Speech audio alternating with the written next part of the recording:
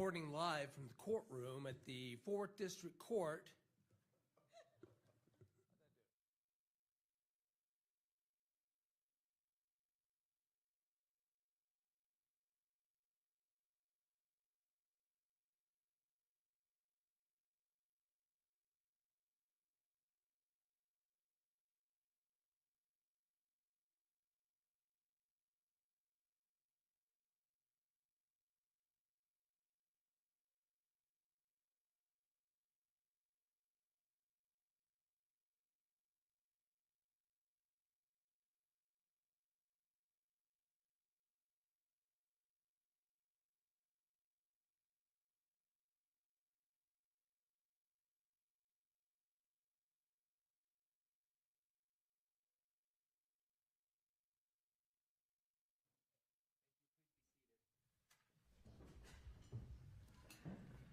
Good morning, everybody. Welcome back. We're going to go on the record on case 251-401-132, State of Utah versus Sundwall. At the close of trial yesterday, an objection was made by the defense to a proposed exhibit. That exhibit was 119. We had a bench conference. Both parties made a record as it relates to that proposed exhibit. I'm prepared to make a ruling on that now. This is in relation to the state's proposed exhibit 119. I will note that exhibit 119 is a text message exchange between the defendant and Ms. Terry. In the message, the defendant the defendant seeks to exclude the exchange as being in part one cumulative because the state has already admitted evidence regarding defendant's financial distress, and two, prejudicial because it introduces the idea that the defendant was experiencing marital problems. The court disagrees with the defendant's position. The defendant's marital difficulties and her financial worries, if she got a divorce, are highly probative of her mental state and potential motive as it relates to Ms. Terry's death for pecuniary gain.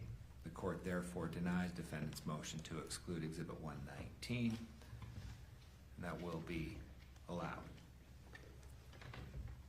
I don't know that the jury is here yet, so we're just waiting on them. Usually they're up here by now. Anything else we need to cover before the jury comes in? Not from the defense. All right, or anything Not from from the state at this time. All right. Let's take a short break. As soon as the jury's here, I'll come out with them and we'll get going. Appreciate everybody being here on time as always and ready to go. Thanks to transportation too, as always. All rise.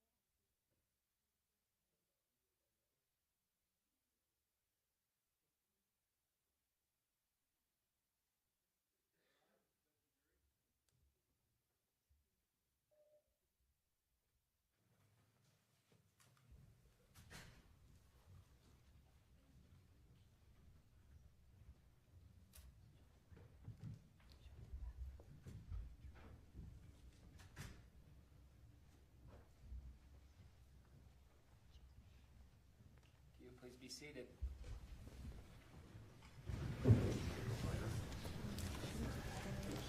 We'll go back on the record on case 251-401-132, State of Utah versus Sundwall. Ladies and gentlemen, jury, good morning. Welcome back. We all appreciate you being here. I apologize. We're short one prosecutor. She went to the bathroom. I would expect her any second. That's right, it's her witness. Yes. Too. While we're waiting, Detective, I think we can have you come back up. I will remind you, you are still under oath. You have not been released.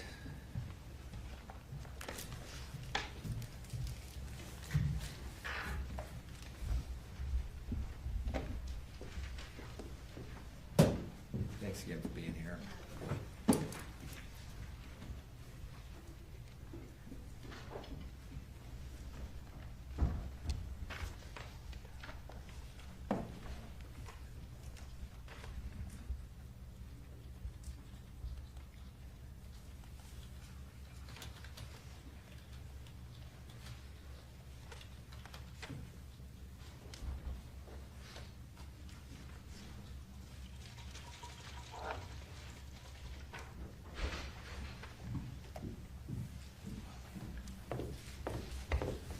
Apologies, Judge. Oh, you're good.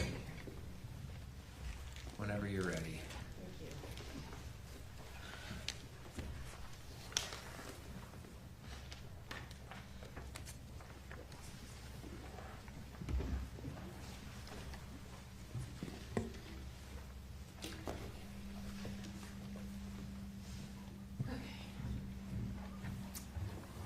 Sorry.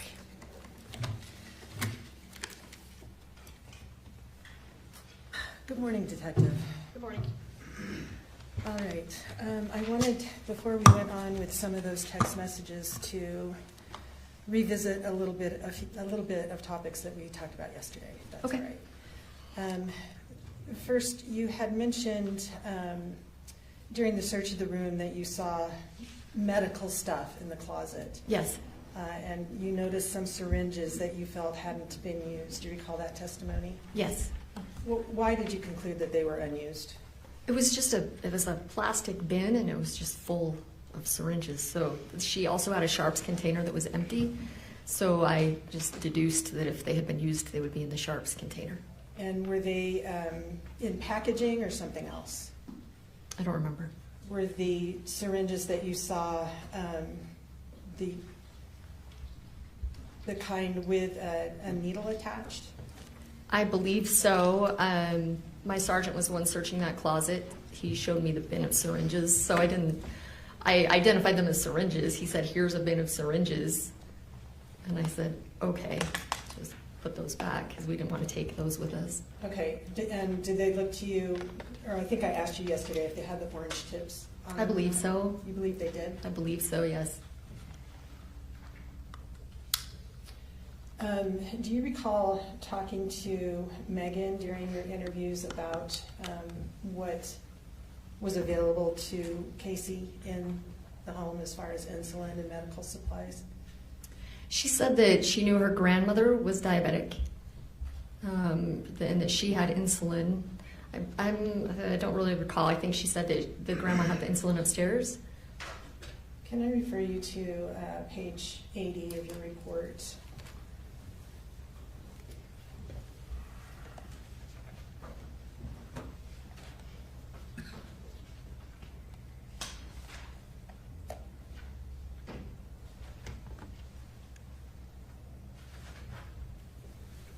My page 80 is blank.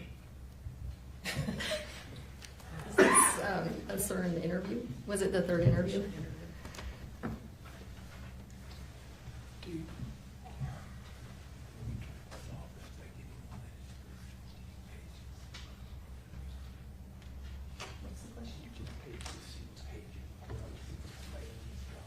This is page 80.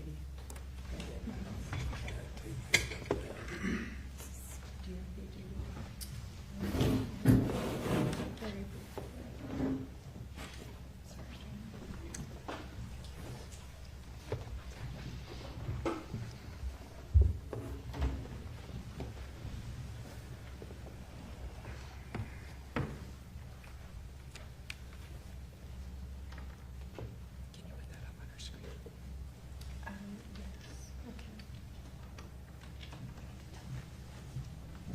comes up on your screen.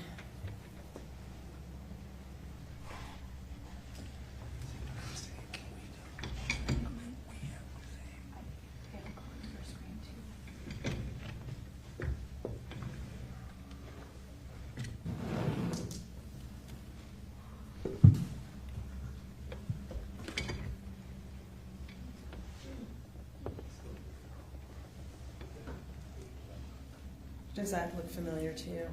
Yes. All right, Can we get a page number, please?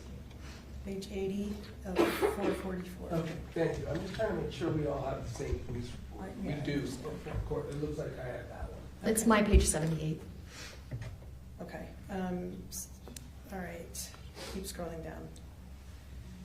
That toward, let's see, 1, 2, 3, 4, the 5th paragraph from the bottom. Could you read that paragraph?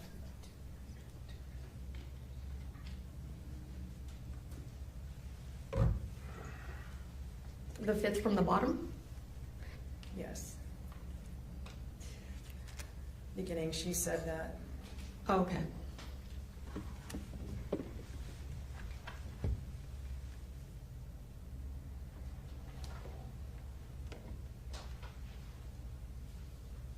Oops.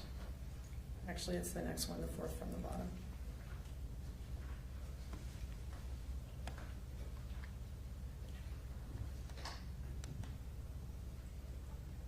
Okay. Does that refresh your recollection as to what Megan said about the availability of medical supplies at Casey's house? Yes. What did she tell you? She said that her grandma was diabetic and that Casey had medical equipment all over, including the saline syringes to flush her port and items like that. Okay. Did you find any saline in the house? Yes. In Casey's bedroom? Yes. Where was that? It was all over by the time I got there. It was in the, I don't know where it was originally. There was some, I believe, by her bed in a box. I remember asking Mark what they were going to do with it. He said he was going to puncture those bags and just throw them away.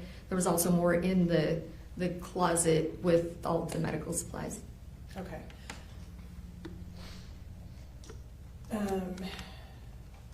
We had also talked about when you began your review of the text messages in this case, and you mentioned that when you began looking at those, you were undetermined in your mind as to whether you were looking at a suicide or a homicide.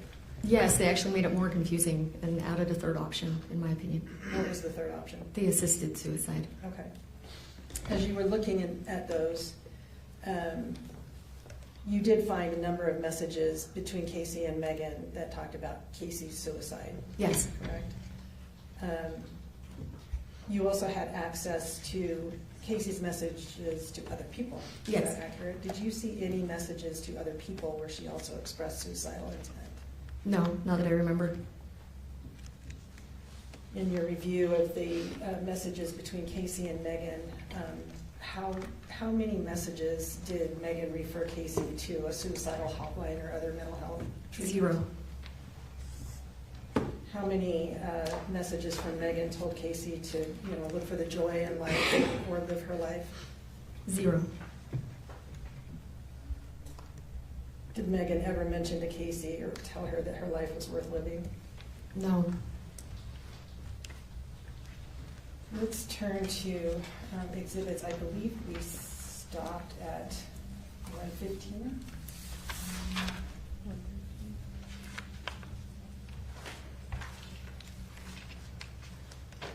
We stopped at 112. Okay, but we had admitted, We talked about, I believe we talked about offering 113 to 126 for those received, but They were not able to offer, but we haven't received them yet. let me just go ahead and see if we can admit 113 through 136, 137, sorry, at this time. 113 through 137. Mr. Williams, No objection. Other than previously indicated. thank you. Court will receive states exhibits 113 through 137. Appreciate that.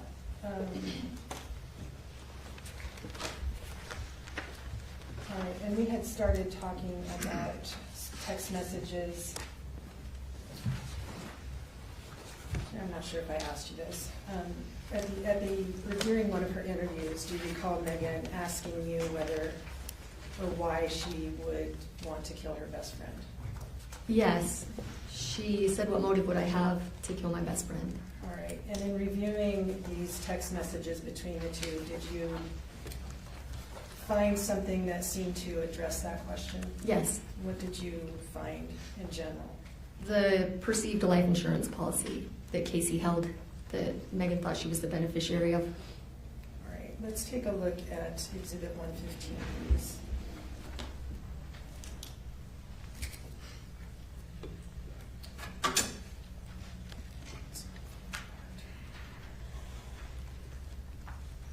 All right. Could you read, starting with the third one down? Casey says, because you will be getting my life insurance policy, remember? And Meggan says, oh, I'm going to use it to take care of Bella, not LASIK. And Casey says, trust me, there is plenty to do whatever you want. And Meggan says, a tummy tuck, a facelift, and eyelid surgery? Casey says, yes, ma'am. Okay. We're going to go on to Exhibit 116, please. You could read the first 4 of those text messages. Meggan says, here is a random question for you. How on earth did you get approved for a life insurance policy with all of your health stuff? And Casey says, I bought it back in 2011. I wasn't as sick back then, but when my dad died, I decided to get one too because my dad always tried to make me get one, so I did. Ah, said Meggan. Okay. And that was, what was the date of that text message? April 9th, 2020. Right. And on Exhibit 117?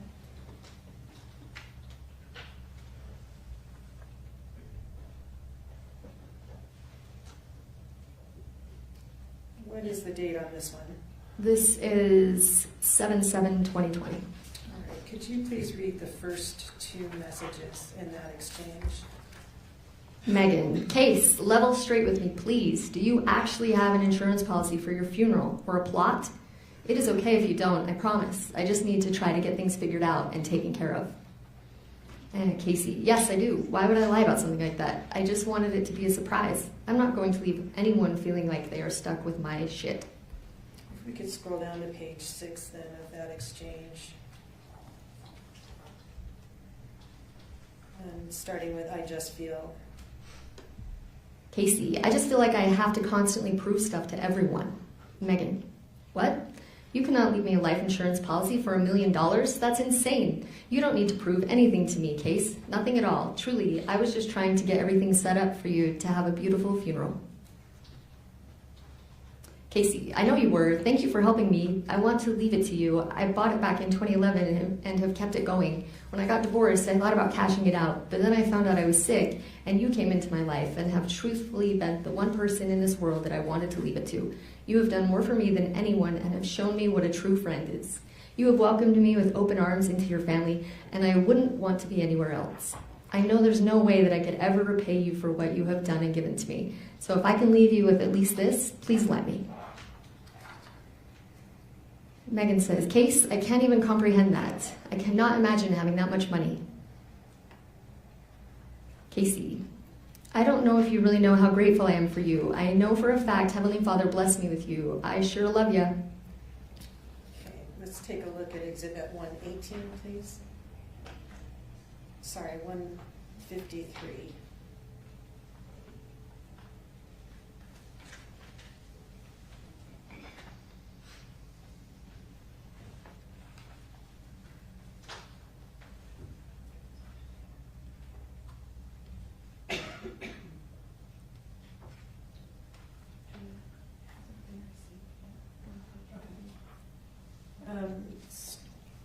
This one is out of order, but state would move to admit also Exhibit 153. No objection. Thank you. I'll receive states 153.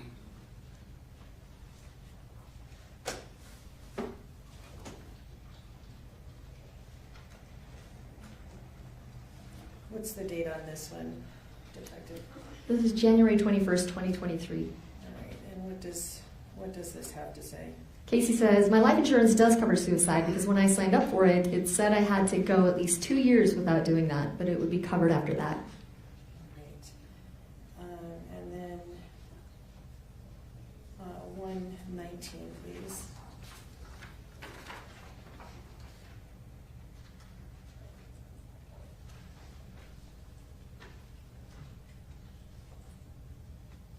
Megan, Case, can I ask you a question I really shouldn't? Is the money thing for real? I don't think Mitch and I are going to be staying together, and I need to know what I'm looking at as far as being able to take care of Porter by myself and how much I'm going to have to work, whether it be 2 or 3 jobs. I'm so sorry to ask, I really am. I feel really uncomfortable asking, actually. Casey, yes, I promise it's for real. I have made sure to keep everything current. I started my life insurance policies after my dad died because I knew I would need it with my health problems. I wouldn't lie to you about that. I wanted to surprise you with it, but I felt like I needed to let you know so that you would know to contact the attorney if anything happened to me. You can come get the paperwork if you don't believe me. I just had other surprises and things after I passed. That might sound weird, but I know if I lost a best friend, it would be hard, and you might find comfort in that. That's the only reason I haven't given you the stuff I have yet. Okay, and 120, please.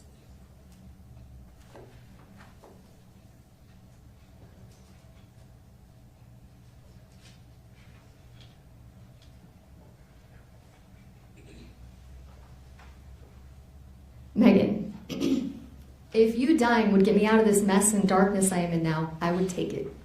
What was the date of that text message? It's February 8th, 2024. Okay, 121, please.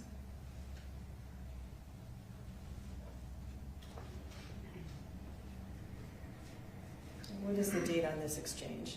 This is February 19th, 2024.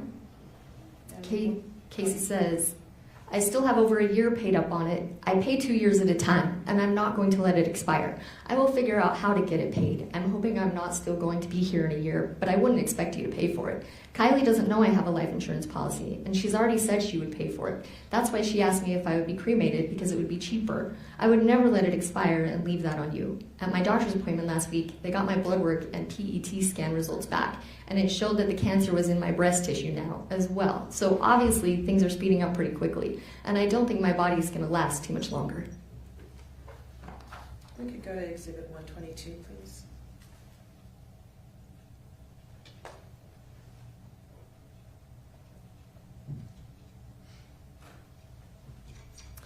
Casey, I was going to tell you yesterday, I kept getting phone calls from my life insurance people and I couldn't answer because I didn't want Kylie to hear me, but they left a voicemail and said that Mike's payment was processed.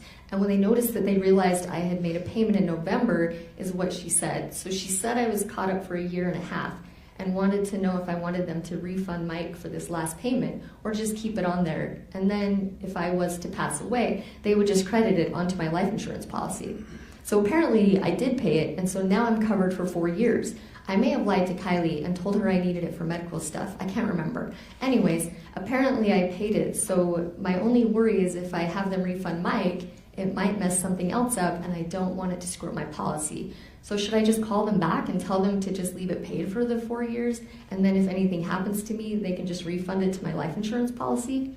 Because when Mike paid it, he said that if I passed away, they would just refund it on the policy or on his card. But because I made a payment from another card, I will just make sure they just put everything on the policy. Is that rude to do that to Mike? Because $2,400 is a lot of money. But on the voicemail, they said the only reason they called Mike was because he requested for a phone call next time it was due so he could help me out. But he never told me that he requested for them to do that.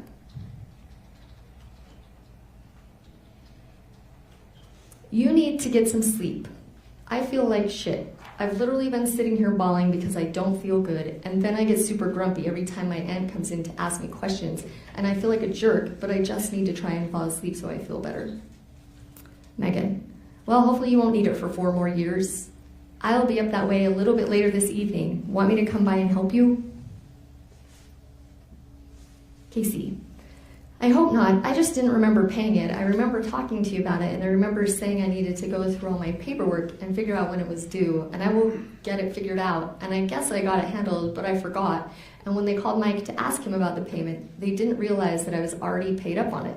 So now they just want to know what to do. I would have them cancel it, but I don't want to mess anything up and end my life insurance policy. So I'll probably just tell them to leave it so I don't have to worry about it. All right. Was there any cause to conclude from your review of the text messages that Meggan was under financial stress around the time of this incident in August 2024? Yes. Let us look at Exhibit 123, please.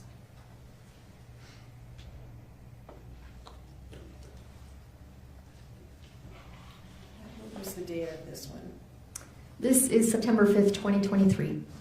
So about a year before. Yeah. All right. 11 months. Okay. And what does this one say?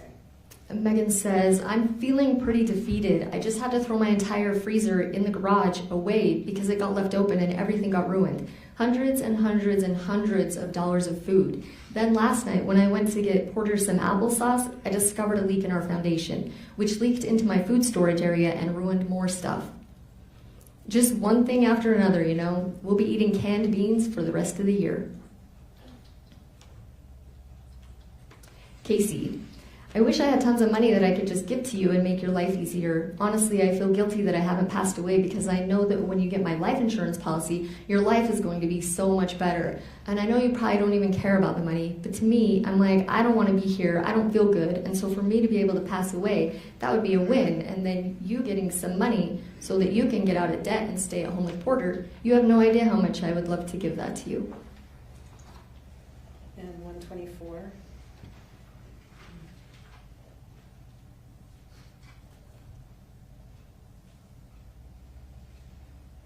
Meggan, this is to her friend Catherine. Oh, how fun that your mama has been in town. How long has she been here to visit? I'm sure she's shopping to fill the hole. It's very common. How is everything else going? Mike, you, work? I'm doing fine. Just constantly feel like I'm in a sinking ship and can't fill the holes in the ship fast enough. But I think that is the new norm, signs of the times. I could really use a girls' night/day with you. Let's figure something out. What was the date of that exchange? That's October 19th, 2023. All right. And Exhibit 125, please.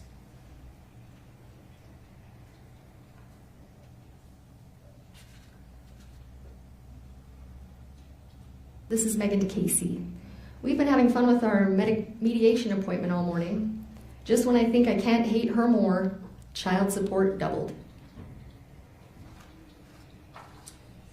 Can I have just a moment before we go on to 126?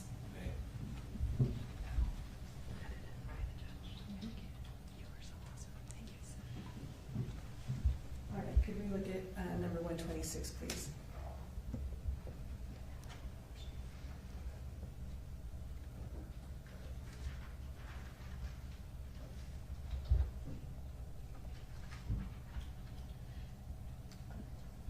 What was the date of this exchange?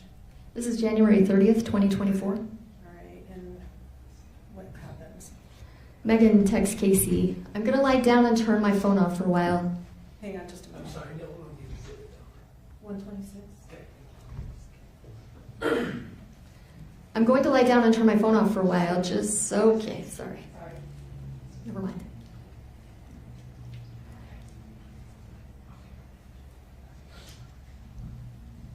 Sorry.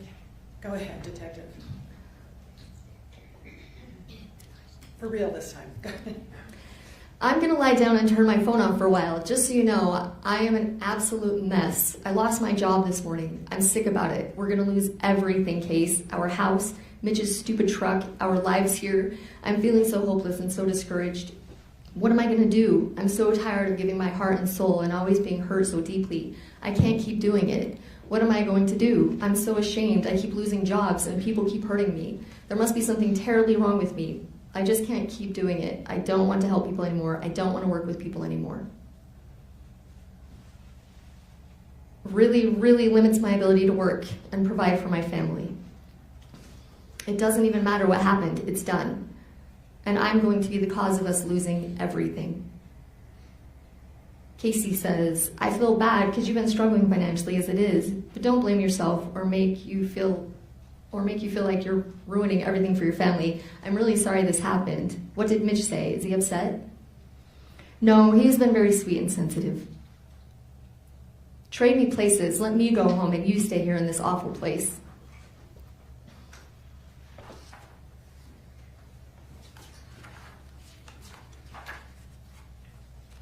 And 127, please.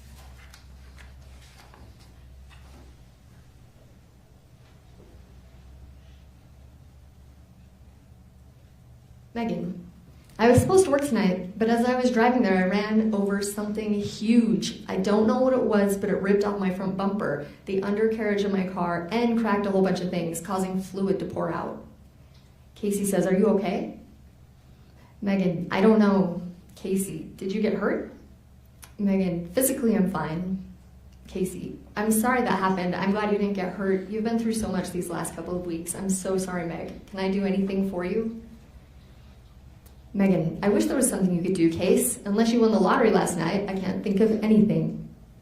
Casey, I'm sorry, Meg. If I could just freaking die, you would be fine.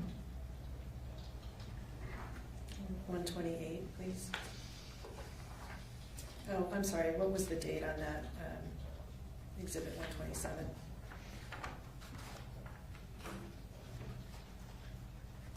That's February 8th, 2024. All right, and 128?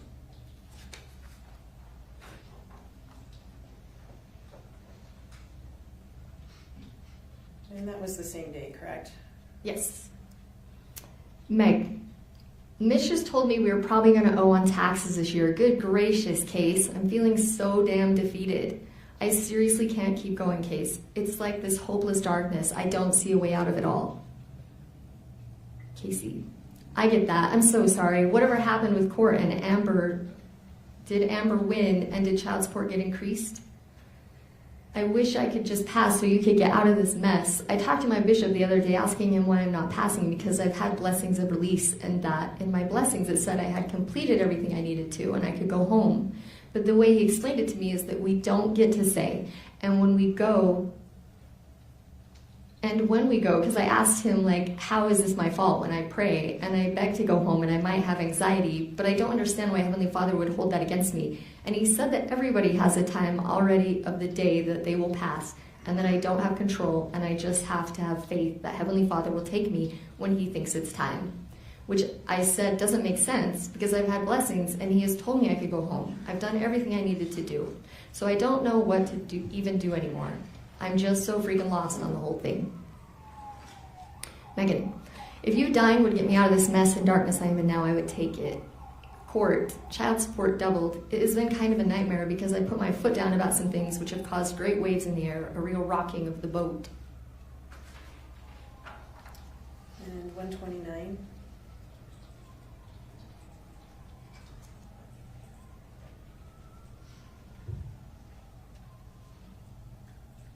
Megan, I'm doing okay. We just got the estimate back for repairs on my car and it's about $4,000. What date was that one?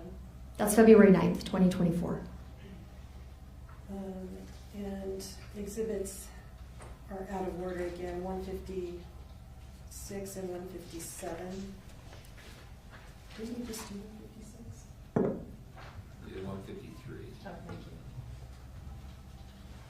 State would move to admit exhibits 156 and 157. Mr. Williams. No, yes. Thank you. Will receive states exhibits 156 and 157 can be published. I want to look at 157 first, please.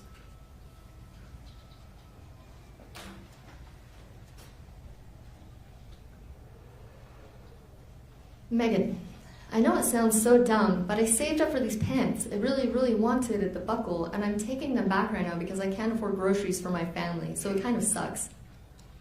Casey, I'm so sorry. How much are the pants? Like $300? Do you have your Venmo card on you? I sent you $300 and like $20. Might be less because my credit card wouldn't let me send it unless I turned on like scam protection, and sometimes they take a small fee when you do that. what was the date of that exchange? That's July 29th, 2024. All right, and 156, please.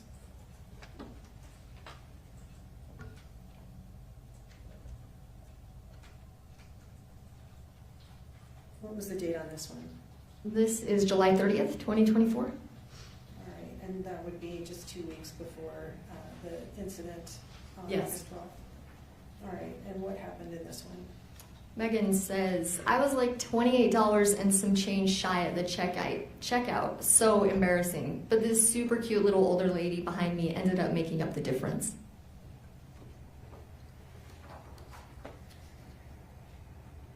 Did you note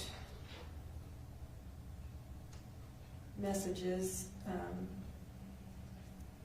in the course of all of these messages where Megan expressed that she did not believe that Casey was suicidal? Yes. Yes. If we could take a look at Exhibit 132, please.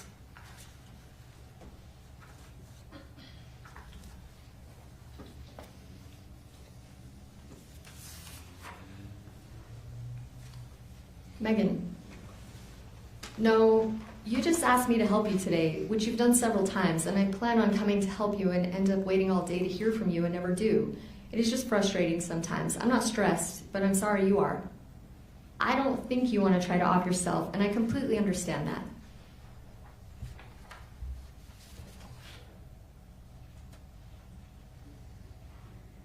When you compared Megan's text with Casey's text, was this one of the ones that had been deleted?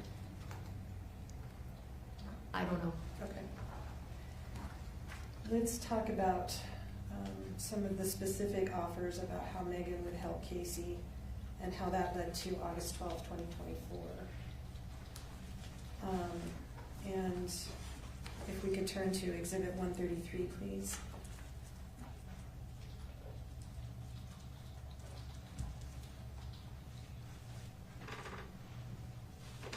What is the date on this one? This is March 1st, 2022. Could we go down to the fourth text in that series? Megan, how did I not see this message? Dang it, I'm so sorry, Case. Honestly, I think with the insulin, someone, should probably be me, should stay with you and continue to give doses so it will actually stay low and you can pass. Does that make sense? We can figure out an evening I can come over and help you, if you want to try it that way. Casey says, that would be great. Thank you, Meg. And 134?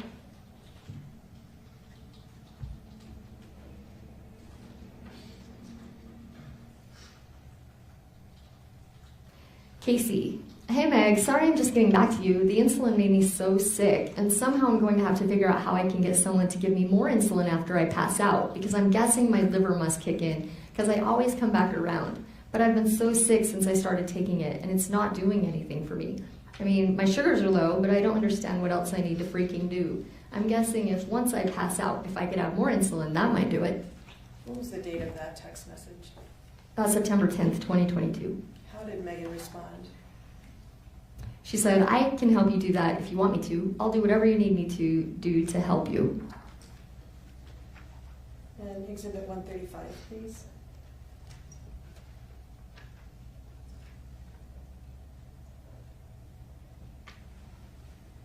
What was the date on this one? This is June 3rd, 2024. Megan says to Casey, Case, can you get the insulin? They're keeping you off for 48 hours. Let's try it. I'll come and help you and give it to you regularly and see if it works. And 136?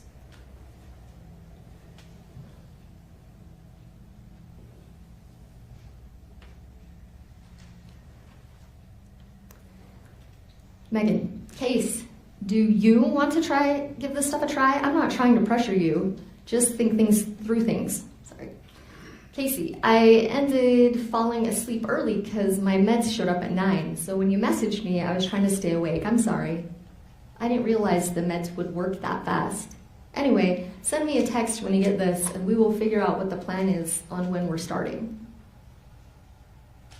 Megan, I'm here. Just don't want to wake you. Casey, well, I feel bad. When I was texting you, I fell asleep and it was literally within 2 minutes. But I took a double dose of promethazine and Xanax and some pain meds and it knocked me out. Megan, you are just fine.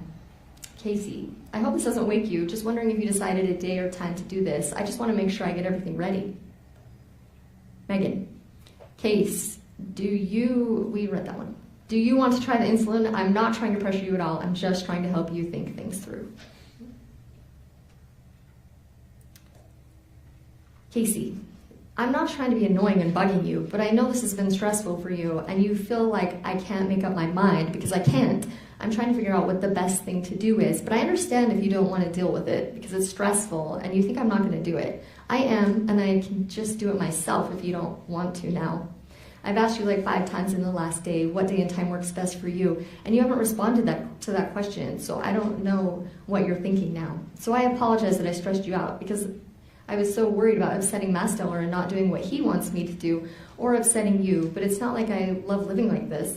So I can just push everything through my port, but I was just curious because I wanted to start drawing up all the bottles because I know it's going to take hours, and I need to do some laundry and a couple things, so I wasn't sure what you want to do. But at the same time, it's your last weekend with Porter before he starts school, so I get that too. Anyway, you just let me know what you think because I'm probably thinking all the wrong things. She goes on to say, yeah, I've been asking you like 4 or 5 times since last night, and I wasn't sure if you were just ignoring me because you thought I didn't want to do it anyway. I was sending that text before you sent me the last one. Megan, no, not at all. And you haven't been stressing me out. I don't know if my text came off short because I was using talk text in the truck, and it's loud, and sometimes doesn't pick the messages up well, so I usually try to keep them short. I'm here to help you, Case. I would make it work today, tomorrow, Monday even. You just tell me what you are most comfortable with. And you don't have to draw it up all by yourself. I would come and help you. Let me stop you for just a second. That was August 10th, 2024? Yes.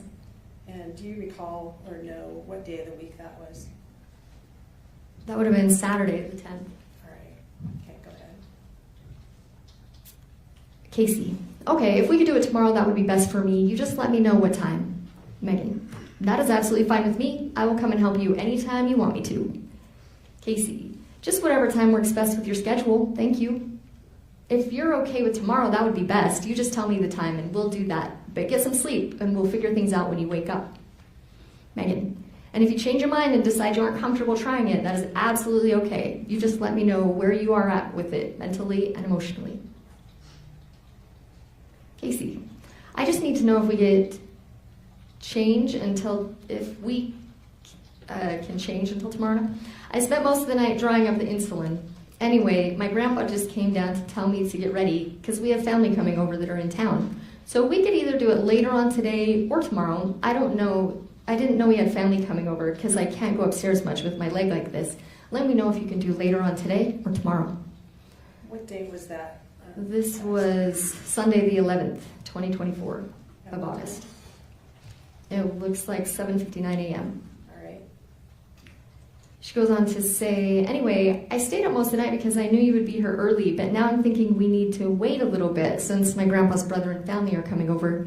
So I just want to know if you're okay with that. And if you're okay with doing it later tonight, or if you'd rather do it tomorrow, just let me know when you see this. I'm sorry, I know we already had plans figured out. I wish I would have known about my family stuff, but my fault because apparently I slept most of the day away yesterday. And is that the end?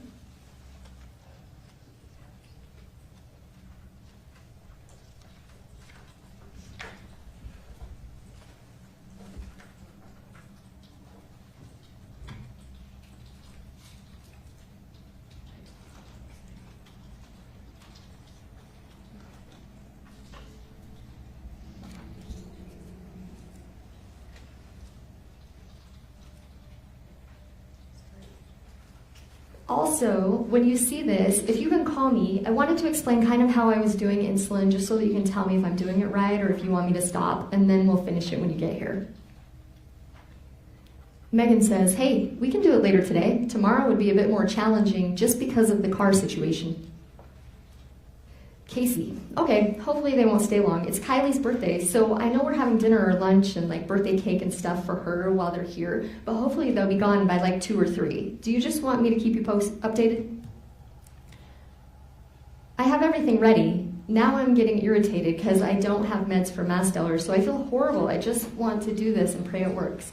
I just wish Kylie could get off of work sooner because the rest of the family is here. They're just visiting while we wait for Kylie's family. Meggan, I don't know what to tell you. Casey. Okay, hopefully I can figure something out.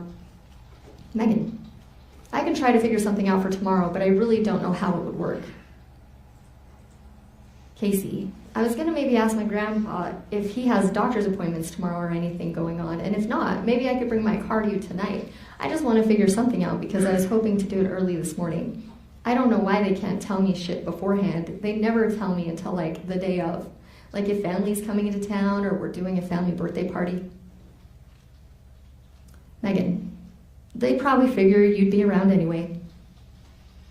Casey, I was just going to tell him that I have a doctor's appointment in the morning and he knows your car is not working because I yelled at him when he wanted to borrow it because I told you could borrow it first. So I was just going to say that you were going to take me to my appointment because I have something I have to get done and then you were going to watch me. He's had a lot of doctor's appointments lately because of the boating accident, and he's having a major surgery. I'm not exactly sure when it's scheduled. I think they're trying to get him in soon because they had to amputate part of one of his toes when he had that boating accident because he had an infection in his bone. And then the blood test he had done that found out he had that heart thing I was telling you about, that his doctor made the whole family get tested for it. Anyway, that is what was cutting off his blood circulation to his foot. So he has an open heart surgery coming up, and he's going to be in the hospital for 5 days. But I don't know when that is. So if he doesn't have anything going on, I can just tell him I need to let you use my car so you can take me. And then when we get home, you will be with me to make sure I'm doing okay. And if I can bring it to you tonight, I can have Kylie follow me down that way. You don't have to bring me home. And then I can make her bring me home. I'm just trying to get him to quit talking to his brother for a minute so that I can talk to him about it. Sorry, I keep texting you. You're probably at church. Text me when you get done and I'll let you know what I've figured out. Meggan, that probably won't work out. That's a lot of relying on other people. I can see if Mitch can work from home and my dad can watch Porter tomorrow. I'll have to see about my dad though. Casey, if my grandpa doesn't have anything going on, Kylie's not going to mind giving me a ride to your place. Meggan, okay, my dad can watch Porter tomorrow morning. Okay, and then we get to Exhibit 137.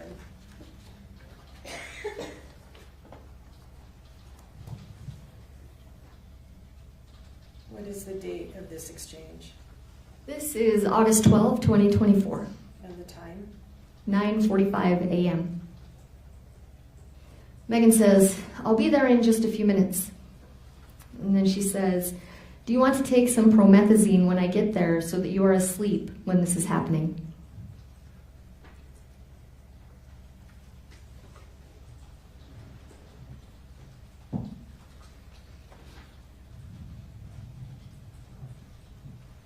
Thank you, Detective. Those are the questions I have for you. I'm sure Mr. Williams will have some as well.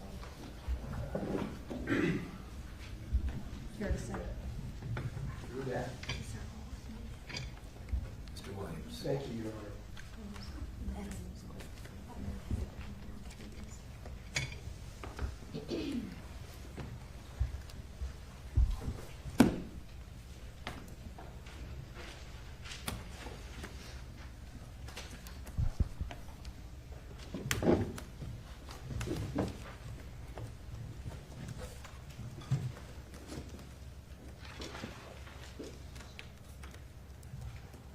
Morning, Detective Party. Good morning. Let's start, you gave a little bit of a description about you, your training, your department, your history, and some assistance you got from the prosecutors, investigators, and such. Let me lay that out a little bit more forward, okay? Is that my watch? Oh. now know right in front of the jury that I don't even know how to use my watch. It pretty much completes electronics. So, when August 12th, 2024 happened, your agency got involved because Robinson, Jorgensen, and Osborne were called out as the initial officers, right? Yes. Now, ultimately what happens, they're patrol officers, correct? Yes. And patrol officers then do some initial work generally when a dispatch happens, right? Yes. Then ultimately a detective is assigned, Depending on the call, yes. depending on the call, maybe not if it's a DUI. But otherwise, do you remember that early on in Osborne's work and Jorgensen and Robinson, to the extent that you remember, I've never been able to see his body cam, but they are on to the notion of an insulin overdose while they're on scene, right? Yes. I mean, I guess. I wasn't there. You weren't. They called you. Do you remember that? My sergeant called me, yes. Well, their sergeant called me, yes. You don't recall Jorgensen calling you? He did not call me. So you don't recall that? He did not call me. Okay. So he talked to a sergeant who could communicate with you. Yes, he called the shift sergeant that was on duty that night. And the sergeant talked to you? Correct. All right. And conveyed what he knew from Jorgensen's call? Yes. All right.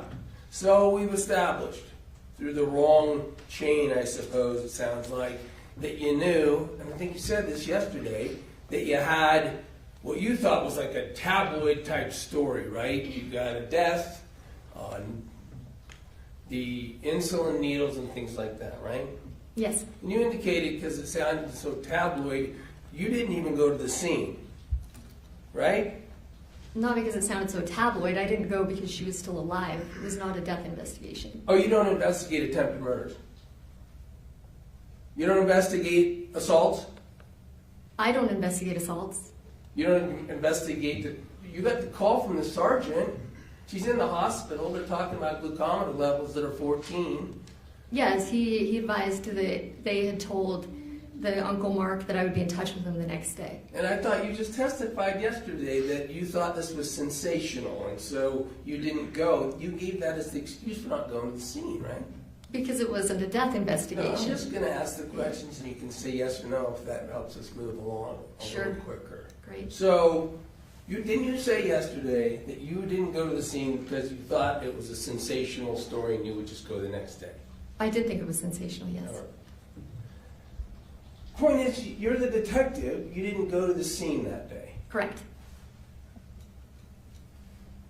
And by the time you went to the scene, it had been flooded. Yes. All right. Now let's just talk about, let me back up, I promise to talk about sort of more generally what your roles are. Once you're assigned the case to the detective, you become the case agent, right? Yes. And as a case agent, you have sort of plenary authority of the police work that's going to happen, right? You call the shots. It was my case. I was the only person involved in A my case, department. well, we're going to get to that because that's not, you had help from Highland, right? Help from Highland? You had help from another police department, right? You went out and interviewed witnesses.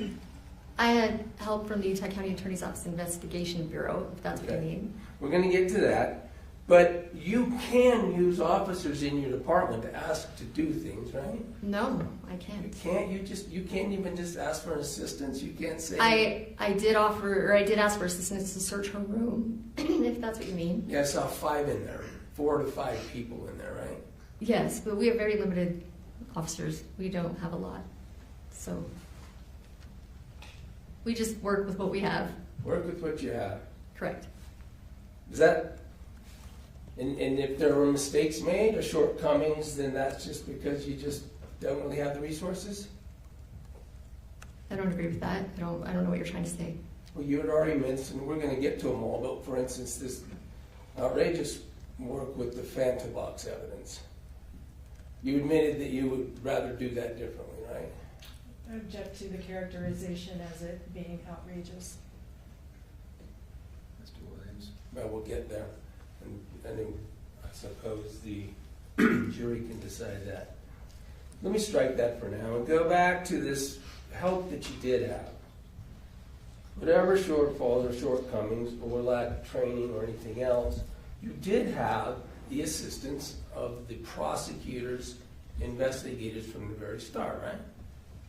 After, it wasn't the very start, no. It was, I think we met on the 14th or 15th.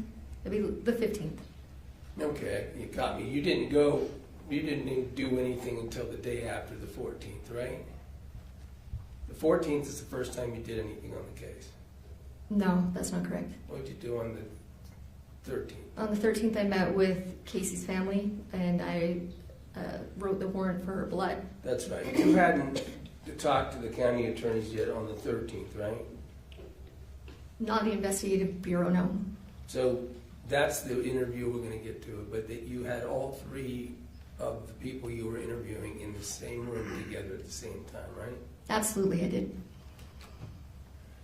And then as of the 15th, did you have the assistance of the county attorneys, prosecutors, witnesses? I believe so. I can check my timeline if that would help. Check the timeline, check Great. the reports, check your notes, check anything to help refresh your recollection as I ask you questions.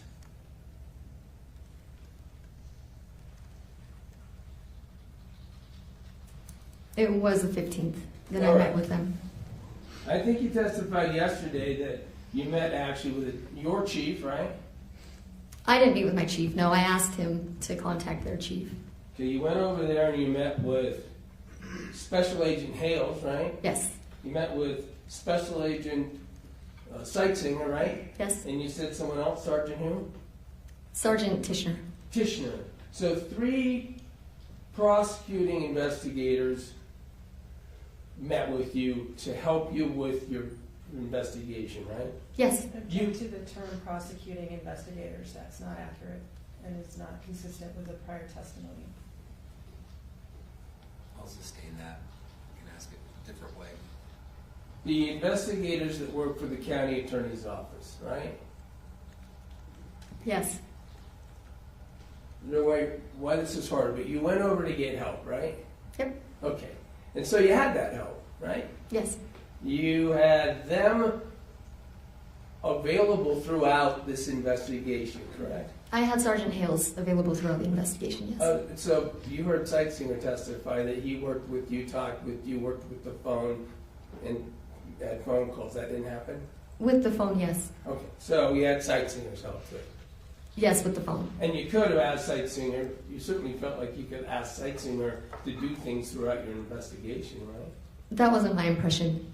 My impression was that I had Sergeant Hales at my disposal to help me. So you had to go through Hales to have the Sightsinger help? No, I just didn't ask Sightsinger for help. So Hales works with Sightsinger, right? Correct. Now, Special Agent Hales was essentially with you all the way through this investigation. Let's just see if we can agree on that. For interviews, yes. For interviews, he goes to you and he goes with you to the house, for instance, on the 19th, picked up evidence. Yes, searches also, yes. Searches, Uh-huh. interviews. But he didn't look over your shoulder when you wrote the text messages portion of your report, right? No, he wasn't. We don't work in the same office. You don't, but other than this, what was he not with you for what did you do investigatively that Hales wasn't there for? He didn't go through the phones with me. Okay. And then going through the phones is where you developed and typed in certain text messages and things having to do with the case, right? Yes. That you just indicated, at the end of which, doing all that work is when you had developed your suspicions of murder, assisted suicide, or suicide, right? The first 2 were from the beginning, and then the assisted suicide kind of reared its head during reading the text, yes. Yeah. Okay, and we'll get there. But you said that you made those conclusions at the end of the text review, right?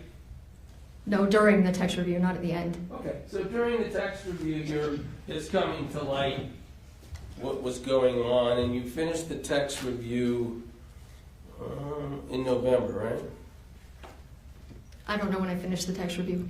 I'm going to show you, and something, there was something made of the size of this police report with the medical examiner. You heard him testify that as he sits here today, he still has undetermined as the cause of death, right? Yes.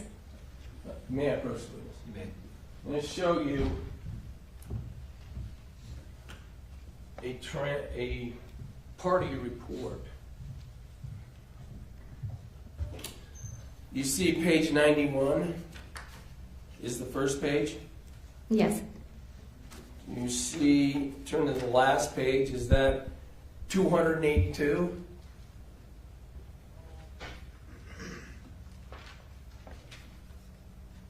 Yes. And it ends with, I finished going through Casey's phone interactions with Meggan on November 18th, 2024, right? Yep. All right. So this is the section of your report where you're talking about going through the phone, nearly 200 pages, right? Yes, I guess so.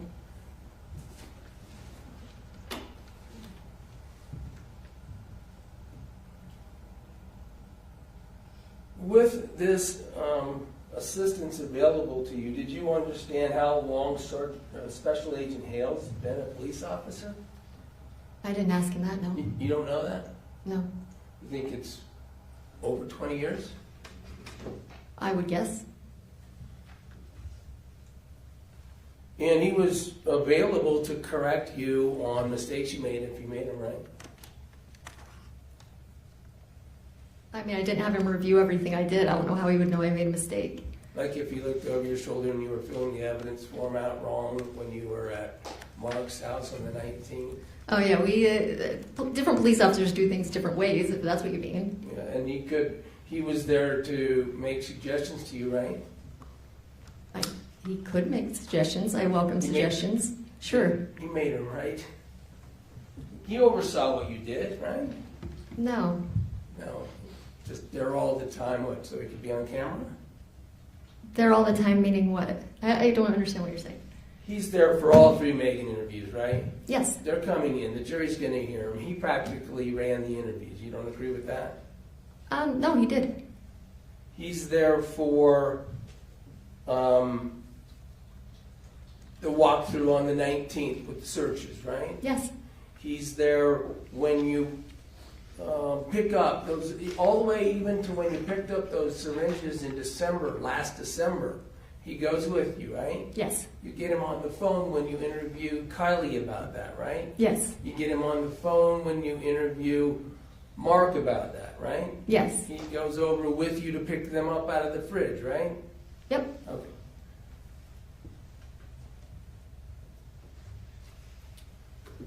All right, let's talk about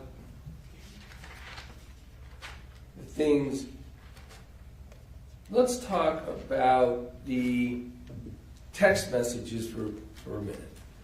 We'll come back to it, but we just went through this text evidentiary portion for however long it lasted yesterday and today.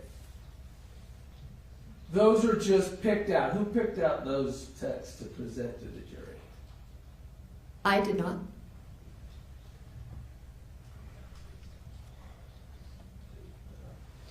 I'm not going to go through, but those, all of those and everything, but those stretch from the 2019, all the way to Casey's death, right?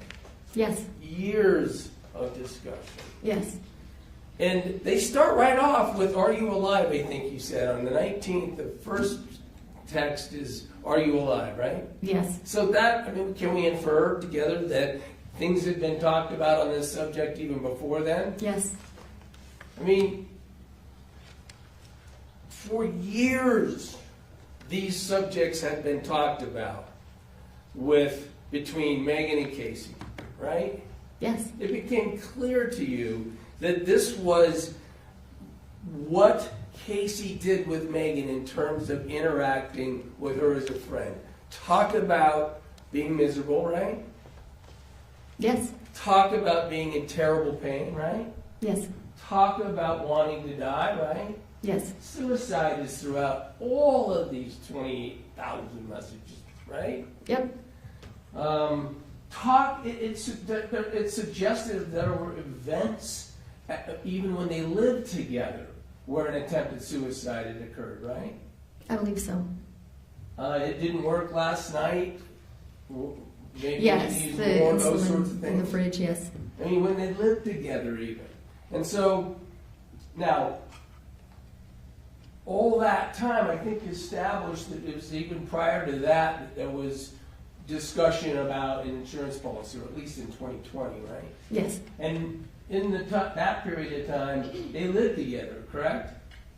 I don't remember exactly when they lived together. It was about a year, but probably around that time. Right around the same time, at least. They're living together, and then this incessant, exhausting talk about suicide, misery, can you help me, will you be there, those sorts of things, it just continues for those 5 years that you have, right? Yes, And then we saw split outs and talk in 2020 about the insurance policy, correct? yes, Now, I mean, we all know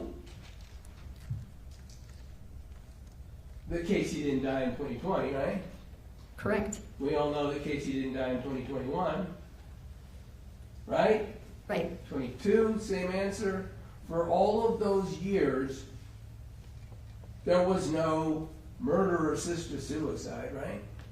correct, Even though those circumstances were continuously talked about, continuously triggered by Casey, and all the way to the end. yes, they had a pattern of that. Now, you had talked about that, I mean, Casey really isolated that to Megan in terms of their relationship. She didn't talk that way with her other friends. No, Do you know what splitting is? no, Psychological phenomenon of attention seekers using different people for different attention and then keeping them all from talking to each other to help it not be found out. You don't know about that phenomenon? no, Okay. but that definitely describes Casey. Then it describes the situation, right? That Casey seemed to have different relationships where she would seek different attention, right? Yes, she did. That was, in Megan's, we've already described. And by the way, you've been in this trial because the case agent gets to sit in the trial and see it, right? Yes, And as an exception to all the other witnesses that have to go out and not see the trial until they testify, right? yes, And that's the same reason that Special Agent Hales got to sit in here for the whole trial so far, right? yes, Right.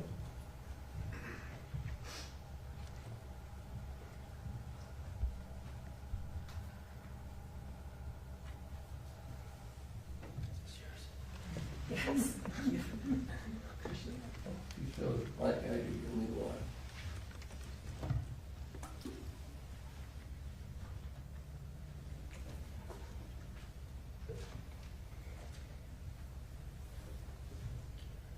While you were looking at all of these years of texts, that's one way you found out about these different relationships, right? Different relationships. Let's talk about Christian. Oh, yeah, Because while Casey continuously harped on Megan about dying and why am I not going, will you be there for me, things like that, she's doing illicit activity with other people, right? are you talking specifically about Christian? Yeah, Christian, Michelle, they're all involved in this pill mill, right?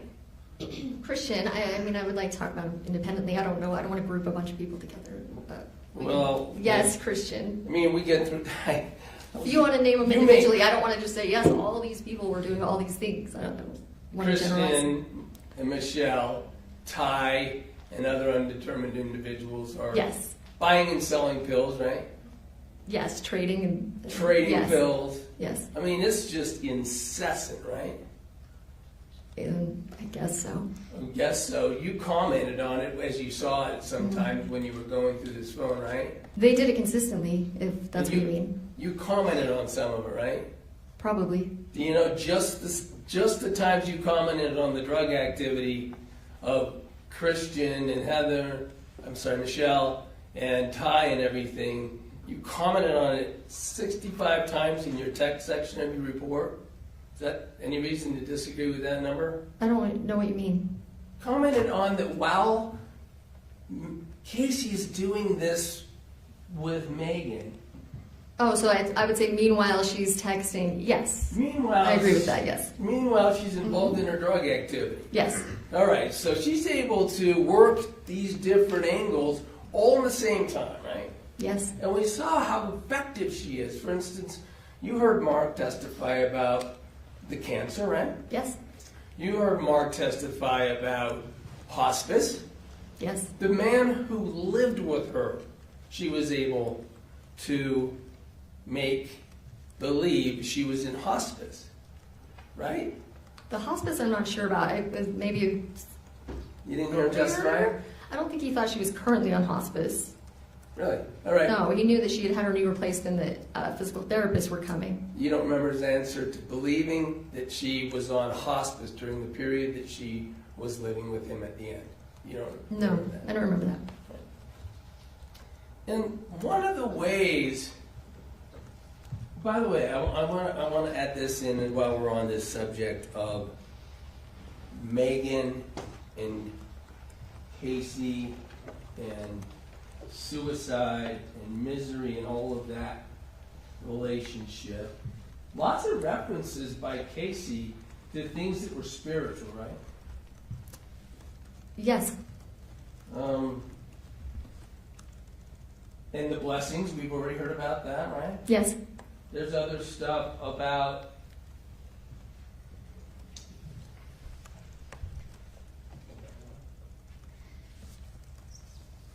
you even remember that there's discussions that were had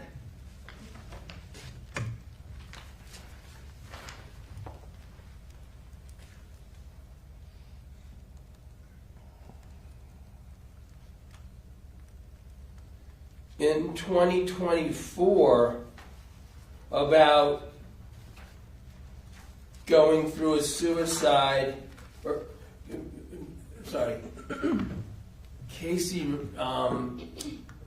having a friend who died, who she had discussions with about dying and what being heard by, strike that. Sorry, I'm gonna just put the exhibit in a bit. When she talked about these,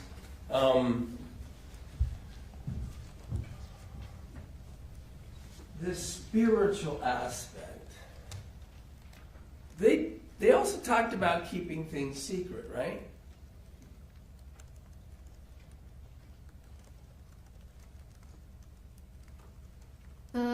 Keeping things secret? Can you elaborate? I don't. Well, nothing in this years of exchange suggested that that anyone else was in on this. Let's call it this unholy pact. I don't think they had mutual friends. I don't remember them saying specifically they were keeping it secret, or I don't remember that. You don't have anybody else in your whole investigation with all the phone work and everything else that you believe knew about this unholy pact that they had. We re-asked that. All of your investigation, you're not aware of anyone knowing about this unholy pact, suicide pact that they had, right? Did they have a suicide pact? I don't know that they had a suicide pact. I guess I don't understand the question. I don't remember anyone else knowing or talking about them together. No, I guess. So this Sorry, I'm years and not years, following. years and years of having an agreement to help and engage in, involve in, and do suicide over and over and over. You don't like the word pact, maybe? The agreement they had? No, because it was never real. It was just this pattern. It was this Casey needed attention and Meggan liked to give attention and take care of her. It wasn't. That agreement, I guess. It was just more of a Okay. pattern. That dynamic, does that work? Pattern? Sure. Okay. Point is they kept it secret as far as you know. Can we do that? As far as I know, that yeah, sure. You talked to a lot of other people, no one else knew about it, right? About them trying to commit suicide, or like an assisted suicide thing? Is that what you're It saying? doesn't have to be assisted if the Or- person there doesn't do anything, right? If I'm tending my sister's death by suicide and I don't do anything, that's not illegal, right? Objection to the legal conclusion.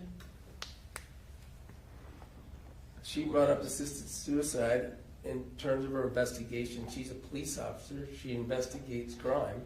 They come to legal conclusions all the time. Overruled. You can respond. Suicide is not illegal. And it's not illegal to be at one. It's not illegal.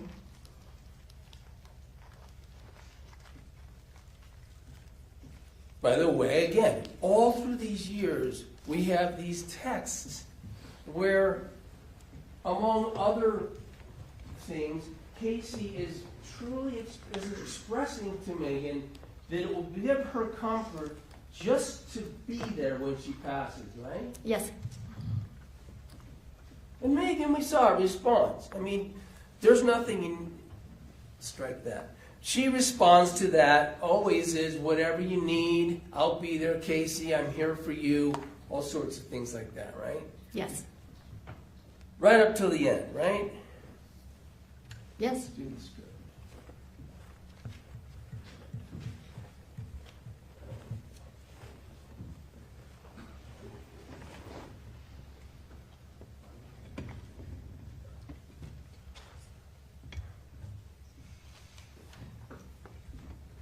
And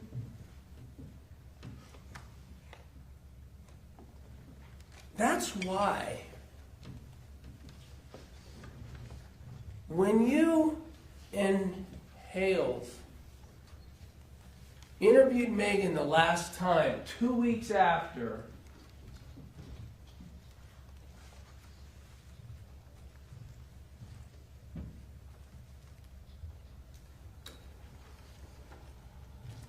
the 12th, 2 weeks after Casey was taken to the hospital, Hales flat out told her that even though the texts looked bad and the interviews looked bad, it would be about the evidence that was collected. You remember that? Yes. Because being there is not enough, right? Yes.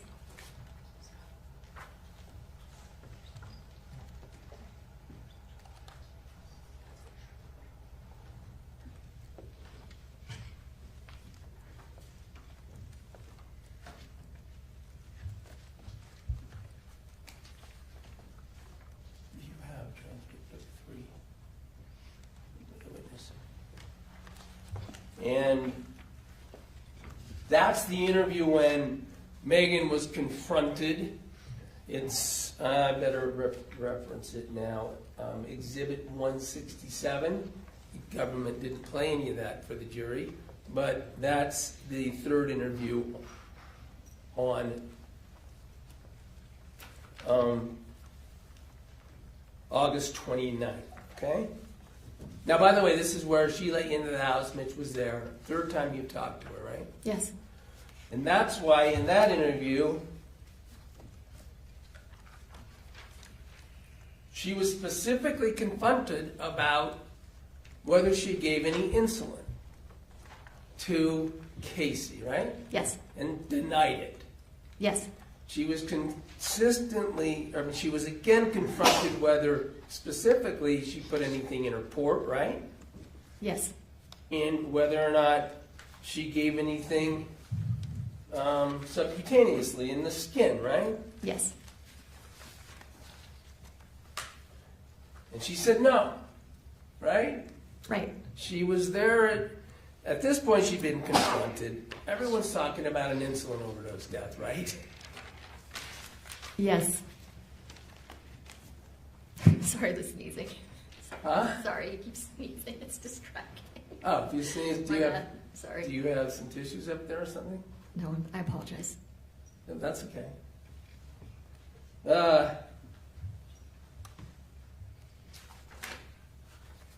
So you are specifically talking to her about the fact that it doesn't look good that she deleted messages, right? Yes. It doesn't look good that she's not telling the whole story of what happened that day in the room, right? I don't think it was phrased that way, but similar, yes. At this point in time, she's already been confronted with the fact that you went through the phones and knew what was on Casey's, right? Meaning, Meaning she knew, Meggan knew, you had Casey's phone. yes, she was told that originally. Originally, and then In the first interview, yes. and the texts didn't match, right? Yes. And we already established, it doesn't take a genius to know that if you have the phone you sent the text to, you have the text on that phone, on Casey's phone, right? Yes. Okay. So from the very start, she knows about this text messaging, right? That was gone from her phone. Meggan knows they're gone from her own phone? Her own phone. Yes. All right. And you're talking about that from the start, right? Yes. And that's part of what you said, you meant when you said, it doesn't look good for you, right? Yes.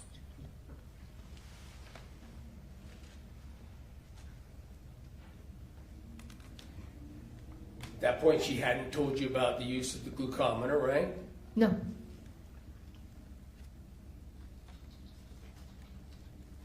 And that the destruction, you had confronted her in this third interview even about that by deleting those messages, that could be the crime of obstruction of justice, right? Yes. And then, in terms of whether there was more than obstruction of justice, do you remember? With Special Agent Hales flatly stating, this will be in Exhibit 167, that's why from this point forward, we're going to work strictly off the evidence. Remember him saying that? Yes. You're going to talk about whether this evidence comes back and implicates you, right? Yes. Talked about specific kinds of evidence, right? I don't remember the specific kinds that he talked about. I don't remember that. DNA. You don't remember that? Well, I mean, if you want to list them, I can. I don't know. I just did. DNA. You talked when they're talking about the kind of evidence that they're going to that you guys are going to strictly work off of. It included DNA, right? Yes. Specifically talked about it in light of the evidence. Said if your DNA is on that syringe, right? If your DNA, touch DNA is on something, that's the sort of evidence you're going to work off of as police officers.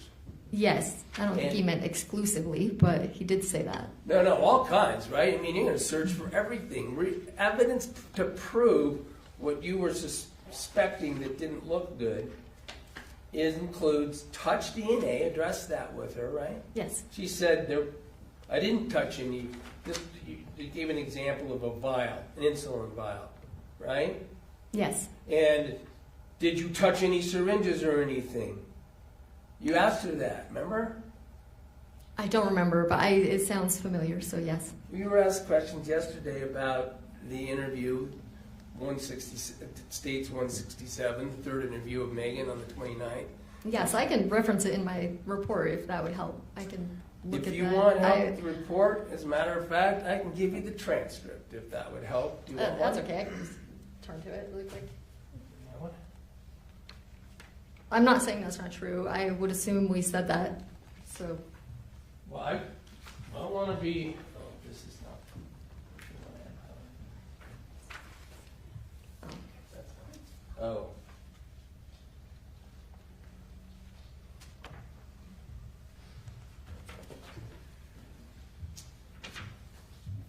So you can start by using your report. I'll bring you up the transcript.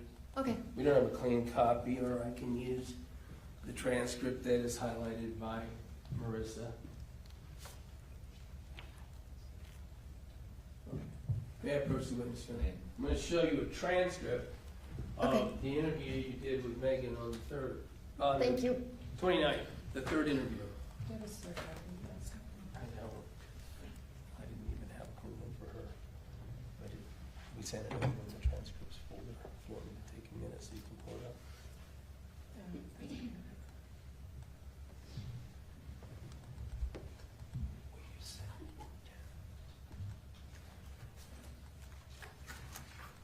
And let's talk about it.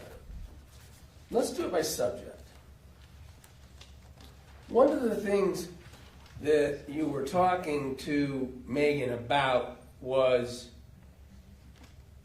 that she deleted text messages and such, and why she did it, right? Yes.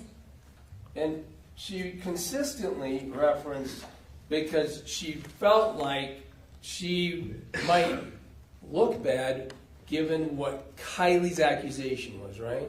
Yeah, that's what she said. So she repeatedly said, what am I supposed to do? Kylie is accusing me of this right from the start, right? Yes. You knew that Kylie had talked about ruining her life, causing her misery, and getting the police involved in a phone call on the 14th, immediately before Meggan and her family left, right? On the 12th? Yes. On the 12th. And when you were doing this final interview with Meggan that the jury's going to hear, she flatly said, I just didn't want to look like what Kylie's accusing me of, right? Yes.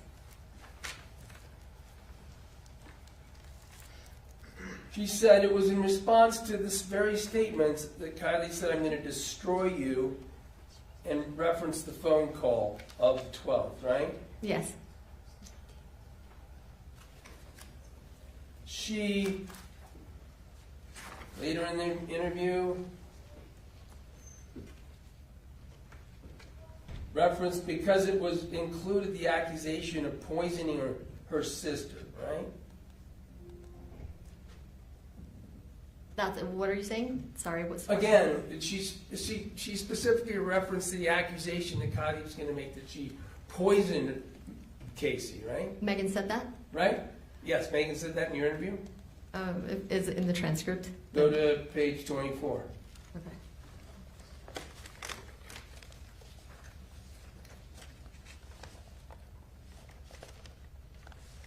Yes. Of course, she's going to delete messages and flail like she did when Kylie's bringing up poisoning in particular, right? Yes. And that Kylie is telling her, I'm going to make you pay, right?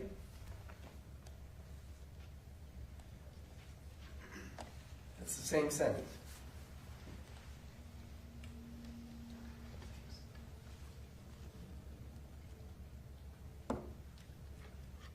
Yes. And as she's talking about all of the reasons she's done what she's done to arrive at the point where you guys tell her it does not look good for you in this regard, she says, look, it doesn't mean I helped her, right? Yes. Just like that call we heard where she says, I was there but I didn't do anything, right? Correct. That is what she consistently tells you in the interview. Right? Yes. She told you, I was scared when Kylie threatened me and deleted the messages, but that doesn't mean I helped her, right? Yes. At this point in time, it's fair to assume, like we already did, that Meggan knows there's a whole script of what happened in text on the days leading up to and on the 12th between she and Casey, right? Not necessarily. Casey told her often that she was deleting the messages throughout their history of the text messages. So it was my impression that she thought Casey was deleting those along the way. When did she say that? I would have to look for that. I Okay. can, but Yeah, right fine. now. Find out well, how about just in your interview? She certainly didn't say that in her interview, right? No, she didn't. She was acknowledging that you guys know what happened by text and that she was not looking good by having deleted them, Yes. right? Yes. I'm just gonna go ahead at this point in time. And this is everything. I told you about the script. This is just everything from the 9th to now, the last text on the 12th.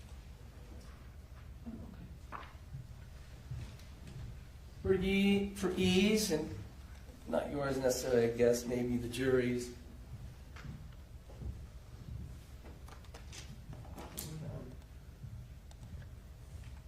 H. I think, well, LSH was that demonstrative Okay, so I. I. To show you what I'm marking as defendant's I.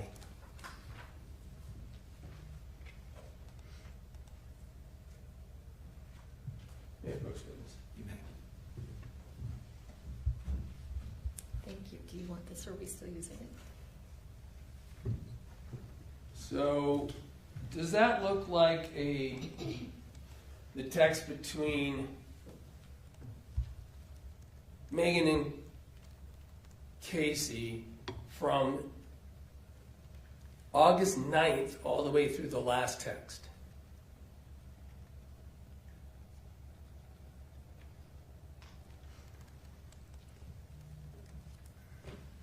That's what it looks like, yes. So instead of piecemealing these texts, I just wanted the jury to go ahead and have, I'm moving for admission of I, defendant's I. No objection. All right, so that'll give us the whole script.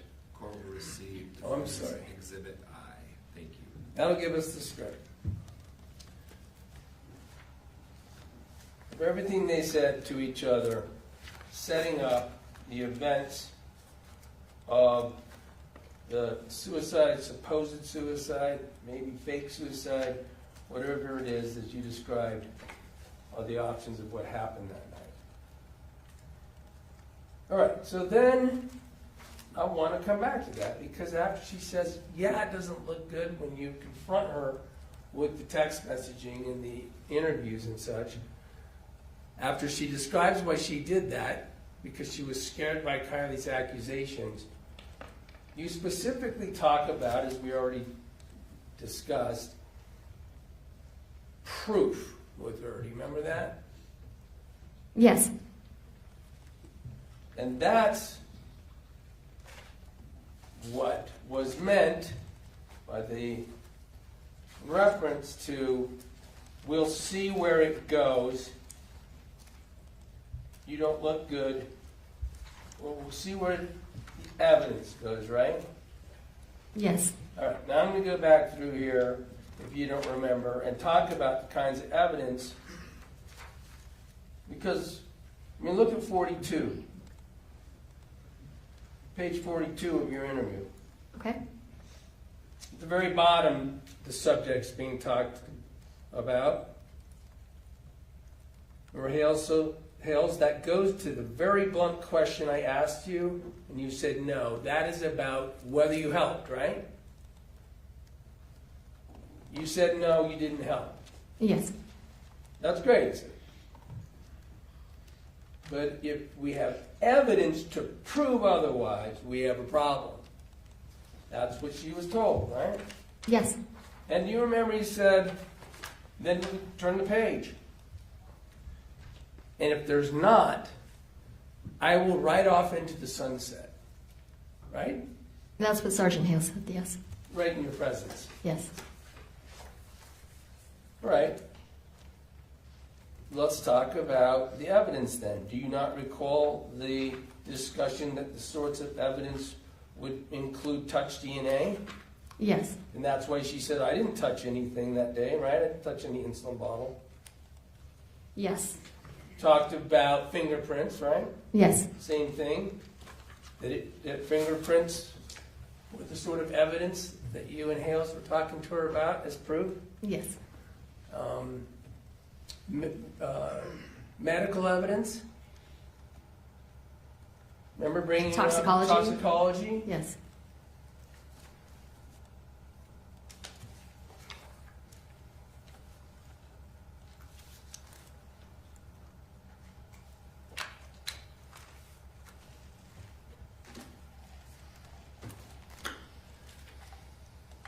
Then let's go to some of that in this case.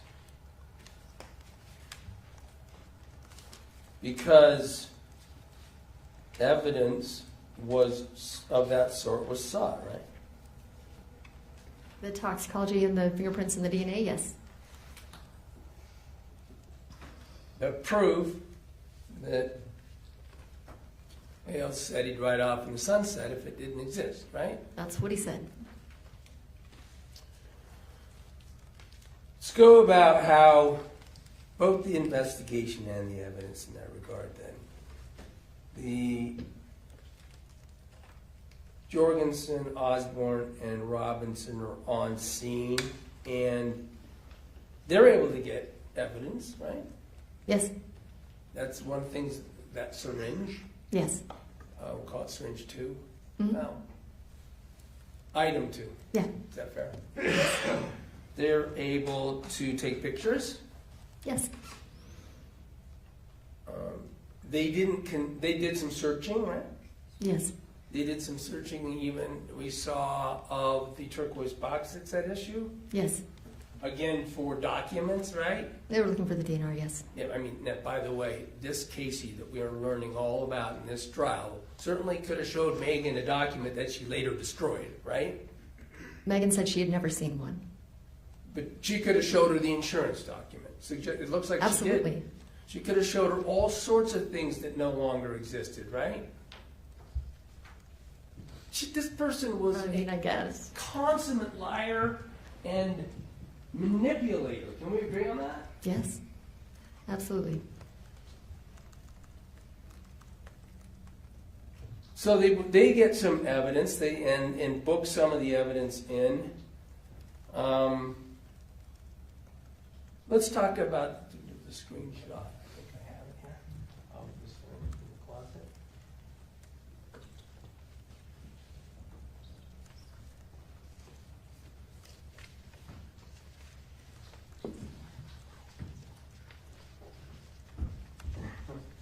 You remember when we were looking at the body camera and there was a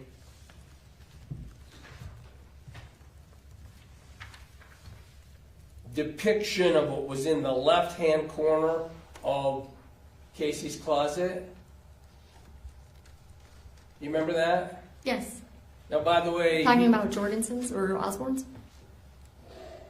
on Jorgensen's, it was, Yeah. we played portions of it. You Yeah, I'm were just here. asking which body cam you're talking about. We've only played one at this point. Okay, then But yes. you've also seen Osborne's too, right? Right. You've reviewed it, hmm yes? Yes. And in the course of Osborne's work, he has to move the treadmill so he can get access to the left-hand side of the closet, right? Yes. And when he does that, he sees, it reveals all these pill bottles and all of these medical equipment that you talked about, and syringes and bags of medical supplies, correct? Yes. I'm going to ask you to look at what I've marked as defendants J, and you tell me whether or not this looks like a fair depiction of a screenshot from the body camera of Osborne of what he saw. Yes. In that left-hand closet, yes. Move to admit defendants J. No objection. Court received defendant's exhibit J. Request to publish. Well, first of all, let me ask a question about it. That has a picture of a syringe of some sort right at the front, sitting alone, out of a package in the closet, right? It's like a cough medicine, not a syringe with like a needle on it. You don't know that you can use that syringe type to inject things into a port? Well, it's sitting next to the Do cough you know medicine. whether I you didn't can think that use- was the right type to use for the port. I didn't know that, no. You didn't know. You, sitting here as you sit here today, are you? Correct. I don't know. You don't know. I don't know that that's a syringe So there's for a evidence- port, no. There's evidence of something you can inject.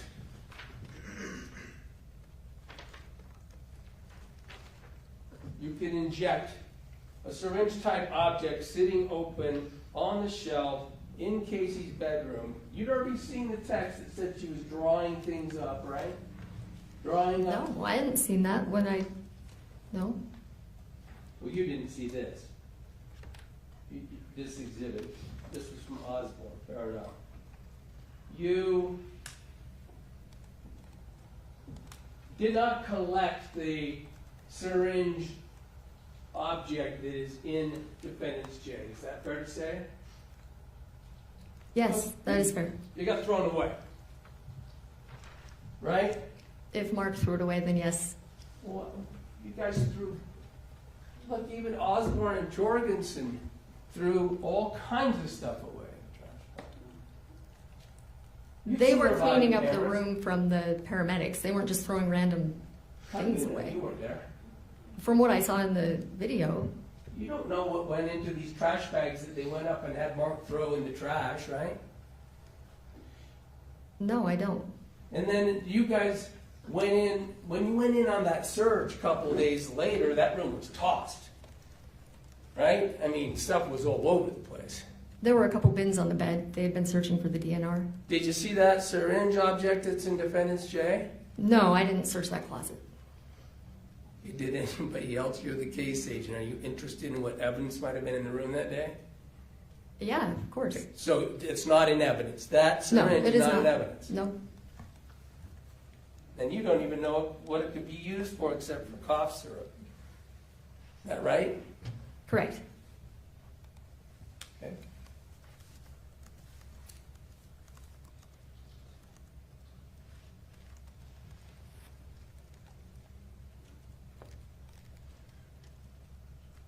While we're on the subject then of this forensic evidence, you have the one syringe that was found that we've called item 2, right? Syringe item 2. Yes.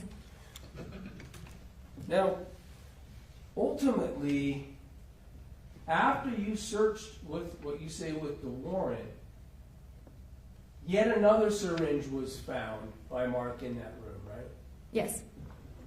Now, you didn't find, that was the insulin syringe, right? Yes. And let's call it syringe 3. I don't remember what item of evidence does it state. I think it's 21. It's in a box. The jury can't see it right now. No, right? it's in a bag.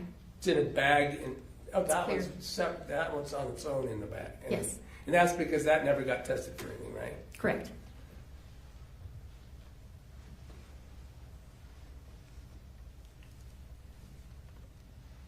You didn't find that in the search. No. Now you indicated you thought that might be. Did you say because? What did you say yesterday that you were surprised that there was a syringe in there because you searched? Weren't you surprised?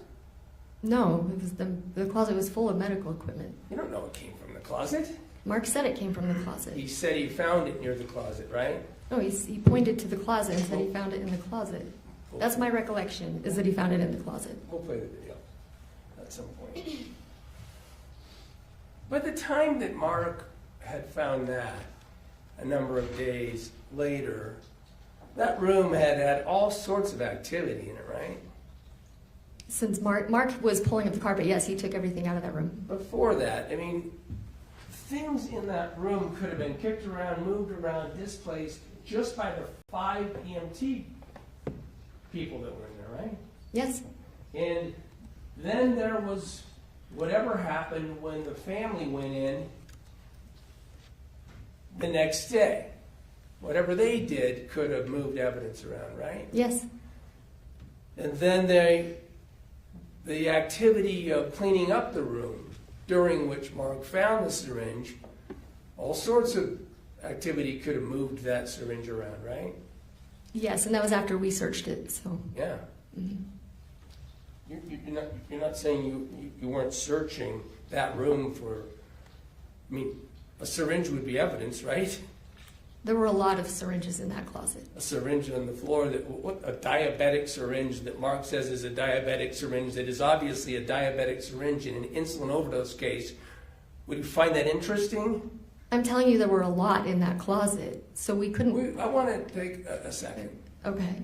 Do you find that interesting? Is capable of being answered yes or no? Do you find the existence of a syringe in a room on an overdose case interesting evidence? That one, no. The circumstances surrounding that syringe, no. You don't know what happened to that syringe. That syringe could have been on the other side of the room on August 12th, sitting under a bed, kicked by an EMT. Can't you agree with me on that? The closet was packed full of stuff. I can agree that you think that. I personally did not think that. Stand. We know what team you're on. So it doesn't make any sense for us to sort of talk That's about not fair to what say. I had not made up my Right. mind until the very end. Do you understand So, the decorum in a courtroom of waiting till I finish I my apologize. question? I'm sorry. That it's being recorded and we talk over each other, we can't make a record? Do you understand that? Yes.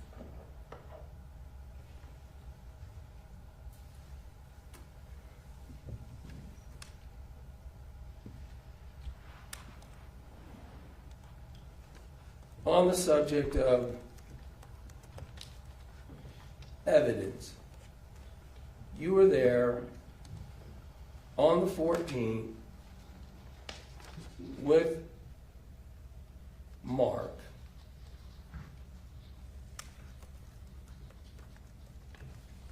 Sorry, the 13th with Mark when you walked around the room to seal it with the tape, right? Yes. And that's when Mark mentioned the glucometer, correct? Yes.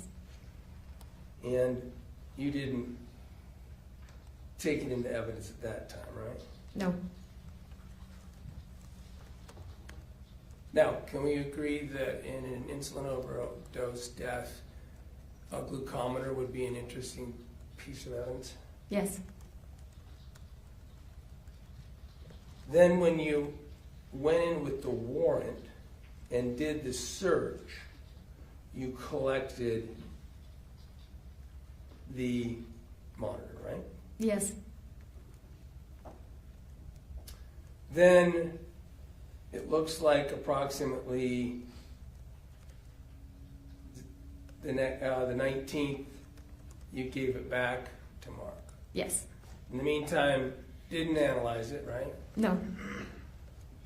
Did you even take it out of the pouch that it's in? No. Did you book it into evidence? It was in temporary evidence, yes. He came to the PD to pick it up.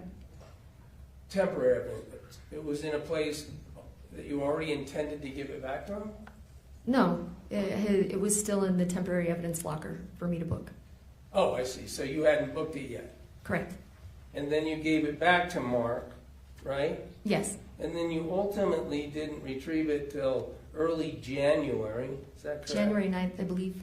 And then didn't look at it still until January 30th, right?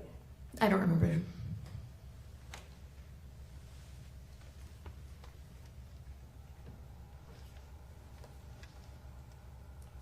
We'll get back to the results of that in a later portion of the questioning, but I want to follow on the subject of evidence, the evidence you talked about to Meggan in her interview.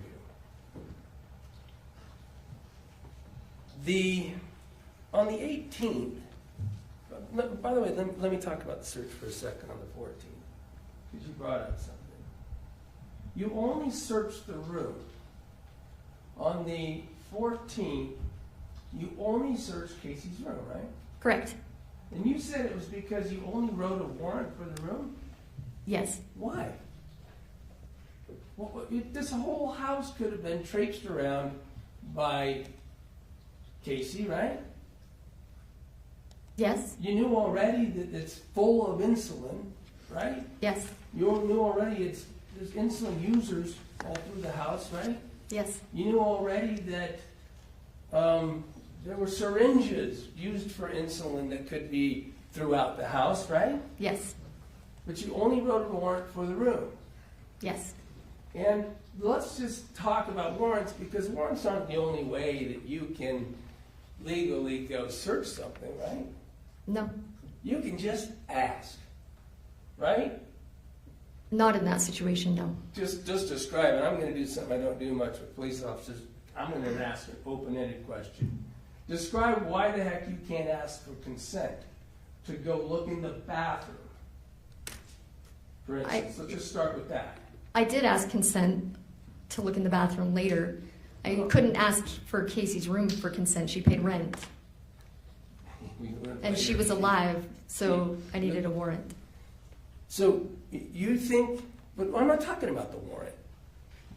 You don't need, if you came to my house without a warrant and asked me to look in my bathroom, and I said, sure, you can legally go look in my bathroom, right? Yes, So on the 14th, when you're there to collect evidence, the first chance you get on a scene that was secured so you could do it, you didn't look in the bathroom.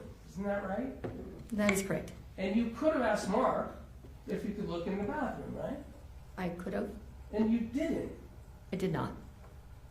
There is nothing about working with Mark Farnsworth that suggests that he was ever going to tell anybody they couldn't look around the house, right?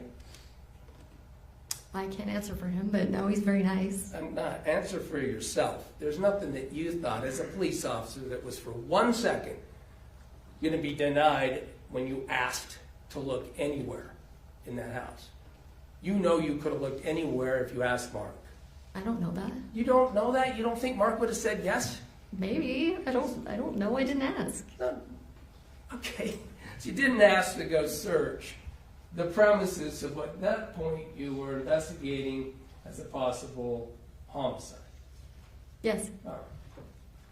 And frankly, you learned later in your first interview with Meggan, a couple days later, that she said that Casey had gone into the bathroom, right? Yes. So, unfortunately, since you hadn't interviewed her until a couple days later, you didn't realize until then that the bathroom was at issue potentially in this case, right?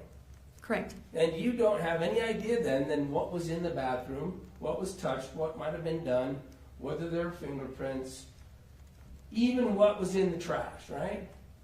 Not until I looked on the 19th. You No. don't know by looking on the 19th, at the first look in the trash 7 days later, that that's what would have been in the trash had you looked on the 14th, right?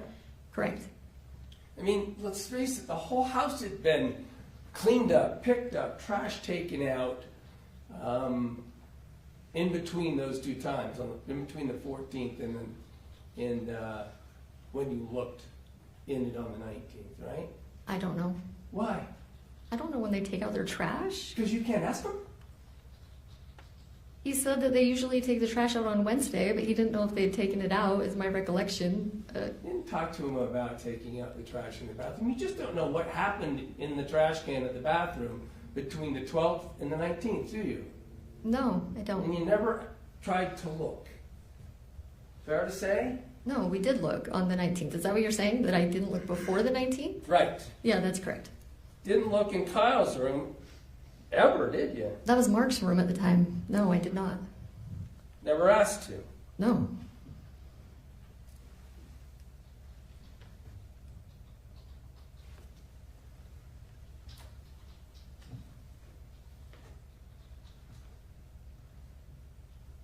Let's talk about this Phantom Box evidence. You get a call from Mark letting you know on the 18th of August that he had found this Phantom Box evidence, right? Yes. He described what it was, right? Yes. He described it as a Fanta box, which you later learned is in a trash that Casey uses, right? Yes. He described it had an insulin bottle in it that looked like some had been used, right? Yes. Did you hear him testify in this trial that that amount he thought would kill someone Yes. who wasn't diabetic, right? You heard that testimony? Yes. Syringe, cap of the vial, all wrapped in a cloth that was in a Fanta orange, right? Yes. At that point, you knew that Casey drank Fanta orange soda, right? Yes. And you had seen that Casey had Fanta orange soda cans even in that closet that you couldn't access without moving the treadmill, right? Yes. And you knew, sorry,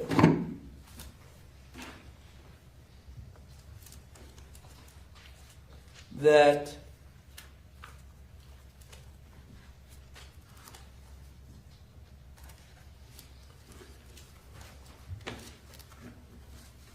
in fact, some Fanta orange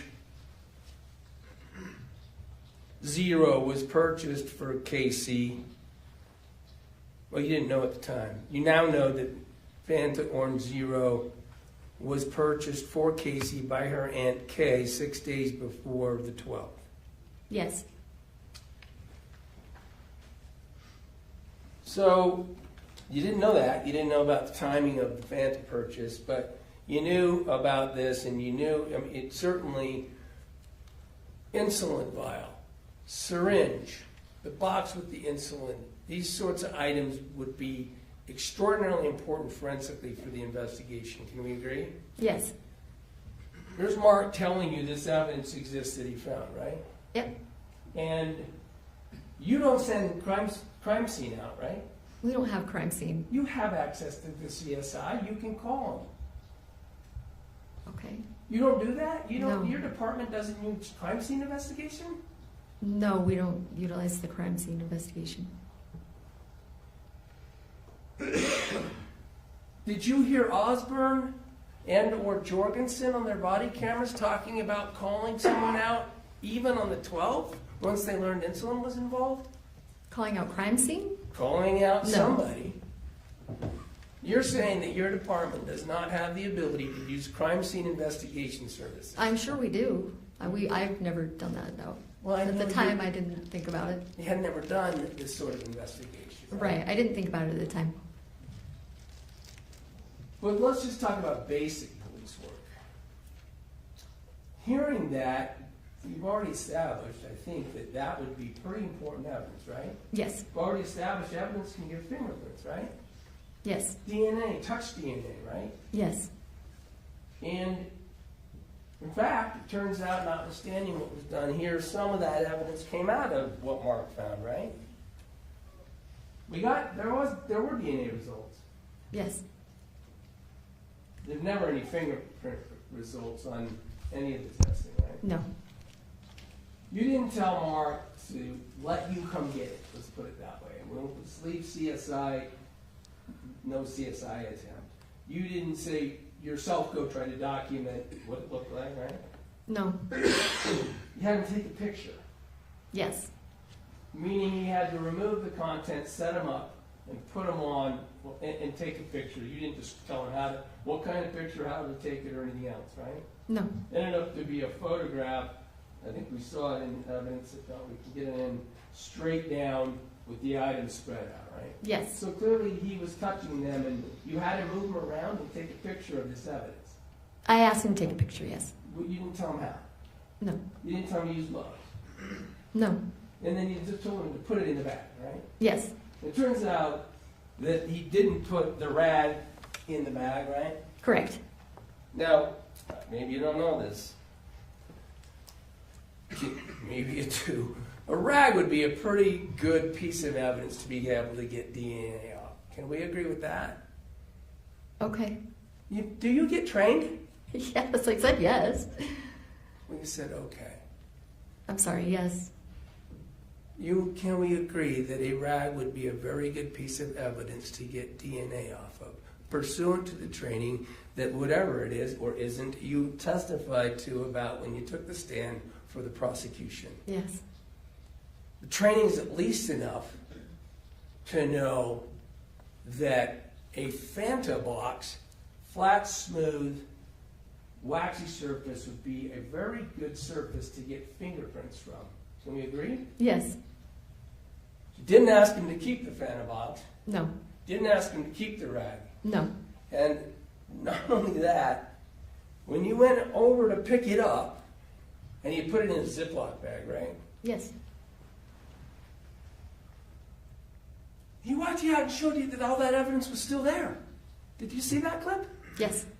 So he walks you out, shows you where Casey's garbage can, where Casey smoked cigarettes and talked to all these people, which you learned were drug associates, right? Christian and other people like Yes. that. And that it was her use for that patio. You walk out and the things of interest evidentiary are still there in that garbage can. The box and the rag. Right? Yes. And you still didn't collect it. No, I did not.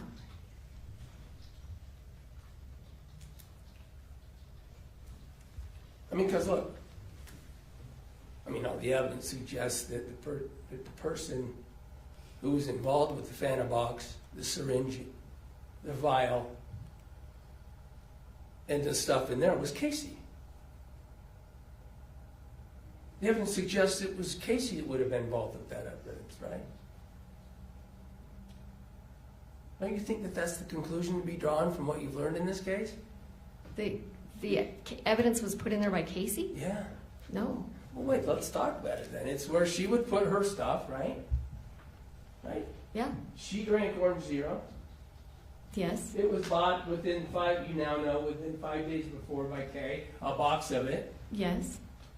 She went in and out that door whenever she did the things she did. That was her secluded place, right? Yes. And her DNA is on the syringe. Yes. And Mark's DNA is on the syringe. Unsurprising since you had him take it out and take a picture of it, right? Mm-hmm. Yes? Yes. And you took Meggan's standard and you gave Meggan's blood to be analyzed, and Meggan was excluded. They were able to say Meggan's DNA is not on there, right? I think so, yes. Were you prepared at all by the prosecution to be able to give the results of the DNA tests to the jury at the trial? I have a chart. As you sit up here as the case agent, you're not sure whether the definitive results of the DNA evidence excluded. I don't think the word excluded was used. I think it was inconclusive, or it was something like that.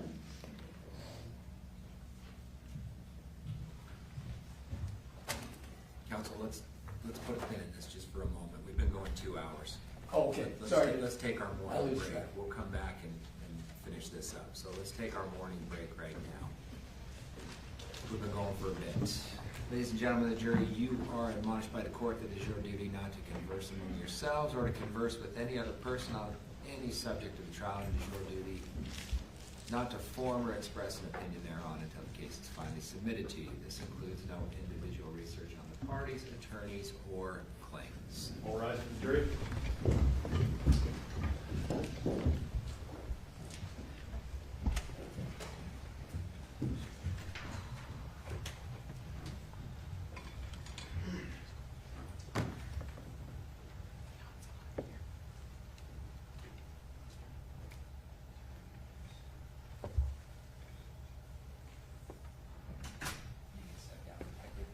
Let's come back at a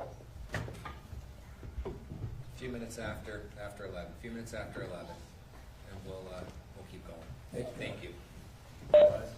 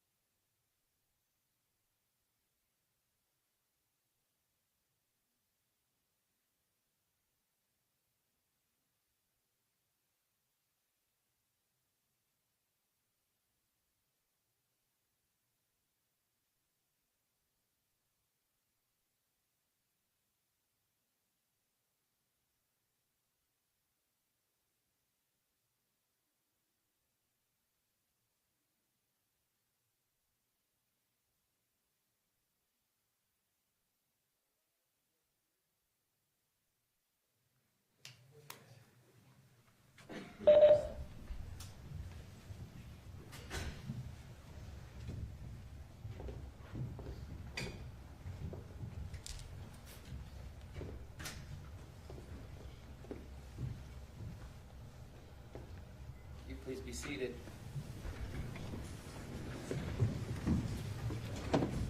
We'll go back on the record on case 251401132,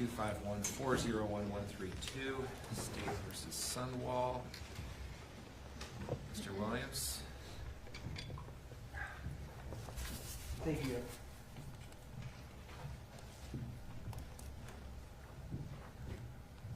All right. I'm gonna slow down a little. Insomnia is an ugly thing, Yes, it is. and they've been going too quickly. We were on the subject of the DNA and the fingerprints, okay? Okay.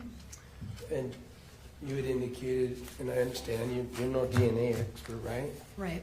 You send the stuff out, it goes to the crime lab, can we call it crime lab? Yes. Because I always mix up the acronym. Utah Bureau of Forensic Sciences is the UBFS, right?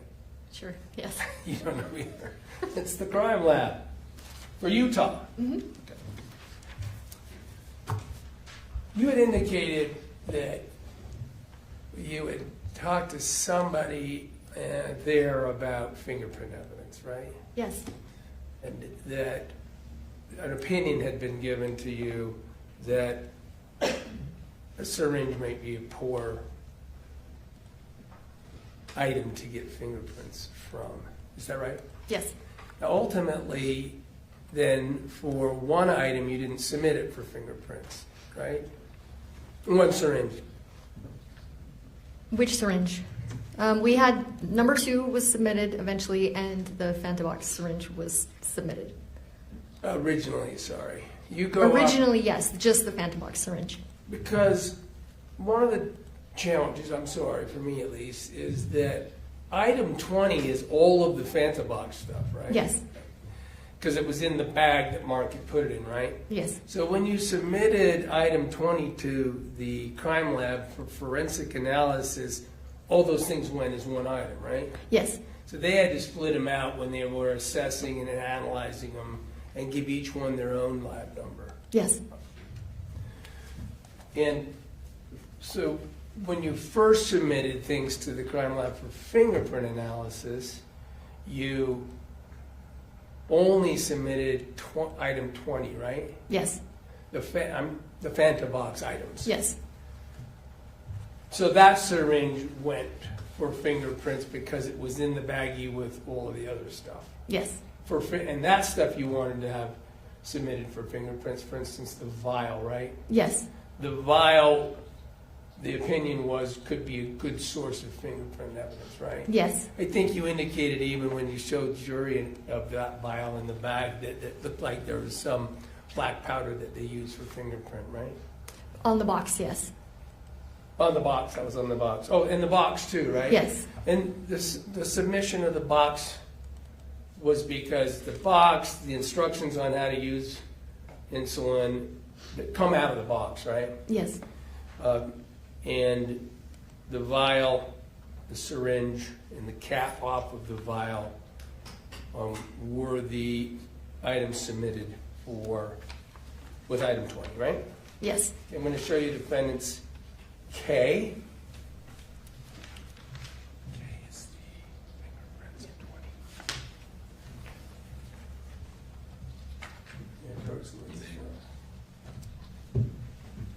DNA report, or it's a crime lab report. I don't want to be intimidated by it, but you can see that this is a report related to the attempt to get fingerprints off of item 20, the Fantabox evidence, right? Yes. So on September 25th, 2024, this report was rendered that there are no fingerprints Correct. on the evidence that was submitted from the Fantabox. Yes. And again, I don't want to, just so we're clear, that didn't include the Fantabox. Correct. Move for admission of K. No objection. Thank you. Court received defendant's exhibit K. All right. I'm gonna show you what's been marked as defendant's exhibit L. May have continuing lead refers to You it. may. Thank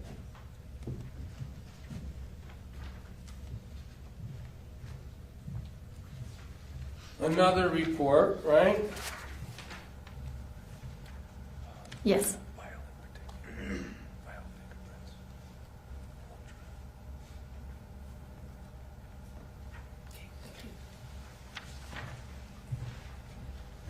This looked like another fingerprint conclusion. Yes. This one was on item 3, right? Yes. On their item 3, I think it was our item 2. Okay, so this is what you were talking about, that the one that was found in the room, put up on that stand, dresser, Yes. what you want to call it. This item 2 was also analyzed for fingerprints, Yes. notwithstanding that originally someone there had said it was probably not a very good item. Yeah. Move for introduction, admission of defendant's L. No objection. Court received defendant's exhibit L. In February of 2025, you knew that there were no fingerprints on the syringe that was in the room when the paramedics went in, right? Yes. I'm going to show you what has been marked as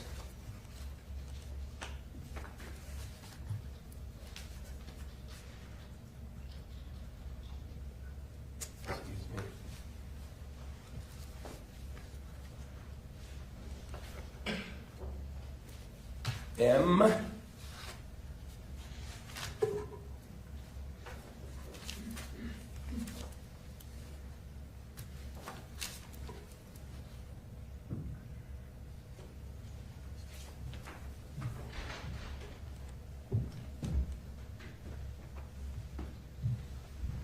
Look through that.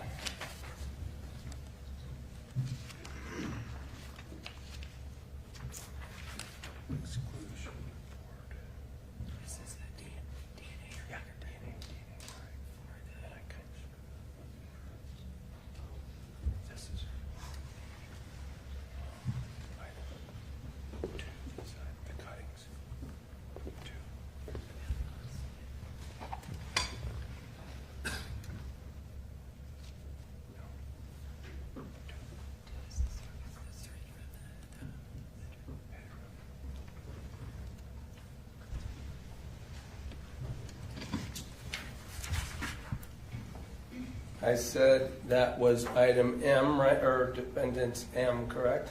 Yes. Does it appear to be, now we're on the subject, if you look at the top and it says forensic analysis report, DNA analysis, right? Yes. So now we're on to the DNA subject. Yes. A little easier than fingerprints, I mean, a little harder than fingerprints to interpret, right? Yes. DNA. Yeah.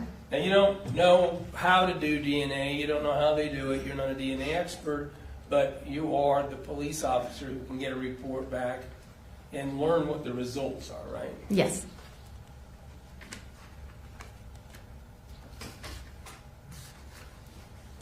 This DNA report is a report about the attempt to determine whose DNA was on agency item 2, correct? Yes.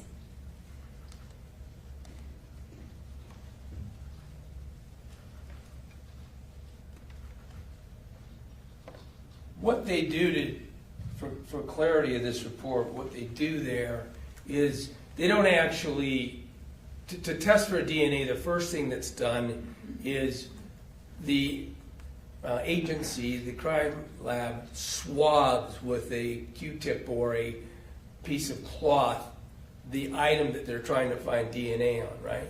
Yes.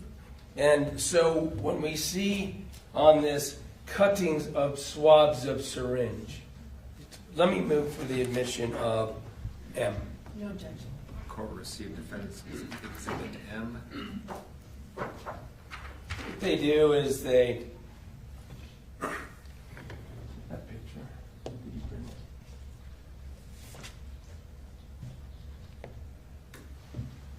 And then they take the swab that they have swabbed to see if they can get the touch DNA from, and then they use the swab to test with the fancy DNA equipment, right? Yes. All right.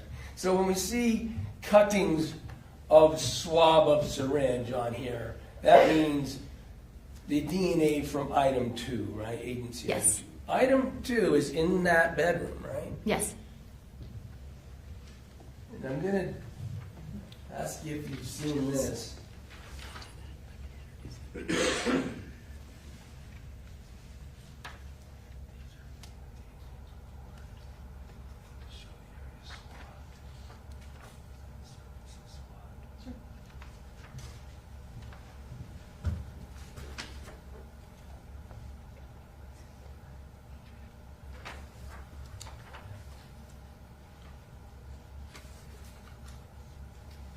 I'm going to mark while we're at it. Mainly so it's just clear how thorough they are in trying to get DNA. Defendant's O. I'm going to show you what defendant's O is. Scott, is there an N? I haven't done it yet. It's the last DNA report. Just, I'd already just marked noticed it. you'd skip from I'd N already to marked O. it. While we're on the subject of the syringe, do you remember in the DNA reports that come back, the long DNA file that comes back, there's even a rendering of what the areas swabbed were. I'm going to show you what's been defendant's O, and does that look like the hand drawing by the crime lab of how and what they swabbed? Yes. Move for admission of O. No objection. Court See, received defendant's exhibit O, it can be published. So, this picture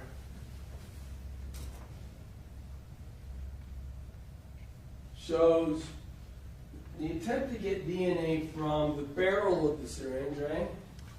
Yes. Well, that's what it's called. I'm gonna call it the barrel. I figured. The cap, right? Yes. The underside, because if you punch something, you might grab the underside of the barrel. Yes. And the top, where you would push. Yep. Now, when you first sent in for DNA,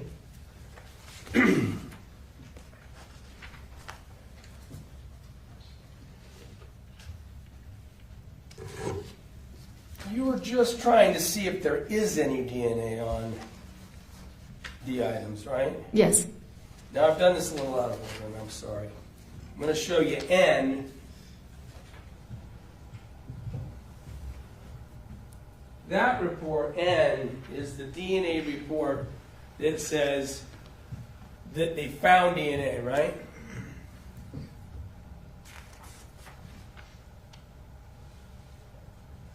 Yes. And in the summary portion, again, this one is on item 20, right? Yes. So they found DNA on item 20 as well, right? That's Yes. what N. Move for admission of N. Oh, I can show it to you. So,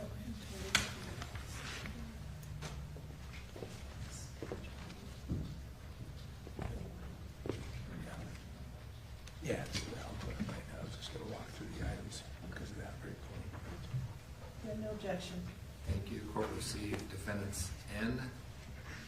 And what was done with 20 was the use of cuttings again of the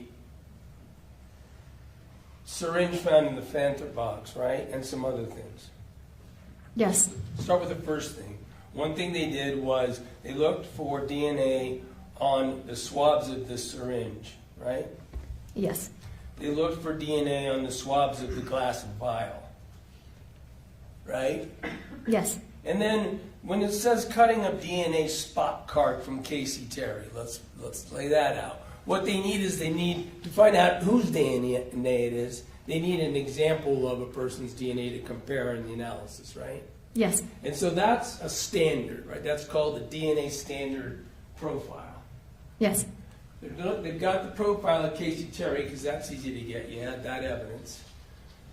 Yes. Her blood or whatever they used. And they compared that against the cuttings of the swabs of the syringe in the Fanta box and the glass vial in the Fanta box, right? Yes.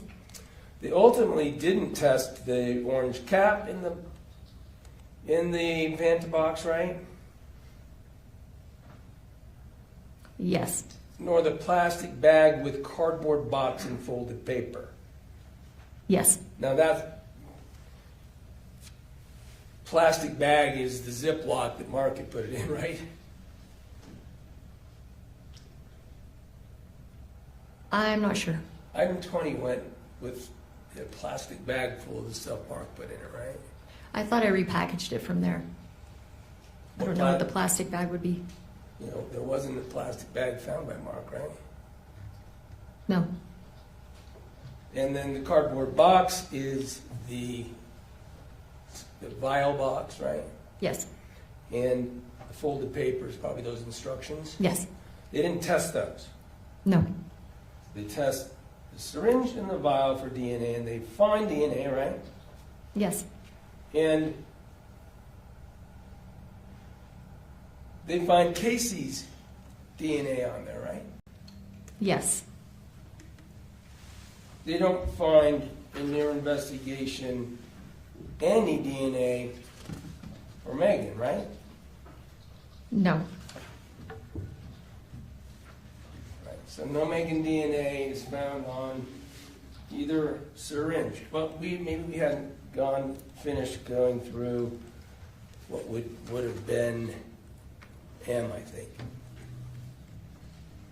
That is the report that relates to the attempts to test the syringe in the bedroom for other than Casey, right? Mhm. Do I have the report right? Is that Exhibit M? Yes. What they did with that is, again, they had found DNA on the syringe in the bedroom, right? Yes. It had multiple persons' DNA on it, Yes. including Casey's. Yes. So in the bedroom syringe has Casey's DNA on it, right? Yes. Then you want to find out whether that other DNA that's on it matches anybody else who might have touched it, right? Yes. So when you did that, you went and got a swab from Meggan so you could test it against Megan's DNA, right? Yes. And Mark. Yes. Mark gave you a swab. They put it in the mouth, a Q-tip, and Yes. swirl it around, right? Sorry if that reminds anybody of COVID. And then they go back and they look again. They run this DNA test again, and sure enough, they do find that there's other people's DNA, not just Casey's DNA on that one, right? They find that there's the assumed 3 contributors. There's limited support. There's no interpretal support on. Yeah, it says Mark and Meggan are excluded as contributors. Okay. So just Casey's is on that. Yes. So we have no DNA in this case of anything that you've tested that matches Meggan. Right? Right. And you have Casey's DNA on both the syringes you sent for testing. Yes.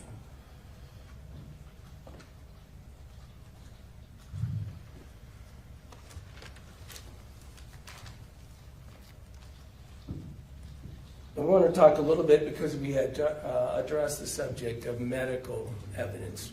When you were talking, remember, with Meggan saying the kinds of things that you were going to test for proof that she did anything in that room, or DNA, we just covered that. Yes, Fingerprints, we just covered that. yes. And medical, right? The toxicology, yes. Toxicology. Yeah. Now, toxicology, and I guess maybe why I'm calling it medical is there's evidence of what happened that is derived from what the doctors did at the hospital with Casey, right? Yes, That generated lots of medical records, correct? yes, yes, it did. And you were able to obtain those in the course of the investigation, right? Yes, To get a fuller picture of the history of Casey's medical history, you had available to you the witness, Dr. Mastiller, right? yes, We heard him testify. You were here for his testimony. yes. So if you remember it this way, or in a way that pursuant to your investigation, because you went and interviewed Matt Steller a couple times, right? Yes, Special Agent Hales was there, yes, both times. yes, When you interviewed Dr. Masteller, you learned some things consistent with what he spoke of on the stand, including that he had 4 years of being her patient, correct? of her being her doctor, yes, Yeah, of her being his patient. yes, And of course, do you remember he even thumbed through some records to try to help with the questions you were asking? He's scrolling through some things on his computer. yes, You were talking about medical conditions of Casey Terry and things she had reported, right? yes, You heard all that glucose evidence about her giving him glucose numbers and the hypoglycemia and all Yes. that. You didn't know that at the time. When you're doing this investigation, that information wasn't given to you by him, right? He did tell me, I can consult my report if you'd like, but he did tell me that they had done some work with that. With glucose. Yeah, and that he had given her a monitor to take home. So there's this history with glucose and given a monitor. Yes, And did you take that to mean a glucose monitor like we have involved in this case? yes, Mark had said there's a number of them around, right? yes, Around, to be clear, around the house because there's so many diabetics there, right? yes, But he didn't provide you the medical file when you talked to him being Masteller. no, Matter of fact, the medical file, knowing about Casey's medical history, you didn't even have that file in evidence in July of last year, did you? no, I never asked him for that.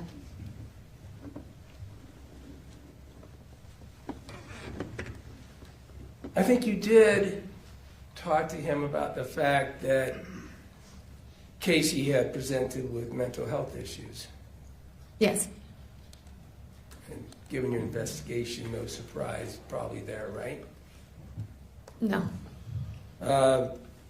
And mentioned suicide, right? we asked him if he thought she was suicidal, yes, Well, he mentioned that she had mentioned suicide to him. She had brought up the subject of suicide with him, right? yes, Remember, because he referred her Yes. out mm-hmm. for therapy that she did 3 times in 2023, I think it was, right? yes,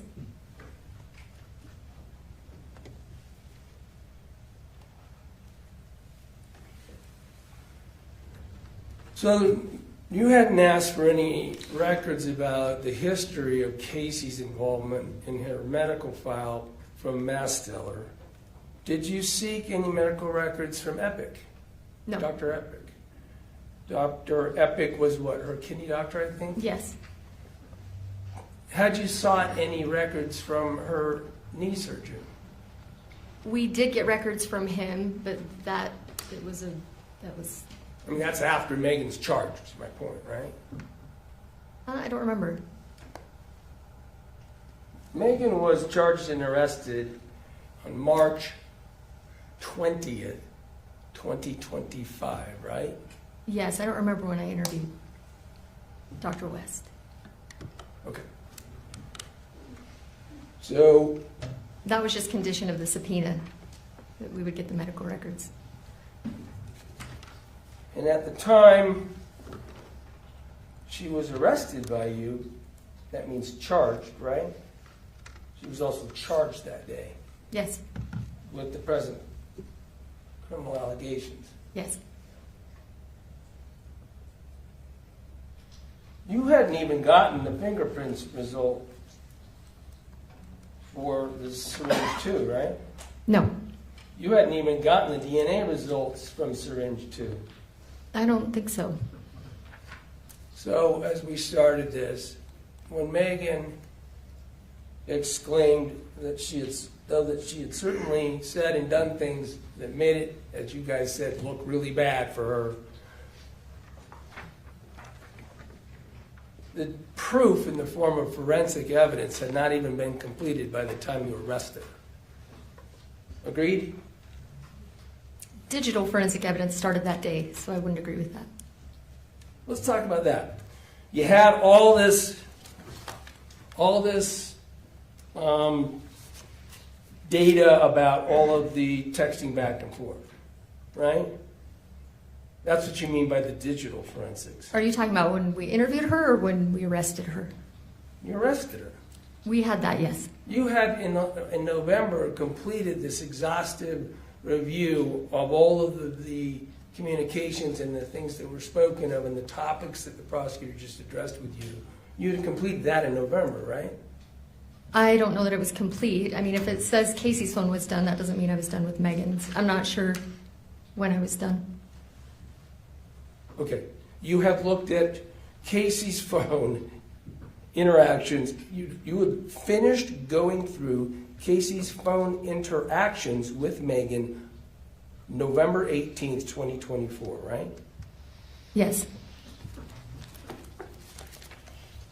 And we had already established that that was the nearly 200 pages of things that you typed in, correct? like I said, I'm not sure when I was done with Meggan's phone, so I don't feel comfortable agreeing with that. I was done with Casey's, it sounds like. I don't know what day I was done, I'm sorry. All right. Now, Casey's phone didn't have any indications that it had deletions on it, right? There was one. Okay, there's one deletion out of those 28,000. My point I'm trying to get to is if you've got Casey's phone, you know all the interactions between Casey and Meggan in the form of this digital evidence that occurred, right? Unless they've been deleted from Casey's phone.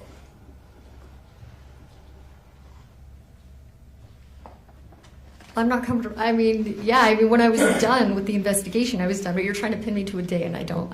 I'm sorry, I'm trying to be really honest and not pinning. Yeah, you. when I was Because done, I was I didn't done. write your I don't want to report. pick a day. I don't know what day it was. I don't want to write, I didn't write your report. Yeah. You wrote your report. That's what I pointed out, that you said you finished going through Casey's phone interactions Right. with Meggan, and you finished that on November 18th, 2024. Right, but that doesn't mean I didn't check back when I was cross-referencing Meggan's phone. I guess I just don't feel comfortable with that. I'm sorry. Didn't say you didn't do any more work with the phone. Oh, well then, Just yes, I saying. was done that day. And I'm establishing what this massive volume of your report refers to. It refers to that work, right? Yes. Okay.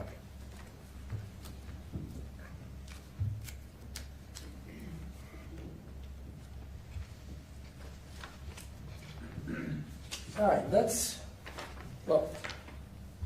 finish evidence. You never submitted the syringe that Mark found in that room for any forensic testing, did you? No.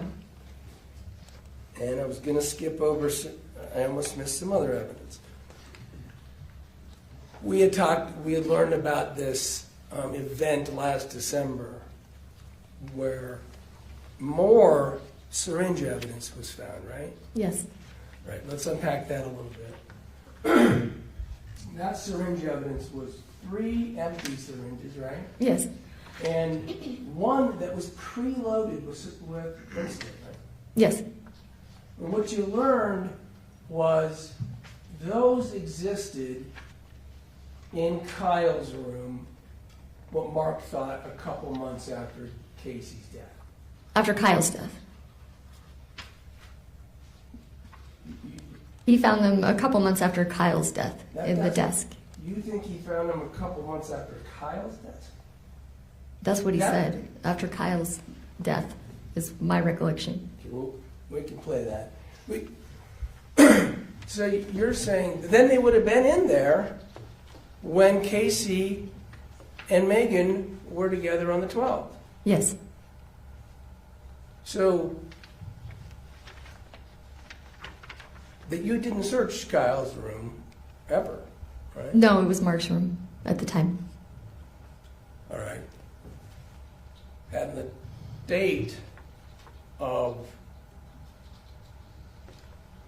your search, you didn't search that room. No, And it's your understanding and belief that those 3 syringes and the loaded syringe had been found by Mark in the room, yes, and certainly weren't Mark's. no, You learned that in December 30th, and you sent that, you thought it was of enough evidentiary value that you sent that to the crime lab as well, right? Sent 3 of those syringes, the empty ones, right? yes, And looking for fingerprints again, right? yes, And they couldn't find any. no, You did not send the preloaded syringe full of insulin, with insulin in it. You didn't send that. no, I'm gonna object to knowledge that it was insulin in the syringe. There's been no indication that that's the case. Can I follow up on that then? You never even tried to find out whether there was insulin in the syringe. no, Mark told us it was insulin. So you believe Mark. You took all of the circumstantial evidence and the things that Mark said and everything, and you didn't think you needed to test it for insulin because you believed it. Yes, It was an insulin syringe. You said you found that Kyle would preload these things, right? yes, And you didn't send it to the crime lab to see if it had any fingerprints, just the empty ones. yes, And the empty ones because those are things that could have been used. yes, Could have been used by Casey. yes,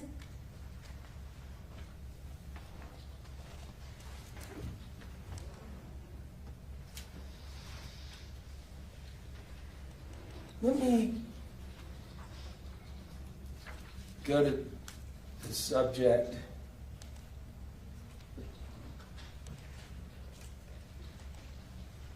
The subject, let's do the subjects that you went through with all of these text messages that were picked out of the mass of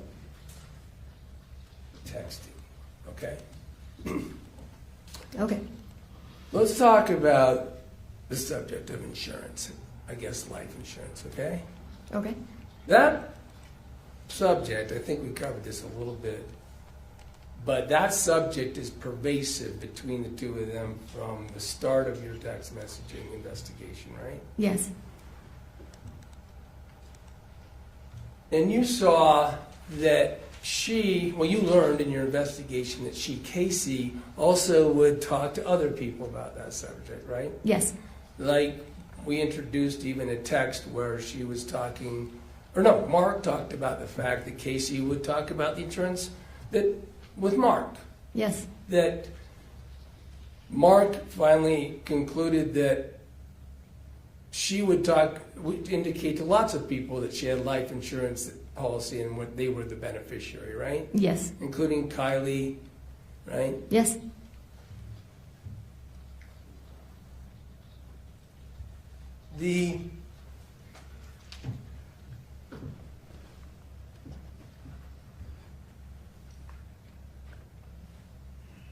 Maybe connected is this subject that the prosecution developed in all these texts of Meggan and her finances, right? yes, And that's pervasive through these 4 to 5 years in the text too, right? yes, They talk about life sucks at times, right? yes, That she can eat beans was one of them because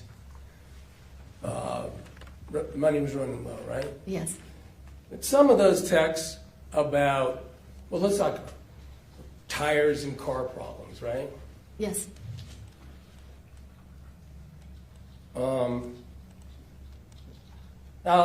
child support that Mitch was paying for his other children, right? Yes. Taxes, tax day is no fun. They talked about taxes, right? Yes. This all happened periodically for 4 years, right? Yes.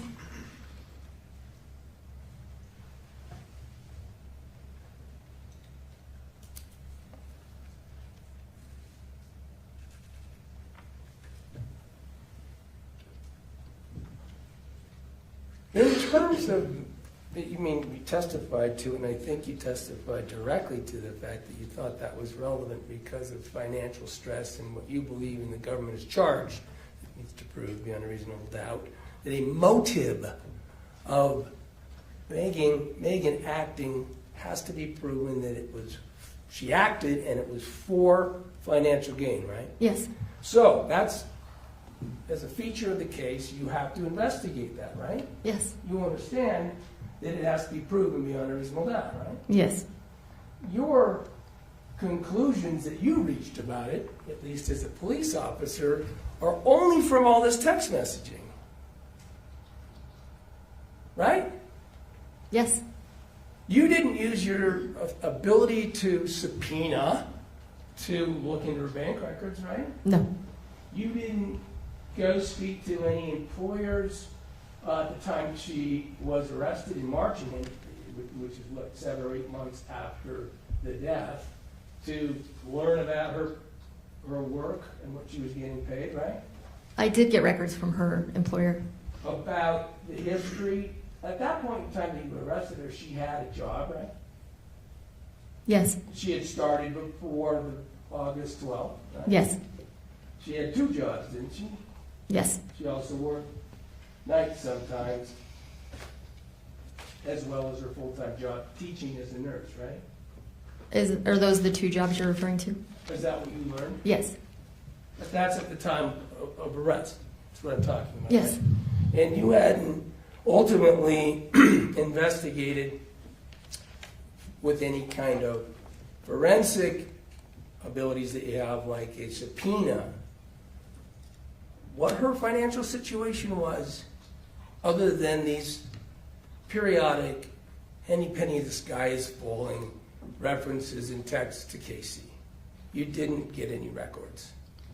I did get the employment records. I did not get bank records. You didn't get any information by the way of interviewing to learn whether or not any significant financial distress was known to anyone else. We did ask one of Megan's friends. Catherine. Yes. Catherine Judd, Mm-hmm. right? Yeah. A friend? You didn't talk to any family members about her financial situation, right? I did not. Although you had the opportunity, you talked to Lee, her father, and Renee, her mother, multiple times, correct? At least the government did. The other sergeants did, yes. I don't remember if they asked about that or not. You don't remember what the evidence is in relation to that thing that must be proven? Not in regards to those 2 interviews, no. Or anything else, no other interviews. As a case agent, you're not aware that you or anyone else did anything other than find out that she had these references over 5 years to wishing she had more money than she did, right? Right. And of course, we all know that regardless of how things would go in there, even at times, let's take this is interesting. The early text messages in here include references back and forth that suggest that Meggan and Casey actually had been together when Casey was attempting suicide, right? Yes. There'd be these times in these text messages where they'd say, Casey would say, I can't believe it didn't work last night, right? Yes. And the responses back and forth between Casey and Meggan were provided inferential evidence that these events they were together during. Yes. So they're together during events that are about suicide, right? Yes. We've heard the evidence. It's not all as it is suicide and events about attempting suicide. Yes. As far back as 2020, when Casey lived with her. Yes.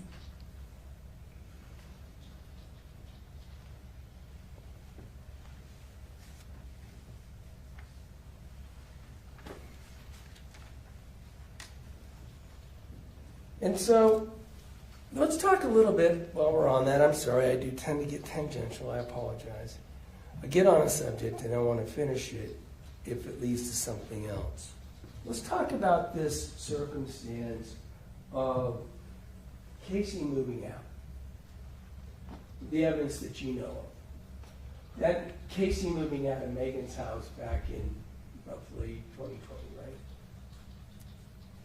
Yes, I can look at my timeline. I don't know. Look at it if you can, because I didn't put that in my time.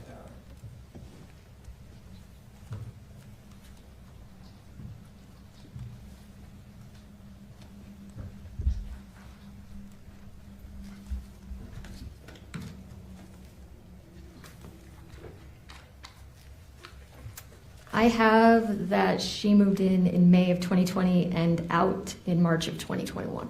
Okay, so this March 2021 date that I'll fix on, because Kylie testified about it and told you about it as well, right? That Yes. And in Kylie's version, Casey's triggering it by telling Kylie that she's afraid of Megan's trying to poison her, right? Yes. By the way, as Casey would tell Kylie these things, Kylie would like send her DoorDash and stuff, right? Yes. She would send her deliveries, yes. So Casey was getting something out of this claim that Meggan was poisoning her. She was getting Kylie to react, right? Yes. Getting attention from Kylie. Yes. Have we established that Casey Terry would seek attention anywhere she could get it? Do you agree with that? Yes. Doctors, right? Yes. Friends, Yes. family, including Kylie, right? Yes. And obviously Meggan. Yes. Right? So this moving out thing, she would tell Kylie about the attempted poisoning, but we know from all the texts that in that time, she and Meggan are in this unholy suicide attempting situation, right? We know that Casey's talking about Meggan about the suicide, right? We know they're talking about the insulin in the fridge. We know, and using it for suicide. Yes. So we're already talking about insulin as a method of suicide, right? Yes. It is, there are maybe hundreds of texts from Casey to Meggan about having tried it, right? Tried Yes, insulin as yes. a method. So all this suicide talk involves Casey saying she wants it to happen by insulin, right? They discussed doing it. Yes. She keeps talking about living through it in the course of her wanting to die, and why didn't the Heavenly Father take me back? And some of that is attempts with insulin is the point. Yes. So while she's telling Kylie that she thinks she's getting poisoned, she's clearly engaged in this discussion about the purpose of using it as her own suicide. Yes. Point is that Kylie, reacting to the lie, goes and moves her out when Meggan's not. Meggan and Mitch have gone on a vacation or something, right? Her reacting to what Casey told her. Yes. Now let's talk about what life looks like for Casey after that. Around that same time, you learned that there were a few, as I think you referred to them, other lives that Casey is living with, other people in other friend spheres. Is that fair? Yes. One is drug transactions, right? Yes. She is getting heavily involved in a world of buying and selling, trading drugs, right? Yes.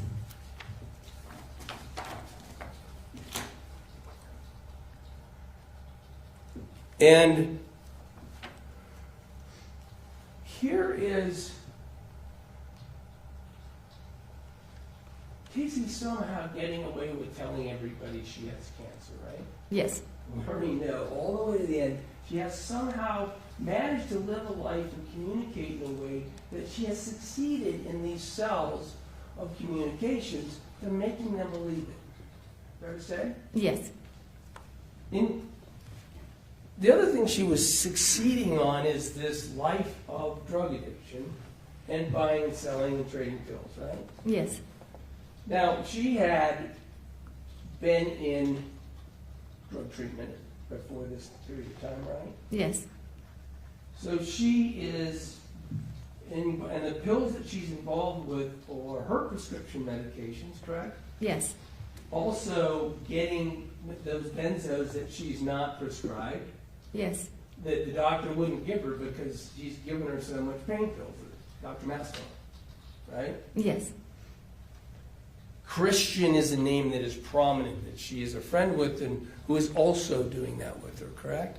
yes, Okay, so I want to talk about that life because as you report, that drug activity through the years continues to happen, right? yes, It continues to, I think at one point, you say, get increasingly aggressive towards the end of her life. Right? I don't remember. Look at 233, your report.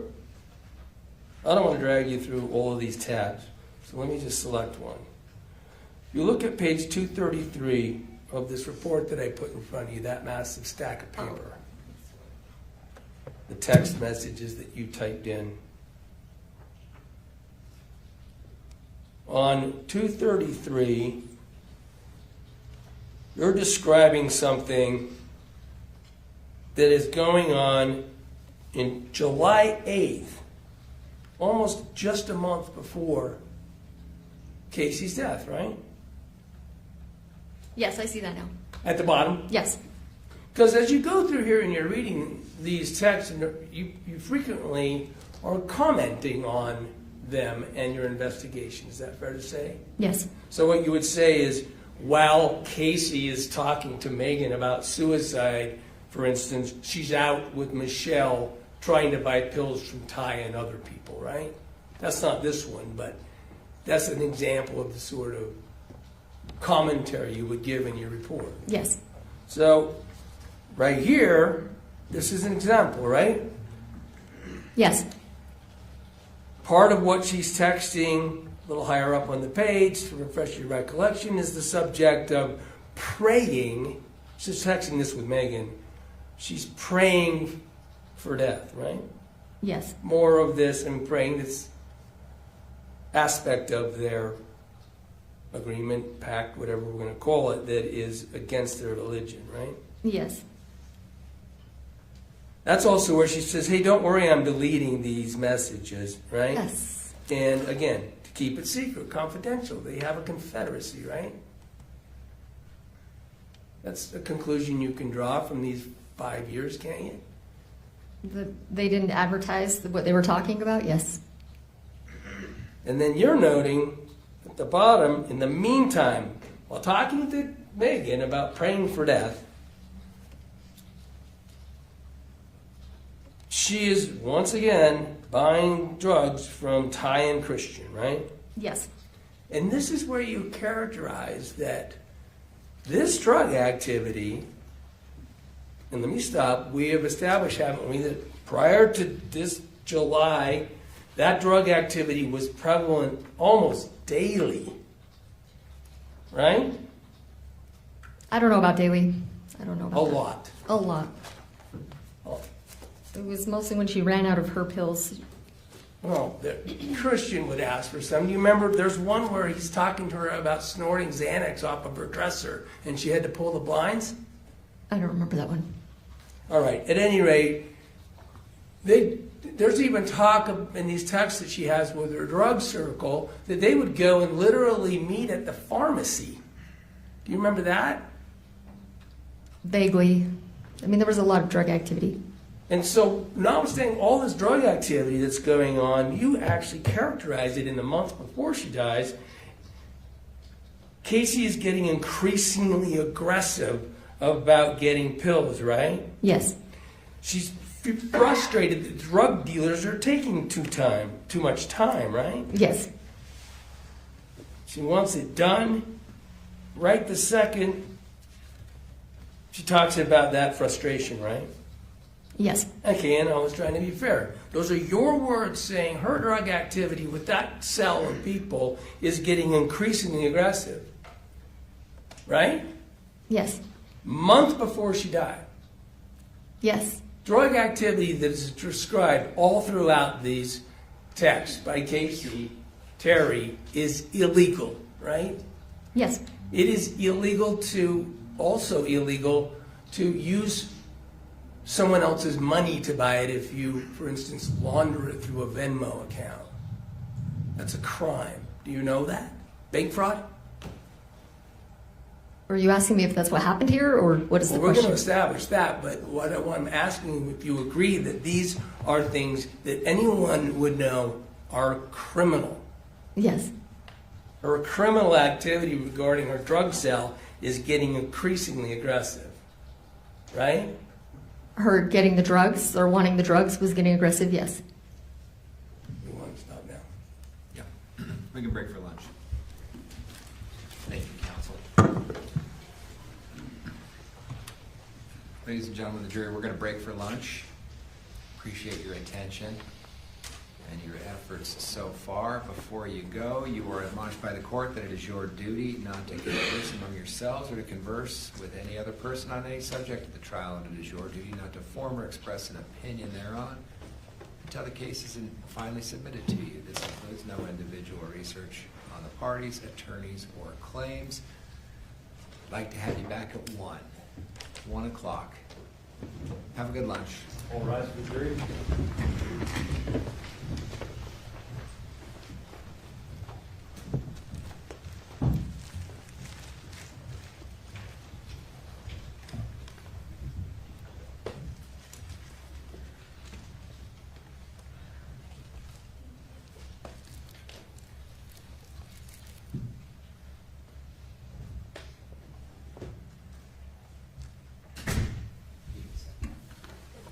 Counsel, anything else we need to cover before we break for lunch and come back at 1? Not in advance. Not in the state. All right. Thank you all for your efforts on keeping it moving. We will reconvene at 1 o'clock. Thank you.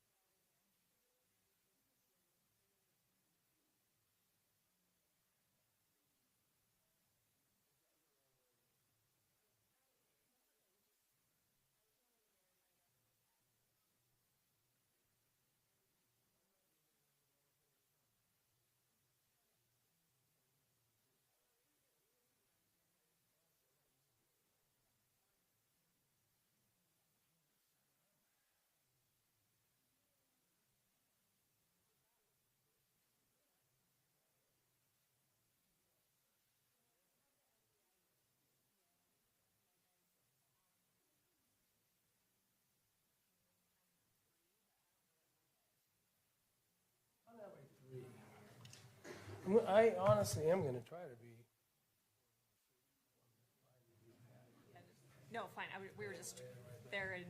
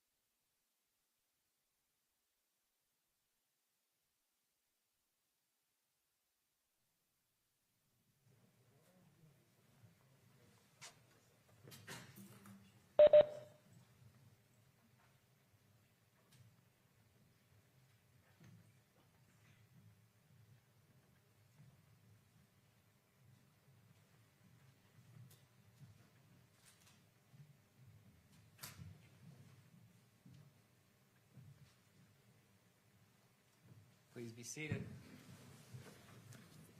I'm going to go back on the record on case 251401132, State of Utah versus Sundwall. Counsel, we ready to get going again? Detective, Yes, Your Honor. come on up and have a seat. I'll remind you, you're still under oath. We're still in the cross-examination portion. Mr. Williams, when you're ready. Thank you, Your Honor.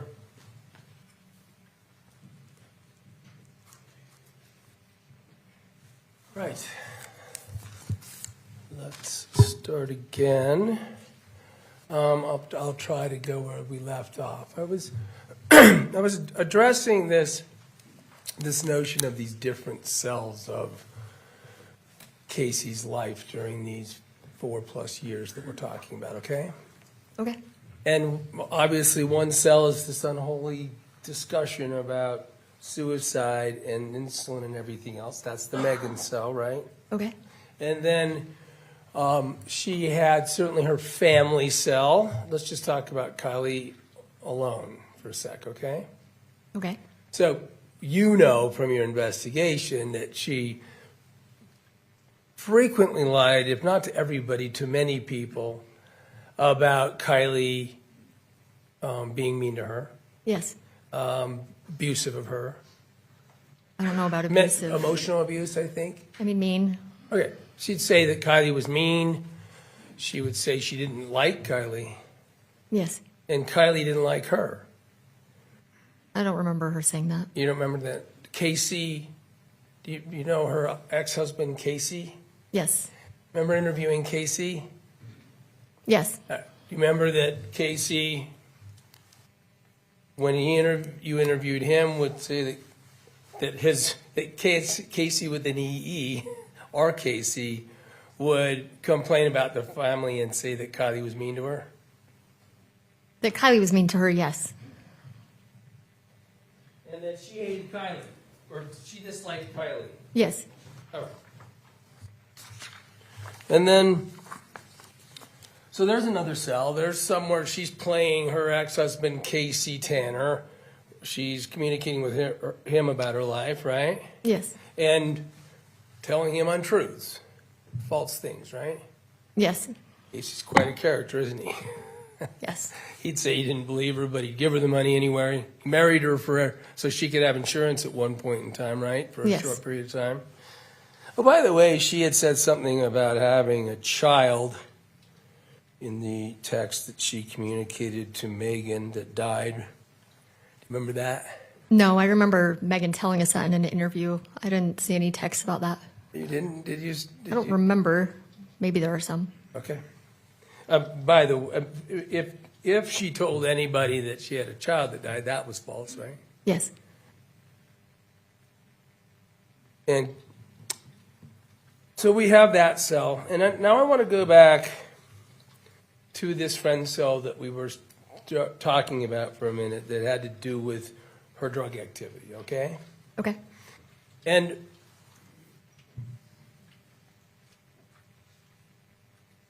this can we agree that it was rather extraordinary that she could lie about cancer to all these people and get believed? Yes. And is it fair to infer that she would also know that someday this was going to come crumbling down? Someday she'd get caught in the lie. I don't know. You don't know? You don't think you can infer that? No, she'd had it going for quite a while. So she can't infer that she'd never thought in the back of her mind, this is going to come crushing down. Someday I'm going to get caught. I don't know what she was thinking. Well, you were using these texts to try to figure out and reach conclusions about people's intent and what they were doing, right? That's part of your job as a police officer, isn't it? Yes.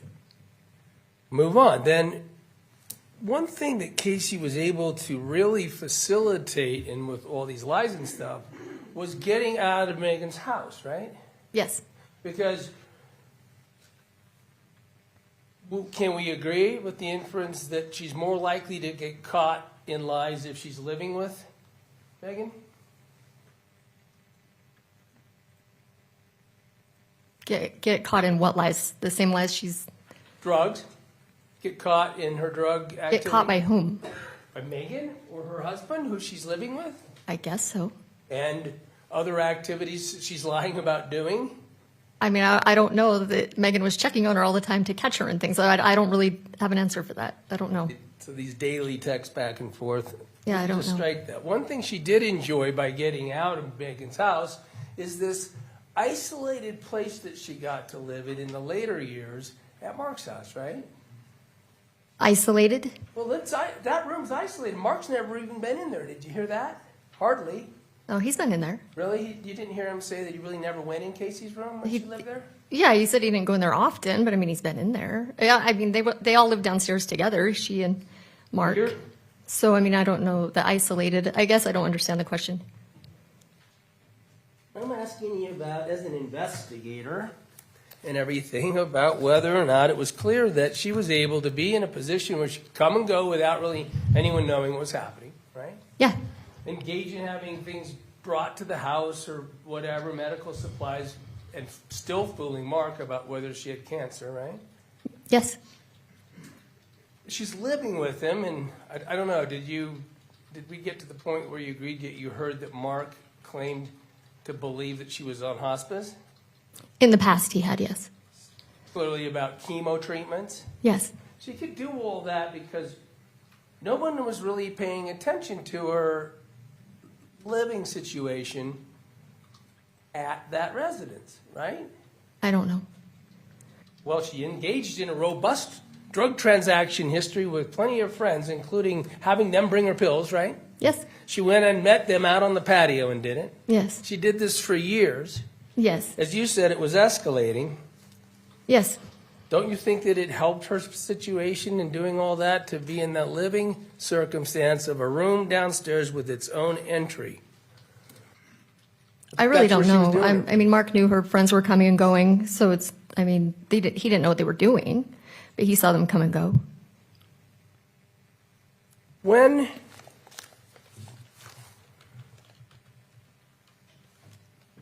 attendant to the drug activity that is, we've established that you described as getting more aggressive, she was using her grandparents' Venmo or grandparents' credit cards and financial circumstance to give money and receive money from those people like Christian in her drug circle, right? Yes, she was. All right. So she was able, because of her connection to her grandparents, to rope in the use of their financial cards, as you just said, in connection with her more aggressive drug activity, correct? Yes. Now, I'm not sure where we were going with the state's position on what she was doing with those cards. But let's discuss it for a minute.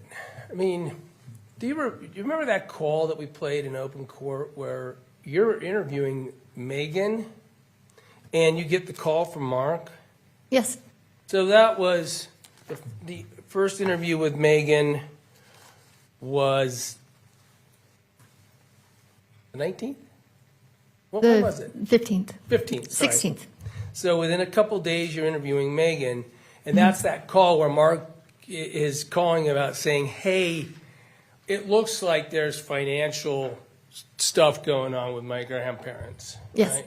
And we played it in open court, but that's the one he said, if she thought we were going to find out, it would wipe her out. Yes. Right? And then he described on the witness stand that what that meant was mentally, like what it would mean to her and the family. Yes. Okay.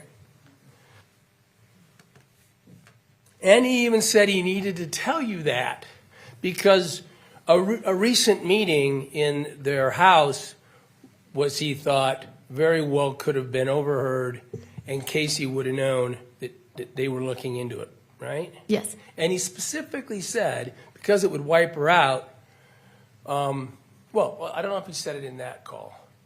You know, and heard in open court, that even as in trial preparation for this case, Mark was open and honest and candid that he thought that could cause her to commit suicide, right?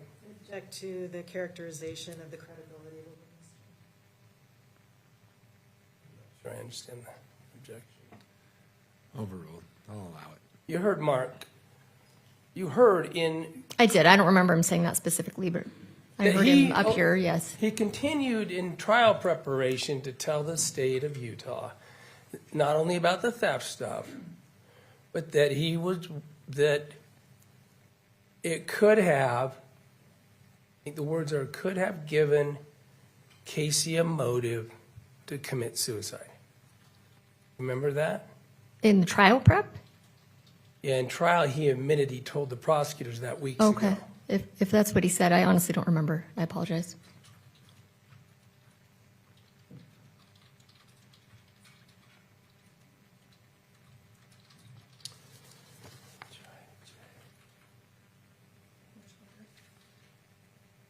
Oh? P.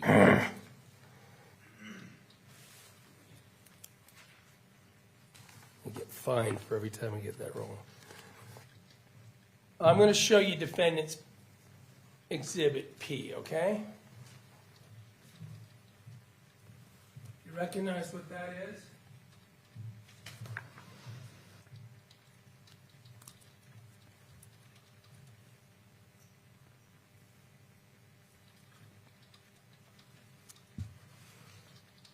Is it the APS report? I think it's the APS report. APS is Adult Protective Services, correct? Yes, You had made some reference on direct examination to Adult Protective Services yes, being an investigative agency whose purpose is to investigate whether or not it's substantiated that theft occurred, right? yes. Okay, move for admission of defendants O. Did you say no objection? No objection, Judge. Thank you. This says P on here. B. Court will receive defendant's exhibit P. All right, let's continue to fill this picture out, because remember when Mark was calling you, you were already on to the fact that you had found evidence of the financial fraud, right? Yes, You had found bank statements that would, you characterized to Mark and Kay, were probably intercepted by Casey and found in a room, right? no, I found credit card statements, not bank statements. Okay, sorry. I honestly don't know the difference. But credit card statements that were evidence that Casey was intercepting the mail to perpetuate her continuing fraud, right? Yes, By the way, this fraud, according to the report, ended up being $68,000, right? that's what she said. The information I had didn't match that, but that's what she came to. I didn't have all the information she had. You weren't involved in doing the investigation, APS was, right? Correct. So what APS, the people who investigated, said it was about $68,000. Can we Yes. agree on that? And also, when you, I think, tell me if I'm right about this, I'm working off memory. When you searched her car, you found further documents that would indicate she was intercepting mail to perpetuate the fraud. We found medical bills for her. At the end of, as this transpired, you would talk to Mark and Kay, especially, I'm not sure how much Kylie, about this theft and what could be done about it, right? I talked to Mark. Well, do you remember on the 19th, you're downstairs, Kylie's there, Kay's there, Mark's there. and Oh, you're- yeah, Kay was there.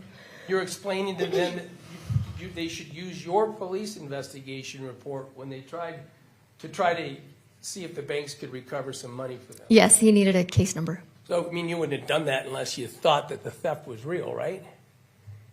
You wouldn't have helped them try to get money back from a bank unless you thought the theft was real. That's an interesting question because oftentimes we do get called for a case number for frauds that we don't investigate. Maybe we'll end up having to play it. You didn't ever suggest to them that you questioned whatsoever that No. this. And you heard, did you hear Mark testify, or in the course of discussing things with him, that in fact this theft was ramping up? Yes, So we've got drug activity ramping up, we've got theft and fraud against the parents ramping up. towards the end of Casey's life, right? For grandparents, yes. Grandparents. I did that even with Mark. Appreciate it.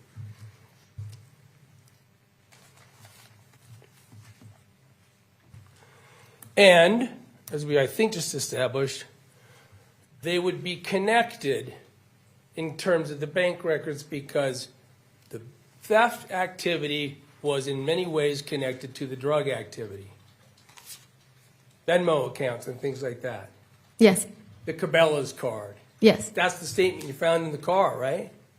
In her room. Was that in her room? So this stuff, drug activity's escalating, theft activity's escalating, and Mark agrees that she may have been turned on to that she was going to get caught within a week before the 12th. Do I have that right? Yes. And I guess my point is that if she gets caught on the theft, she's going to get caught on the drugs. Think that's a reasonable likelihood?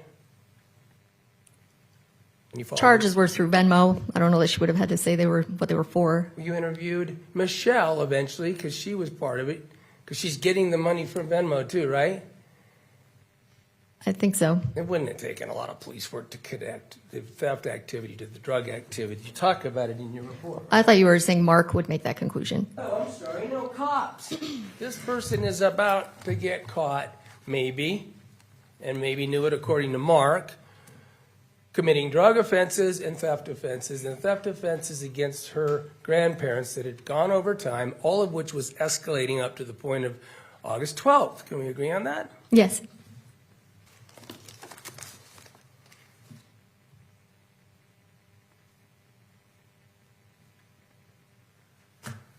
Let me move to the subject of this glucometer evidence.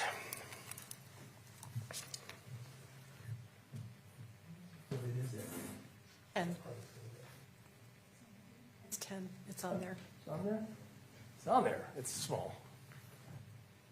All right, so we have this Exhibit 10, and this is the glucometer evidence that was ultimately obtained by that glucometer that sort of stayed with Mark for a number of months and then was retrieved and reviewed on January 30th, right? Yes. And the chart, this chart gets made by, I don't know if you made it, but I made you made the chart. the data, not the chart, but yeah. No, the data comes from, Well, I wrote it all down and someone else made the chart. Okay. So yeah. that's it, my world. So, but the point is here's these glucometer readings in what says actual time. I think we established that's because there's a little bit of time difference between the monitor Yes. and the actual time means this is the time of day on the 12th. Right? Yes. And these go through these, and I want to talk a little bit about what this meant to you. Because, I mean, you didn't even realize until last July when I was questioning you that this 9/18 is before Meggan ever arrived. I realized that. Okay, so that's true, right? Yes. 9/18. So this is evidence that Casey set up, collected, somehow managed to get the glucometer into play, and was the one who was prepared to engage it in whatever suicide, attempt to suicide, fake suicide. She's the one who set up this circumstance, right? Don't you agree that? Yes. Yes, I do. And took a reading. Yes. And you, back to the medical evidence, heard Dr. Masteller say, from all the medical evidence as far as he could tell, including his records on Casey's medical records, these numbers and this activity could have occurred. It's extraordinarily difficult to pinpoint when insulin went into Casey's body. Is that fair? Yes. And as a matter of fact, Masteller, this is the one in the chart that I used with him, looking at an evidence, where he admitted even prior to 9/18, the ingestion of insulin could have resulted in the numbers that we see here. You heard him say that, right? Yes. Diane Allred, she treated, we heard from her, right? She's the nurse at the hospital. Yes. She treated Casey after she went to the hospital on the 12th, right? Yes. You heard all about how she step by step was on the ball, knew all about what happened at the hospital, knew all the numbers, had a lot of experience with insulin and glucose and things like that, right? Yes. She also said that you can't tell from what she knew, she said, when Casey might have gotten... Objection, Diane Allred didn't talk about the chart. Fair enough, I didn't use the chart. Sustained as to the objection that Diane Allred used the chart. I don't know if I said that, but I didn't mean you to say you chart. You heard Diane Allred testify about her observations of Casey, the glucose monitoring and everything else, and what was done at the hospital, right? Yes. And admit that with all that knowledge, it would be very difficult to tell when exogenous insulin went into Casey to cause what she saw, right? I remember Mastiller saying that. I don't remember her saying that specifically. You remember, Diane, when I said, and it could have been before 9 o'clock in the morning, and she said yes? I don't remember that.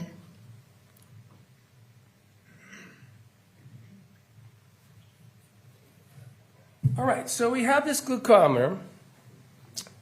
I've already introduced to you basically the script, everything that was talked about in text setting up this event.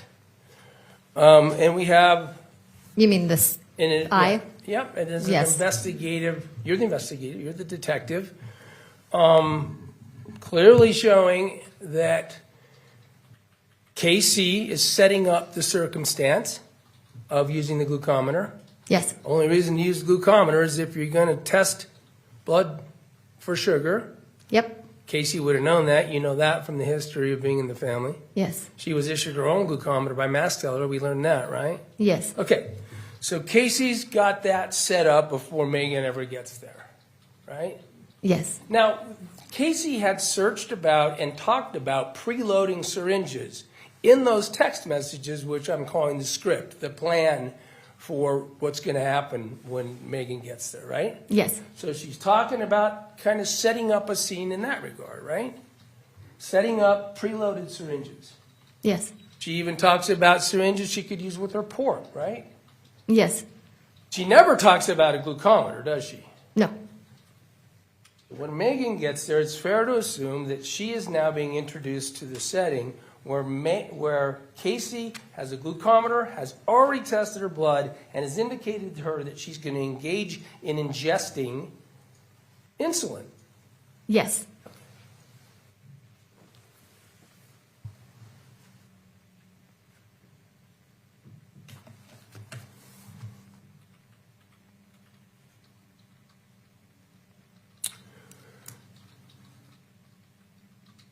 And insulin syringes are found in the room, Yes. in the trash, in the Fanta box, where Casey puts her garbage. Yes. And everything Casey's talking about is suicide. Yes. I want to turn to a subject, and I think, we'll see if you agree with me, can really sort of, is featured in a way in the second time you have contact with Meggan, okay? I think that was the 21st. And if you've got an outline and I get these wrong.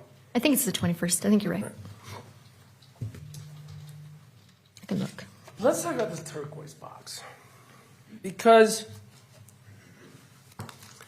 what Meggan, well, what everybody, I mean, even Mark and Kylie talked about the fact that they understood that Casey kept things in that turquoise box of interest. Fair to say? Yes. So now Meggan even said that her understanding is what things like power of attorney or DNAs and things like that might be a place she would keep it. The DNR, yes. DNR. And or somewhere like a binder. At one point, Meggan had said, like, I thought maybe there would be a binder. I looked around and didn't see any binder. Yes. And again, I'm reminded that turquoise box, one time Casey took a picture of it and texted it to Megan, right? Yes. Do you remember when that was? Do I remember when it was? No. It was a long time before. I think it was 2020. I think That was way back. it was way back. Okay, so this turquoise box is represented to Megan for years about where things would be, right? Yes. Well, you don't know what she told Megan about what would be in there, but one thing you learned was she said letters that Megan should open and read when Casey died. Yes. Other items, and of course, you don't know for your investigation if this Casey showed things that would be in there and then destroyed them, right? Right. But the box didn't have a DNR in it, right? Correct. Or these, we saw in Jorgensen's video when I was playing it, at least, I'm sorry, Jorgensen's of Robinson. Yes. I want to talk a little bit about that because, I mean, in Jorgensen's video, Robinson's taking pictures, right? Yeah, I believe he took a picture of something. It just got lost, right? Yeah. But I think that we're agreeing now, tell me investigatively if you agree, that what he took was a picture of an envelope. Well, he testified. An envelope with Meggan Sundwall's name on it, right? Yes, that's what he said. Ultimately, you found that envelope, right? Yes.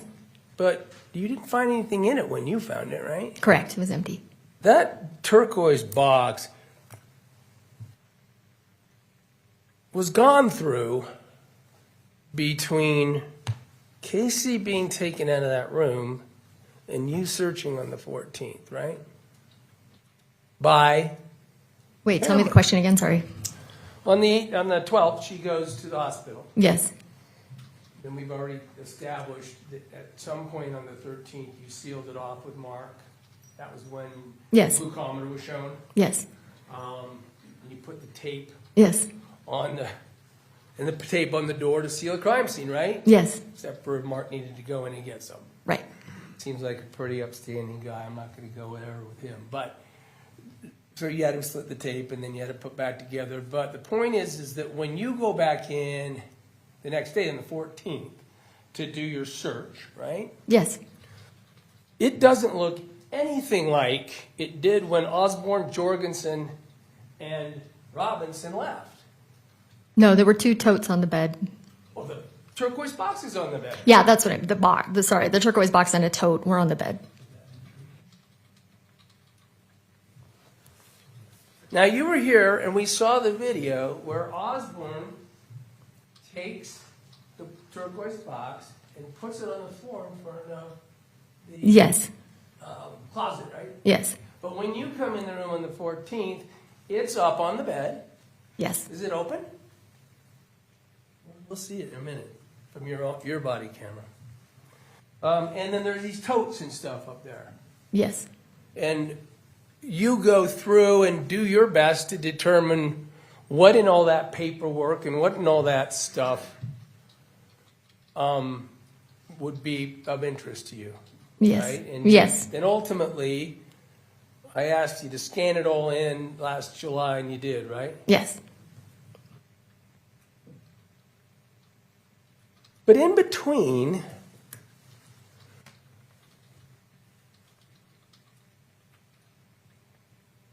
you being at the hospital for the first time, and then in between you going in with Mark to seal it off,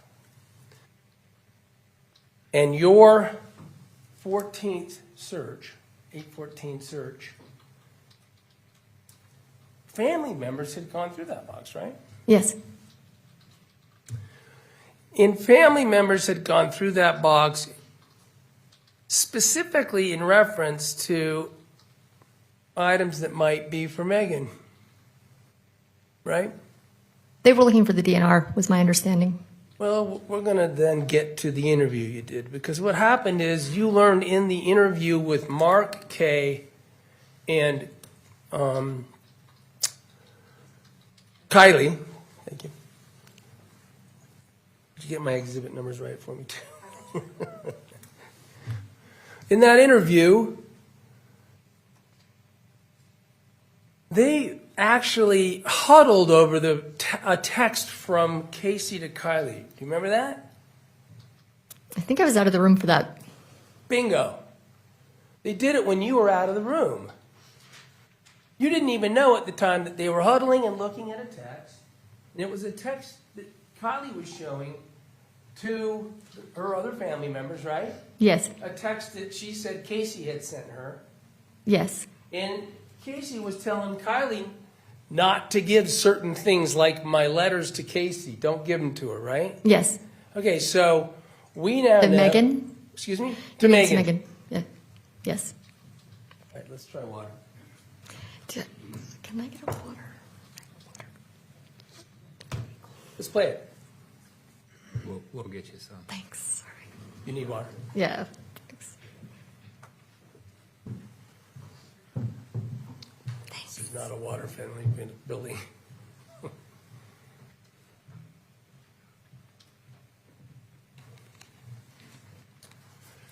Get up.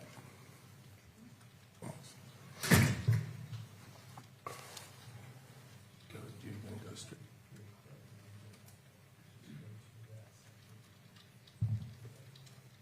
I'm going to tee up for your reference, and I'm going to ask you if you agree that I've got it right. The interview that you did with the three of them all together that's on this subject. Okay. And it might have been some time since you reviewed that. Is that fair? Yes. Okay, because this might help.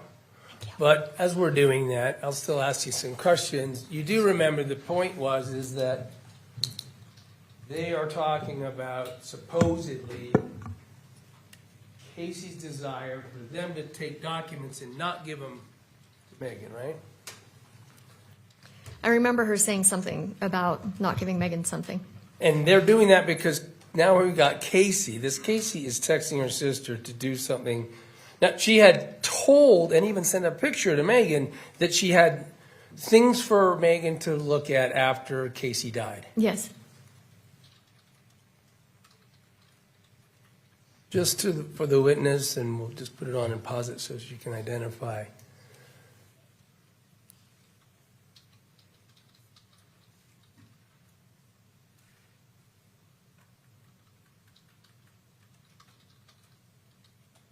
I saw that, yes.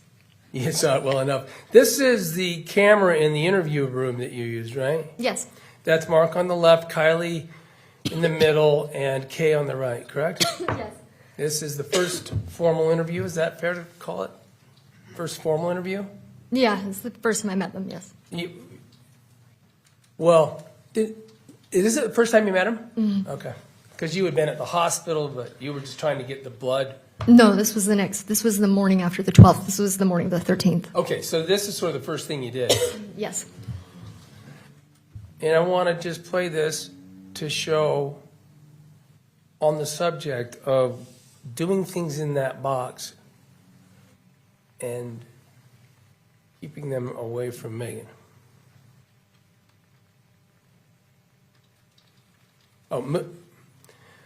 This is for illustrative purposes. I'm not necessarily seeking to send it back as an exhibit. Does the state have any objection to me playing this portion?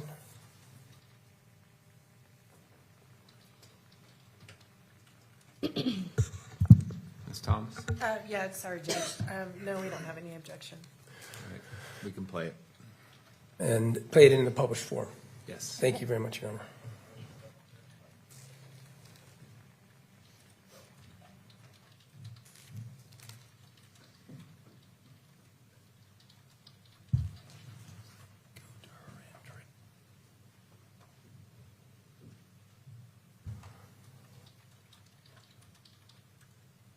Yeah, almost 50.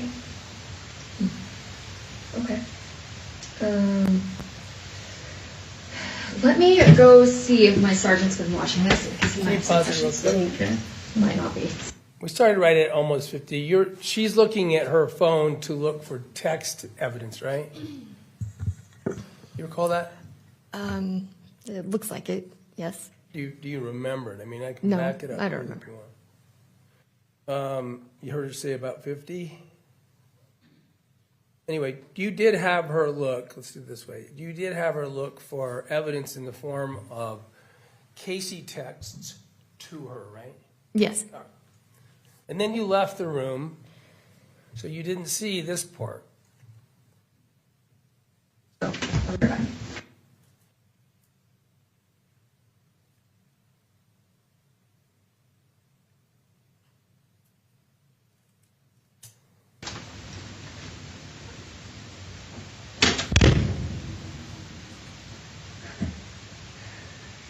So there's somebody behind that mirror right there.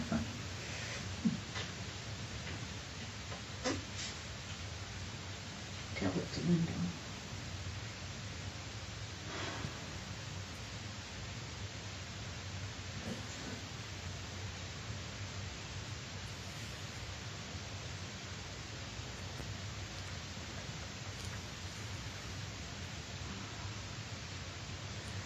Yeah, I don't get how, I mean, I was in the kitchen downstairs yesterday making my breakfast shake, and Casey came out. She was better than I'd seen her since before the knee replacement, and she let the dirty dishes pile up in the sink, and it started to stink, and I told her, that stinks, you need to get that cleaned up. She stood there next to me at the sink and did the dishes while I did my shake. And she just seemed better than she had been for a long time. She called me on my birthday. And I hadn't talked to her for a while since before that. Yeah, and she was talking about being able to get back, to work, doing the surveys and everything. So Casey wrote this. I just hate talking about this shit because it gives me anxiety because I'm scared of dying and I'm sick and I need to just come to terms with it. But they put me on hospice 4 years ago and I'm still here. All it's done is affect my mental health and it makes me feel like I'm in prison. I just want to make sure here that we understand this is Casey talking to Kylie, right? Yes. Kylie's reading a text from Casey to Kylie. Yes. Okay. Maybe that was perfectly clear, but. I'm losing my mind. And that's why it's hard to talk to Meggan because that's all she ever wants to talk about. I miss our friendship when we would go hang out and play and go shopping and do fun things and talk about normal stuff. And every time I try to talk about normal stuff, it's all about me being sick. And I'll ask her questions about how she's doing, about her life, and it's like she doesn't even respond. She just goes back to how I'm feeling and what's going on with my health. Well, those papers that have in Casey's handwriting, Meggan as the beneficiary on her life insurance, they're going to want to see those. Mm-hmm. Stop. I don't have the paper. So at that point in time, Mark is describing some papers already, right? Yes. This is the first time you've seen him and met these people, and they're already talking about papers that were in the turquoise box, right? Yes. When she changed it over, she took a picture and sent it to me, and I can't find it. It had been changed.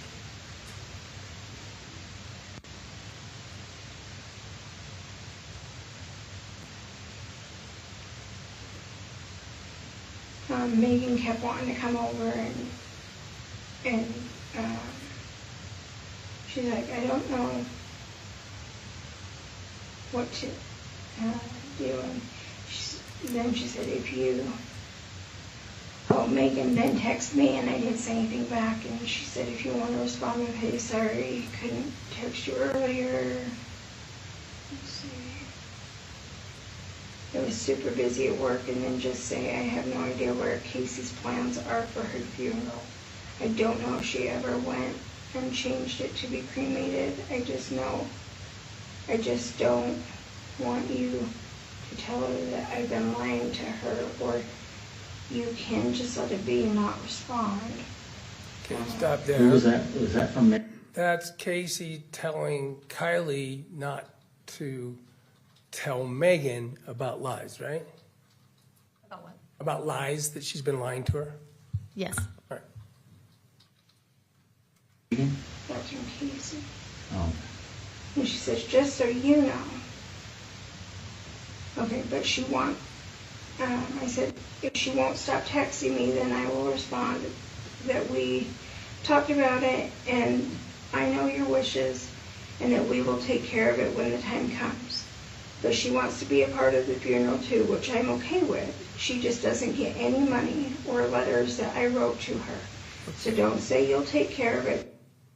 Go ahead, I'm sorry. Just let it finish. Just say, you know, I went to the funeral home and already made arrangements, but if I want to be cremated, I should probably go down there and change it. Would you come with me to do that so we can pick out jewelry? And then I would need to let them know that I'm going to have the city open up my mom and dad and put the rest of my ashes in with them, because when I arranged the funeral, I didn't have a plot yet, and I was supposed to get back to them. that's one question. I'm in Alpine. Okay, you can stop. Those plots in, So in the things that Casey is texting to Kylie includes telling Kylie that she would like to make sure that Meggan doesn't get the letters and things. That's what you heard, right? Yes.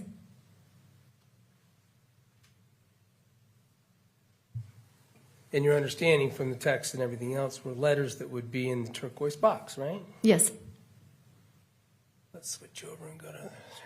Now, we already saw on Jorgensen's camera that that turquoise box was on the floor by the closet when they left the room and told Mark, don't let anyone go in there, right?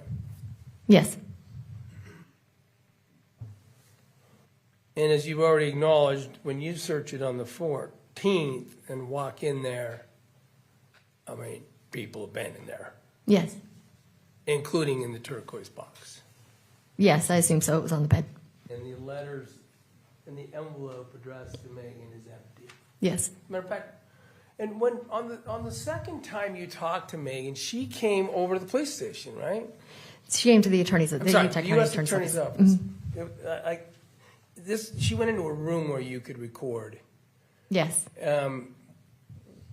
The exhibit that the jury has is actually not from the recording or the video audio that was in the room, but from your handheld, right? Yes. On that subject, real quick, why do you call it a handheld recorder? Because you hold it in your hand. But it doesn't sound like you ever used it in your hand. Didn't you put it in a pocket or something? It was usually either sitting on my my pad folio or in my pocket. Okay, let's talk about the pocket, because the jury's going to hear a recording that's all ruffled and rustled. You would put the recorder in a place that nobody could see it, right? I mean, yeah, I guess it was in a pocket. And that's what you did when you first talked to Meggan, right? Yes. You did it even though you were in a room that records when Meggan came to ask the questions in interview too, right? I don't know where I had it every time, if that's what you're asking. I had it every time. I don't know where I put it. Yeah. Why didn't you use a body cam for any of that? Because my body camera is on my my body armor. Well, but it's your policy to, when you're doing any of this stuff, to use your body camera, right? If you're on patrol, yes. If you're an investigator, you can use your handheld.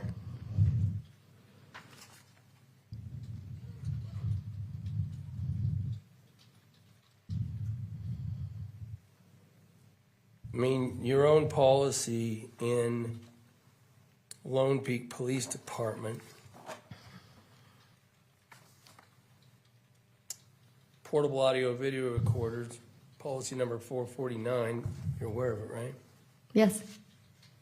Policy doesn't make any exceptions for detective work versus police work, does it? There's a portion in there that talks about carrying your recorder with you if you're, I thought it was an investigative, but it was, maybe it's, I don't know the wording. I'd have to look at it. I want to be fair.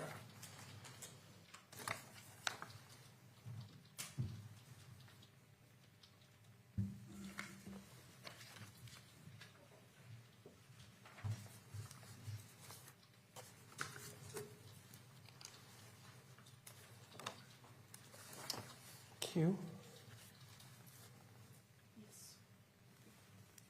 I'll show you what I'm marking as defendant's Q.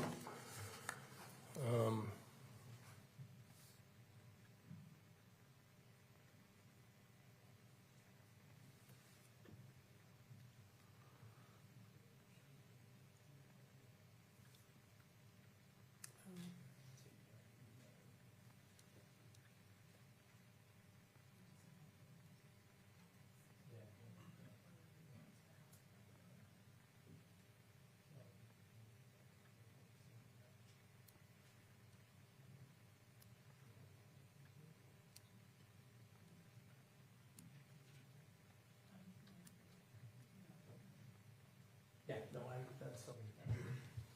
Instead of sort of going through your policy with you, back and forth here, I'm just going to show you something, ask if you recognize it as a Lone Peak Police Department policy regarding audio, video, or portable. Am I allowed to show you where it states I can use a handheld You're or? just going to have it, I'm about to admit it.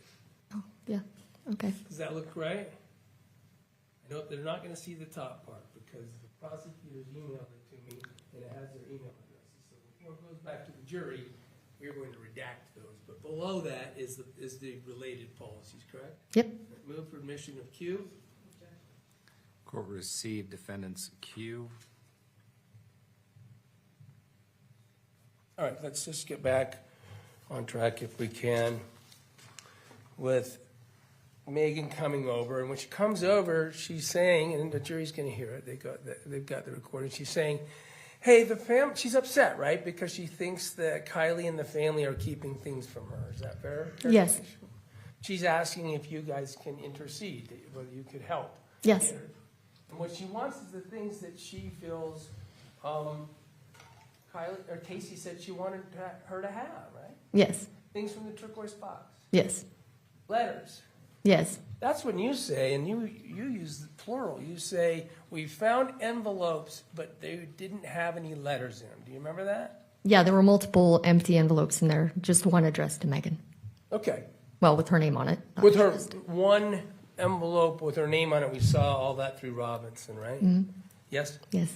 And so she's upset about that. Now let's go to what she was upset about that, right? Yes. The same meeting you told her for the first time that Casey'd been lying forever about cancer. Yes. I'm going to show you your body cam, because you did wear the body cam during searches, right? Yes, with my body armor, yes. Is it your testimony that you own that camera only attaches to body armor? No. Okay, when you brought up body armor and said you didn't use it when you were investigating, I didn't know if there was a reason. Like when you're doing detective work. Yeah, I just use my handheld. You can use a camera, though, is my point, right? I mean, I guess. Okay.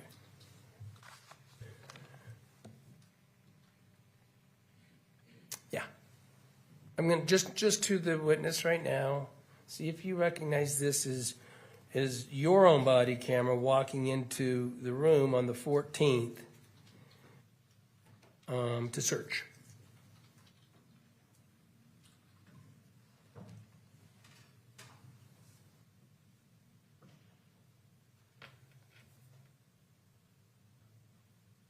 Blinken.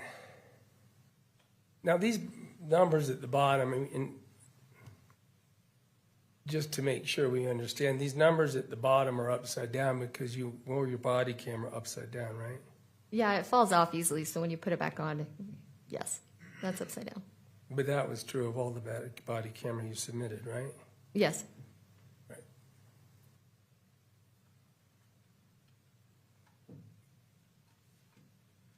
I want to play what the room looks like when you walk in.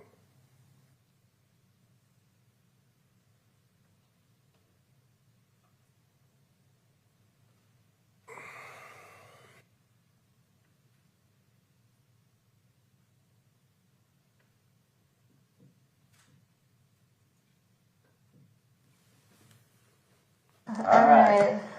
Okay, we've got this. Sorry if I leave remnants here. on your door. This is. You can just open it up, I'll scrape that stuff off. Are you sure? Yeah, Okay. we're all sweating. Right, stop. in this hall. We just saw a walkthrough. There are multiple bins on the bed. The turquoise box is on there, and it's open, right? Yes. So to run through it again, Osborne puts it on the floor, leaves. You have an interview with the family during which they're talking about Casey's desire to remove documents and not give Meggan certain things, right?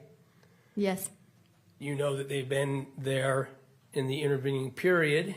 You testified about that, right? Before the 14th, they'd been in the room. Yes. And now you walk in, and it's clear that among the things that are in the room that are open, almost tossed, include the turquoise box, right? It is open, yes. Okay, you can take that down. Gotcha. Let's move to a grander sort of subject here.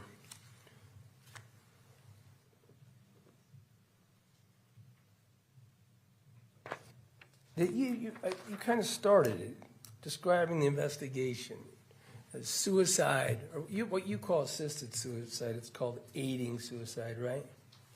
That's the law called aiding suicide. I don't want to get technical, but there's a law, and it's about aiding suicide, right? Yes. And I wanted to bring that up because the state's already admitted recordings with an interview with Meggan that you and Special Agent Hales are talking to Meggan about her liabilities, and that you can't help someone and that you can't do something, et cetera, in connection with their suicide, right? Yes. That's what you meant by assisted suicide? Yes. Okay.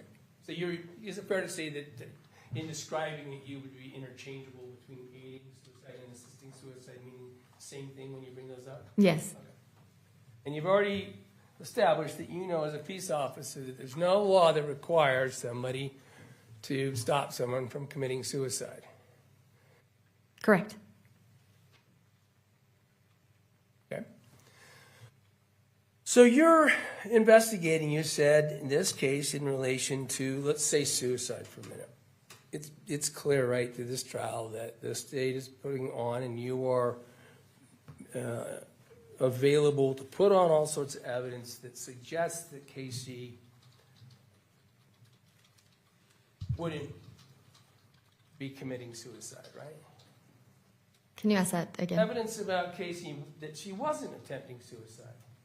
That she wouldn't be someone who was going to attempt suicide that night, right? I have evidence that she wasn't attempting suicide that night? Yeah. Don't you think? I mean, she's out buying drugs. She meets Christian the night before to get pills, right? Yes. And there's all this talk. I mean, I don't want to be insensitive, but let's talk about the dog, that she had a dog she loved. She wouldn't want to leave, right? Yes. Except for that she had plans and had requested that the family cremate the dog when she died and the dog be buried with her, right? Yes.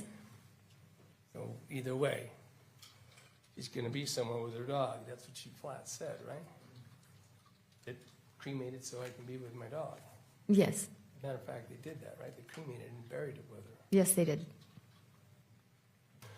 But she had talk about needs, plans, having a core, maybe having a job, things like that. I'm not going to ask you questions about suicide and what's in people's minds. Although I guess as a police officer, have you attended or had cases where you dealt with suicides? Yes. They come in for all sorts of reasons, don't they? Yes, they do. It can be sometimes if you had suicide cases where the person who did it had a good job, Yes. had children, Yes. had plans for the future, like vacations or something. I don't know. And you can add in not only as your professional work, but in your personal life. I'll ask you if you know about these things. Now, I don't want to say the obvious, but sometimes people who commit suicide, the evidence is that they did what they could to look like they weren't going to, so they wouldn't get interdicted, they wouldn't get stopped from doing it, right? I'm lucky enough to not know that in my personal life. I wish I was. But one thing we do know is that suicide would be an off-ramp. In other words, let me change that. That's argumentative. What we've already established is, for a long time, Casey had talked about suicide, right? Yes. Talked about it with Meggan. We've been all over that for a long time. But she talked about it with Matt Steller, right? Yes. You know, she talked about it with Mark and with Kyle. Yes. She did bring it up with Michelle sometimes, didn't she? Yes. And here she is getting away with all this stuff, but we've agreed that drugs are escalating, theft is escalating, and Mark is afraid that if she found about that, even he thinks she might commit suicide, right? That's the evidence. Yes. I still don't remember him saying that, but. Oh, okay.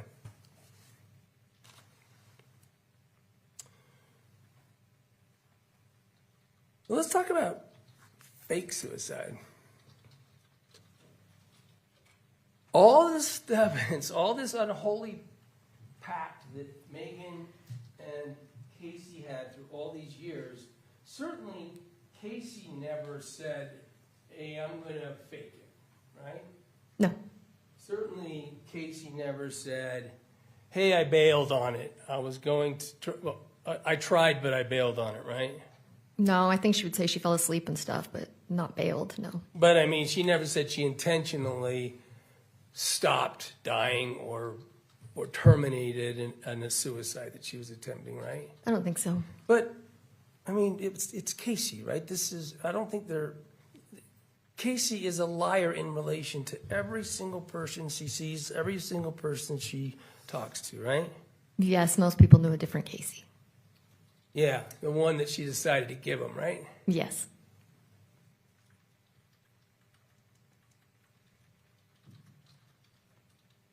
There was an interesting point. Sorry, that's commentary. There was a point that Mark himself talked about the possibility that Casey would have been maybe setting up a circumstance where she could sort of bail on the suicide attempt on the 12th. Do you remember that? I don't remember Mark saying that. Let me see if I can remind you. Let's talk about Coke. Oh, yeah. Yeah, he did. He showed us the Coke in the fridge, and he said that she might use that if her blood sugar dropped too low. So let's play it now that you remember it. You're going in to set it up. This was on the 19th when you were going to go pick up the Fanta box evidence, right? Yes. You were going to search the car and did. Yes. You went out, and we already saw the video. You went out and saw the Fanta box and stuff. Right? Yes. Do you remember you also then talking about the theft and what the family could do to give case numbers and stuff? Yeah, that was at the end of the day, yes. At the end of it, right? was, yeah. And then let me set this up because this is already in evidence. We know that there was Coke bought the night before by Casey, right? Yes. And we know it because of, I think, 34 and 35. We've got this grocery list, right? Yes. It looks like it has goodies and treats like Meggan described. Yes. Okay? And it also says Coke, red Coke. It's in evidence, but it says to make sure to buy the red Coke kind. Yeah. That has sugar in it, doesn't it? Yes. Not the zero Fanta that she's used to, right? Correct. Sugar, zero Fanta is not going to affect your blood sugar, right? Right.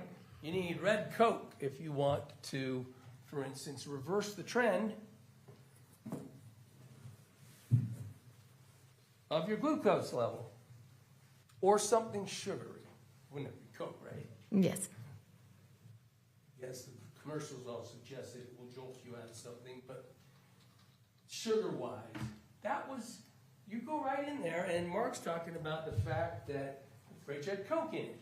Like a six-pack, you never showed it on a picture or your body camera or anything, right? Oh, I believe we saw it. They're bottles. It's like a 6-pack of bottles. Well, Hales looked in, but it didn't get captured on your body cam, right?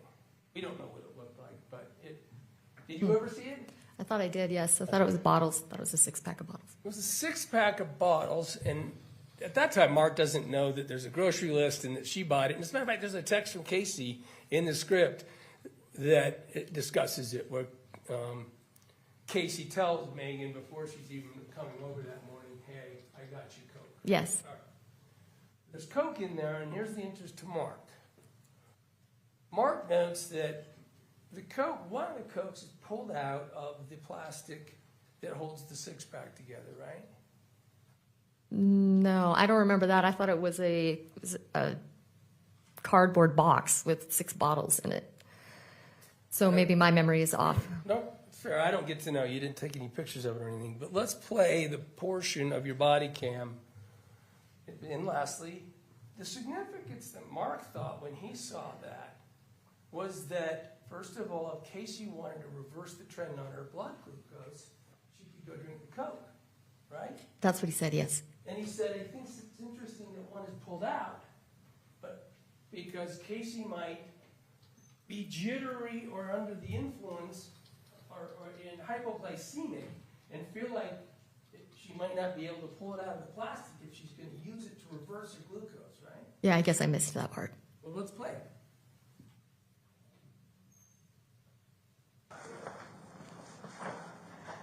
That Fanta drink is what she drank. Stop there. That's She never, ever Sergeant drank. Special Agent Hales, right? In Yes. the red shirt, red and gray with the stripe. Yes. And Mark, of course, showing Special Agent Hales didn't work for your office. He never wore a body camera, right? As far as you know. No, I don't think so.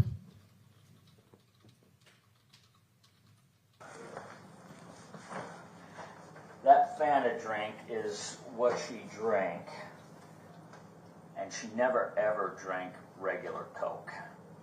And this shows up in the fridge, and what I'm thinking is that if she had planned to do this, this was her backup plan. If she had injected herself with the insulin and then changed her mind, this Coke was here to... Is it being published? Reverse it. Yep.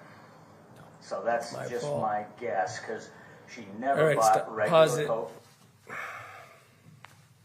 Lawyer error. Do you recognize this as representing this scene that we've been talking about? Yes. All right. I'll bet everyone was confused when I was pointing out the color of Special Agent shirt. I'm going to turn it back to the start, and I'm offering for this illustrative purposes. As a matter of fact, now I'm going to move for this clip to be admitted as defendants are. Ms. Thomas?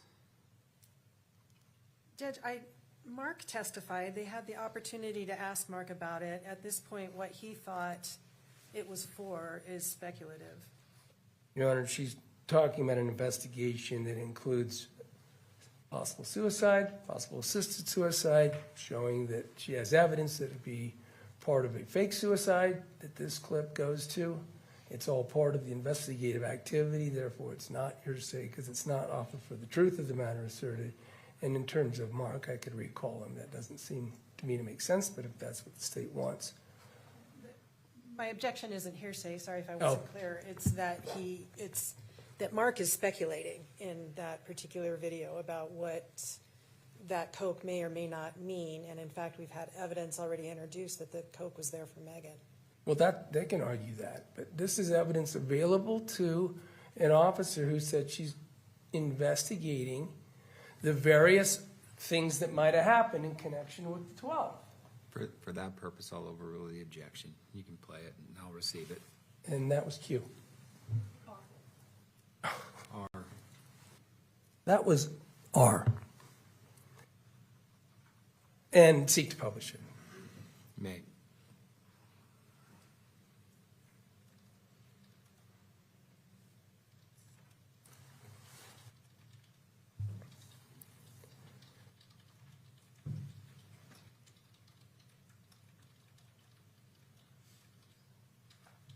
Oh, yes, play it, please. It's published.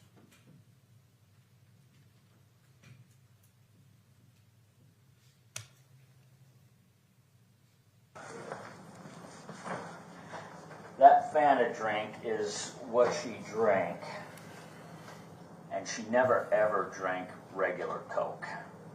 And this shows up in the fridge, and what I'm thinking is that if she had planned to do this, this was her backup plan. If she had injected herself with the insulin and then changed her mind, this Coke was here to Reverse it. Yep. So that's just my guess, because she never bought regular Coke before, and all of a sudden this shows up. Okay. And she pulled some, I'm guessing it was her, but pulled one out of here, so it was ready to go, because, you know, if your blood sugar crashes, sometimes you're not coherent to the point that you could actually pull that out of there. Yeah. Okay.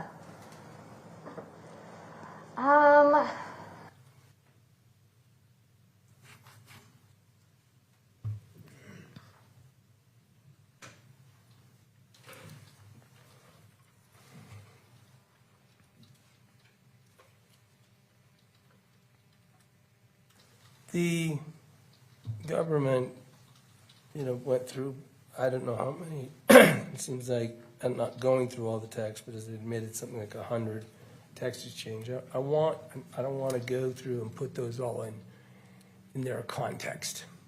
I just want to do a specific example. And take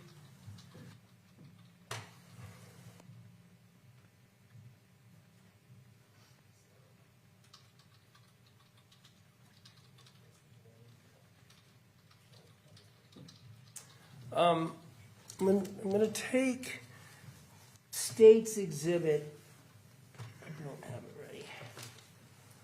ready, 57.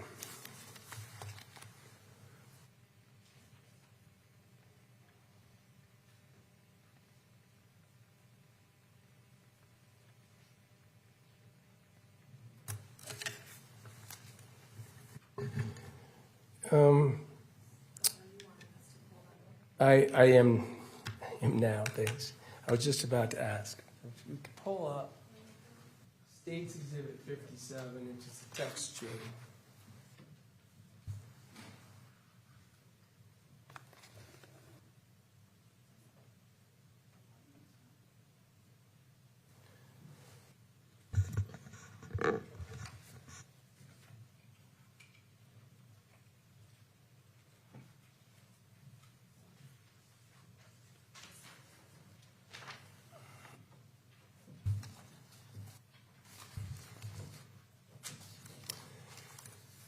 All right, so this, and it's, can we publish it? Oh, it's published.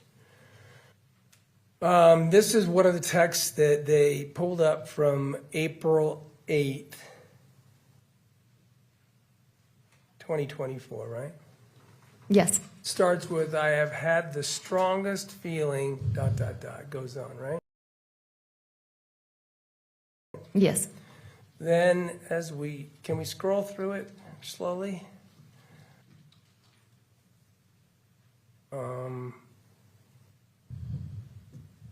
Let's just pick out, sorry I didn't see your text is one of the things. I hope you have a good night at work is one of the bubbles, right? Yes. Sneak into the bathroom and take extra talk we're seeing, and things from Casey back. I will, just trying to identify some of the content in this Exhibit 57 by the state.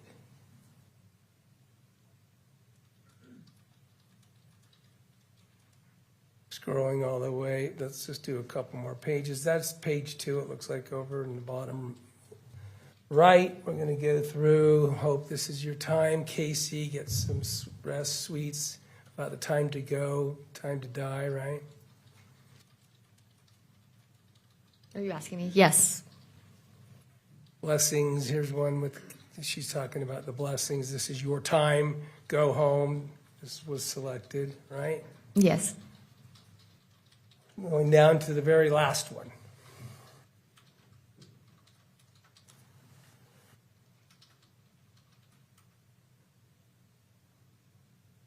Ending in, you know I love you, from Meg to Casey. You gotta let go of me and go home, right? Yes.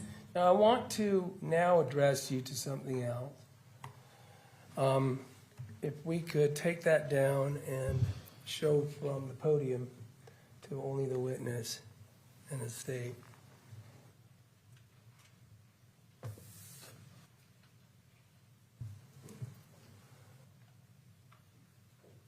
See that in blue, that is, do you recognize this as a different form of it? Well, this is the extraction report that you look at, right? I don't recognize that format, but it looks like a extraction format, yes. And you were given extraction reports. I'm not saying you were given this one. I presume you were, but if you didn't, this looks like extraction reports that Sightseeing was able to give you, right? Yeah, I don't recognize this format. But yes. Okay. And if you look at it, it matches at least documenting the text messages back and forth from Casey to Meggan and vice versa, right? Yes. And the very first one on this that is highlighted in blue is, I have had the strongest ... right? Yes. That's the first text in State's Exhibit 57, right? Yes. Let's go ahead and scroll down to the bottom, very bottom of what I'm showing you. Oh, it's on my computer, dummy. I'm going to scroll to the bottom, and you see text number 20,971 that says, "You know I love you, the biggest, you've got to let go of me and go home." Yes. Blue, that is the last text on State's Exhibit 57, right? Yes. All right.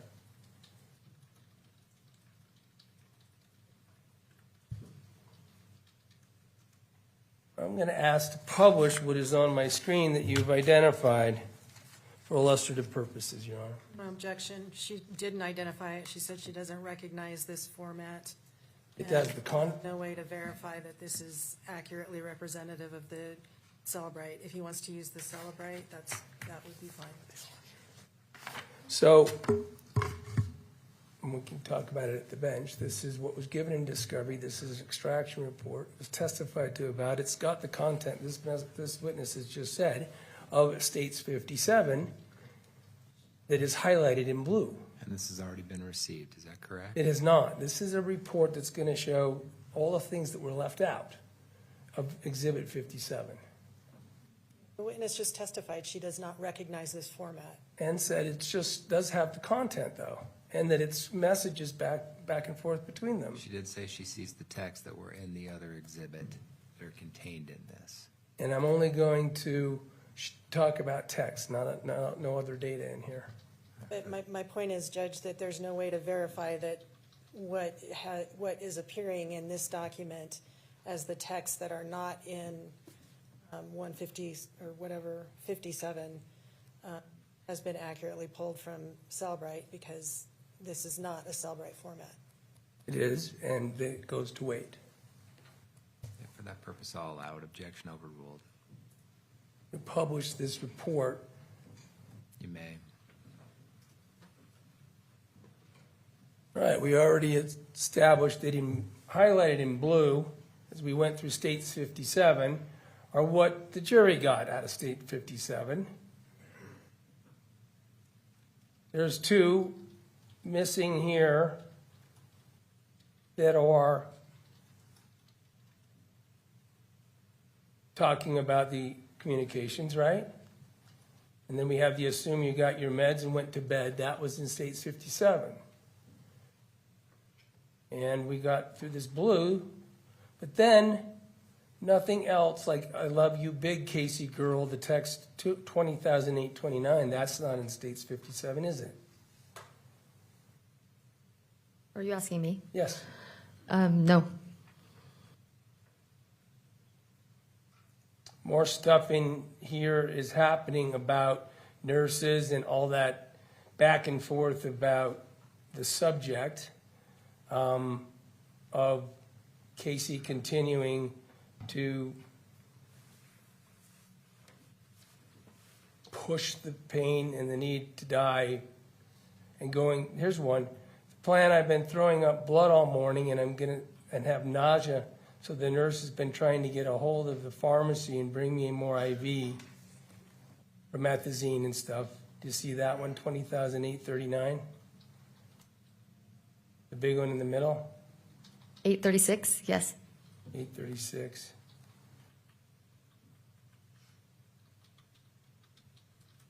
This is highlighted in orange. It is not in Exhibit 57. She's talking about having a rough day, throwing up blood and stuff again, right? Yes.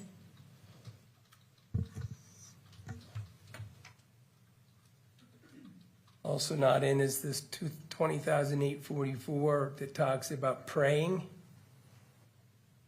Correct. and asking Meggan to just keep praying, right? I just keep praying, right? Yes.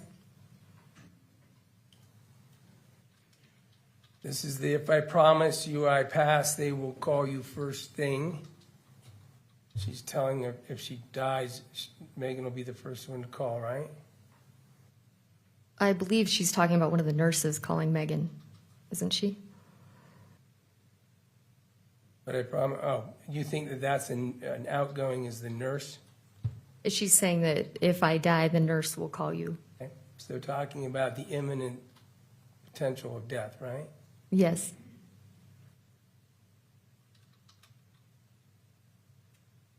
And then,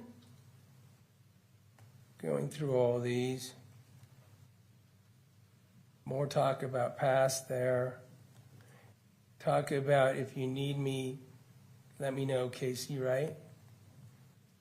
Sorry, I might have moved off that too fast. Yes. I'm here if you need me. That's that common theme we talked about. She would offer to come, but she didn't say she's on her way, right? Not in that one, no. In some, she said, I'll help. She described in her interview that she meant was be there for her, right? I don't remember help. that. You don't in the remember talking interview. about that word even in the third interview? Oh, in the third interview. Yeah, she said that she would help her with a lot of things, I believe is what she said. And it would help her if she was present, that it would help Casey by being present, right? She didn't tell me that. Well, the jury has the recording.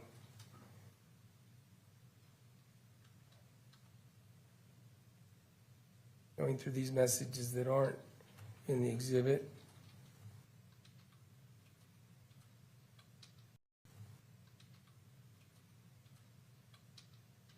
(2009-19), not an exhibit, is Casey again thanking her for checking in all the time and being there for me, right? Yes. This is just opposite of what she's telling the family, that Meggan's always bothering her about dying, and she tries to avoid Meggan, right? Yes. Meggan, say I'm here for you always. I'll scroll down here.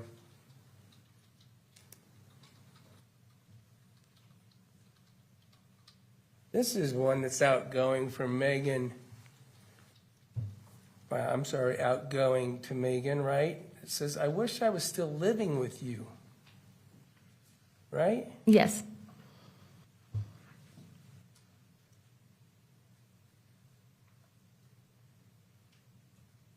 Talking about if she's dying alone and doesn't want Meggan to think she broke her promise to be with her when she died, right?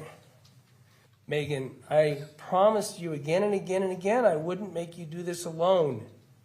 I feel like I've let you down and broken my promise. Let you die is what they're talking about, right? I don't know what they're talking about. Sorry. This is all in the context of her dying, right? That was the purpose of, that was the content of States 57. Do you recall? Do you? I'm trying to read it. Oh, sorry. It just says, I feel like I've let you down and broken my promise to you. I'm not sure what she is referring to. Are you saying they're talking about Meggan not being there for her suicide? I promised you again and again, I wouldn't make you do this alone. The constant conversation they're having is that this is die by suicide, right? Yes. Okay. And that she's let her down by not being there. Yeah. Okay. Now, this is a part that's left out I want to address to you. Because this is, I'm going to have you look at the highlighted portion and just look at it and read it to yourself for a second. Because I know it's published. She talks about a Kate being alive and being close to dying, right? Yes. Now she's addressing to Meggan that she's been in a circumstance where she was around somebody or was talking to somebody about dying. Yes. And talking to her about that this person, she told her she could see her dad and grandpa in the room as she died, as she thought she was dying. Right? Kate. When Kate. Yeah. Yes. Do you know who Kate is? I have no idea who Kate is. So this could be just some fake, right? As far as I know, I don't know. But she is addressing specifically being in the room even when the person who's dying isn't conscious. Yeah, I'll try that because in the dreams it almost seems like they are coming to get me. They're so hard to explain because they're so weird, but they feel so real. But was she in and out of it? Says Meggan, asking about in or out of death, right? Or was she completely with it? I know my dad has seen people in the room when they are about to go home. That is not very typical, right? And she says back that she had learned that even when you're in a coma, she could hear me at the hospital talking to her. And she tried everything she could to let me know she could hear me. But she physically couldn't move her body to let me know. That's what Casey is talking to Meggan about, even being there for her, for someone, when they're unconscious. Right? In that text, I think in the other one she was referring to spirits in the room. Right. So a bunch of spiritual stuff, being there, being present when someone is dying, even when it's apparent that they're in a coma or unconscious, right? Yeah, she's saying that that's what Kate said. All right. We can take that down. Good. Oh, yes, I am. All right. I just want to return then to your investigative theme. I want to turn to, I think, what you've acknowledged, that you started with Meggan Sundwall in this investigation, in this case, telling her that even though she made herself look really bad in texts and interviews and deleting texts, the case had to be proven with evidence. Yes. Matter of fact, I've got a clip of some of the things you said. They would come in the third interview that is already in evidence that the jury will ultimately be able to hear in total.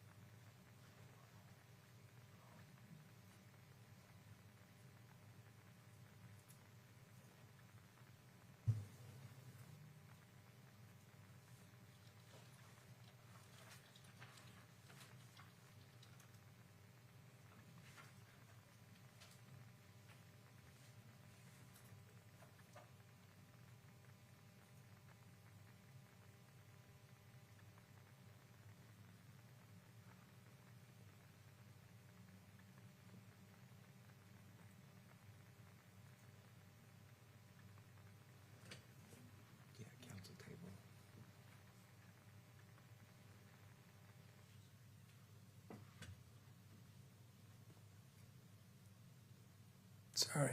Here we go.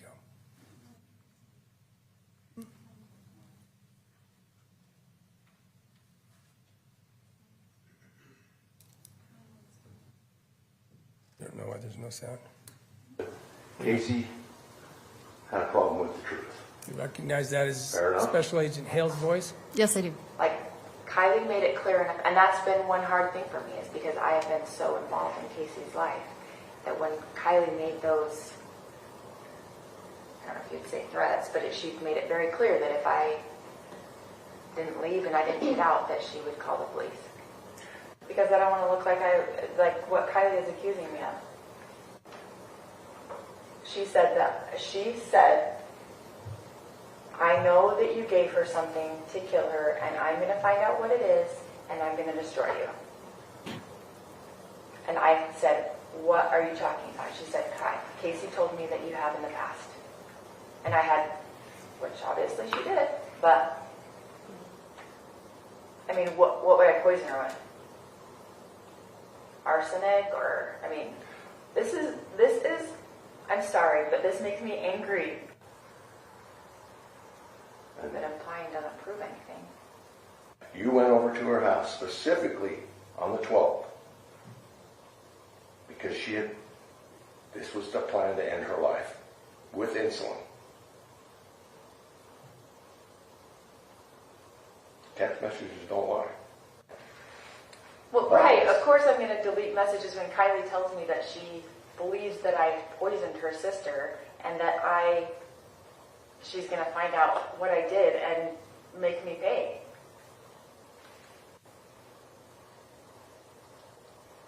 But that doesn't mean I helped her.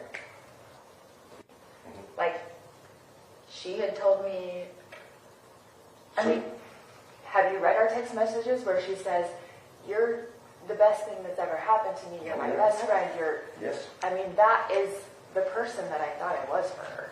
Obviously I wasn't. But I'm not looking at it, when I'm in this situation, I'm not looking at it as like, oh, I need to protect myself from the law, because I didn't think that that's what the situation was. Like, that is not, I know that would be your go-to, what you would think, but not me. And obviously, has this changed everything? Yeah. Perception. That's all it is perception. Like, because I don't want Kylie to ever, I mean, that scared me. It scared me when Kylie threatened me like that. What, I mean, wouldn't you think so? Yeah. Like Did you inject insulin into the port on August the 12th while you were there? No, I Yes did or no? not. Okay. If in your mind, if you thought that there was this other thing, you wanted to relieve her of her misery, you can't do that. You only never watch a movie. Clear it. And let's be honest. You were there. You knew this was the end. This was going to be your last day. I was there to spend time with her on her last day. Yeah. So, and that goes back to that very blunt question I asked you. And you said no. That's great. But if there's evidence to prove otherwise, we have a problem. Fair enough? And if there's not, I'll ride off into the sunset. And if we can prove through evidence that you did, Oh, it's terrible that, from your point of view, right? Like, I mean, you trusted her, she was your best friend, and this is what's happening. And just, I don't even know what to say about it. Like, none of us do, you know? Like, it's all shocking. the next stage of this is going to be waiting for evidence. And there's nothing, I don't know how to make it any softer.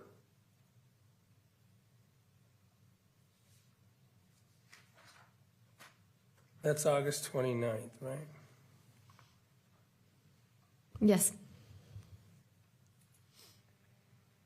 when the government charged her and you arrested her nearly 8 months later, didn't have any DNA, right?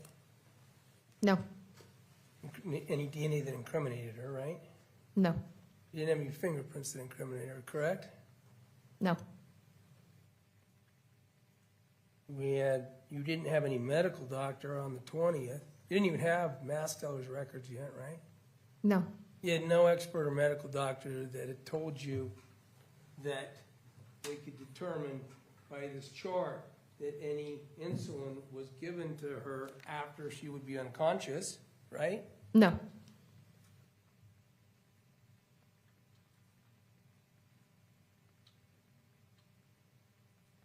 Thank you.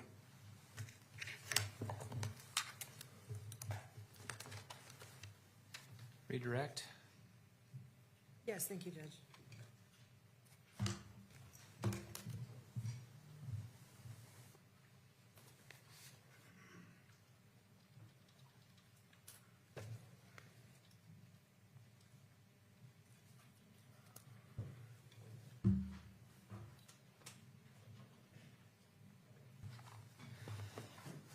Do you need a break? I'm okay. Okay. I don't know if they do. Are we okay, Judge? Keep going? Yeah, we can go for a little bit. Okay. Does anybody on the jury need a quick break? All right, we'll keep going for a little bit. Mr. Williams just ended with, you had no DNA, no fingerprints, no medical opinion. What did you have? I had a lot of timeline information and text information. And texts are evidence, correct? Yes. Our texts, what did you consider to be evidence? Sorry, I'll let the judge rule on the objection. If you could re-ask the question. Thank you, Judge. The phone, the forensic. Let me re-ask the Okay. question. What evidence did you have? The forensic download of the phones. You had her presence at the scene where this happened as well, right? Yes.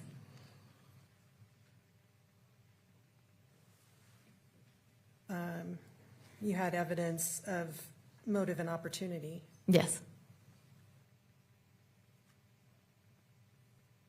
Let me go back. I'm going to sort of follow Mr. Williams'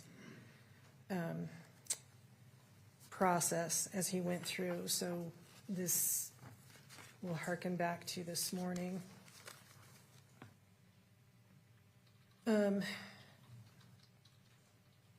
He had asked you about the ME's, the medical examiner's determination that this manner of death was undetermined. Do you recall talking about that? Yes. And it was also fair to say undetermined in your own mind when you started this investigation. Yes. Sustained. What was the status of your mind when you started this investigation? When I started the investigation, it appeared to those on scene that it was either suicide or foul play, so I started from there. And what did you have that the ME did not have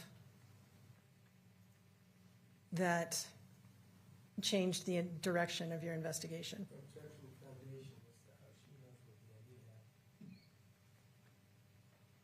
Ms. Thomas? She's been here throughout. She heard what the ME just testified to him receiving and reviewing in preparation for his report. And she knows what investigation happened after the ME's report was written and communicated. Overruled. I'll allow it. I had interviewed people that he had not interviewed. I had gone through both phones very thoroughly and found information in there that steered the direction of the investigation.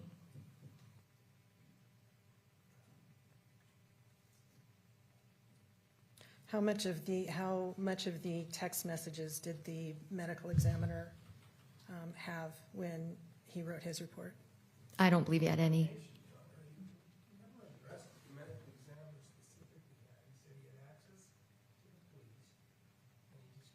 general terms what he had. Nobody ever indexed it in this court what he had. And I don't believe that she asked this witness what's in his file, she's gonna know. If she does, that would be lay the foundation. The medical examiner testified to what he had, and he testified that he did not have any of the text messages. The question is what she knew about what was in his file. That's correct. I'll sustain the objection. Were you aware of whether the medical examiner had been provided by you as the investigator with any of the text messages that were involved in this particular case? No. No, you're not aware? Or- No, he did not.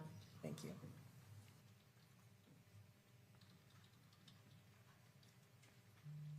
You testified with Mr. Williams that suicide was mentioned throughout the messages between Meggan and Casey. Yes. Was the word suicide used between them?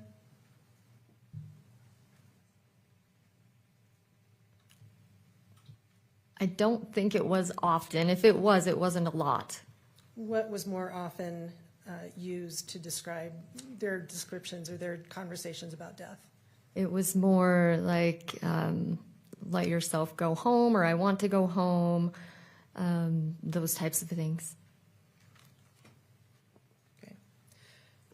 And how many of those types of conversations also appeared in other messages that you reviewed from other people other than Meggan? None.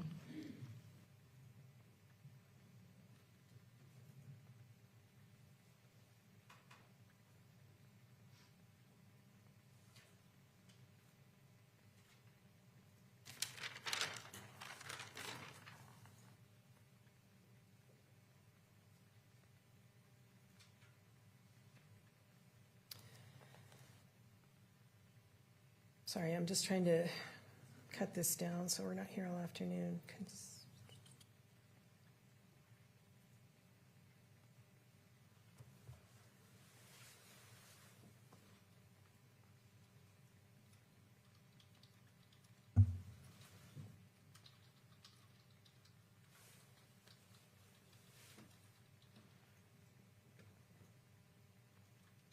The last thing that Mr. Williams played was Richard Hales, Special Agent Hales, saying if there was no proof, he would write off into the sunset. You recall that testimony?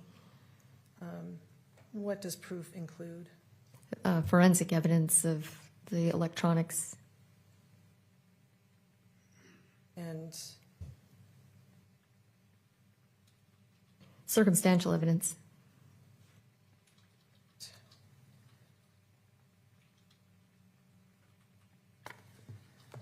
I'm trying to interpret my notes, I'm sorry, to be.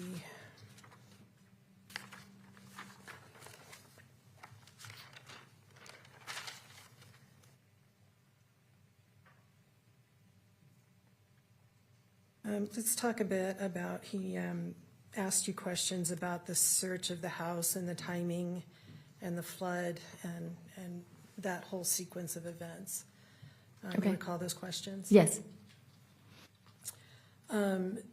Your search of the room, of Casey's room, was on August 14th, correct? Yes.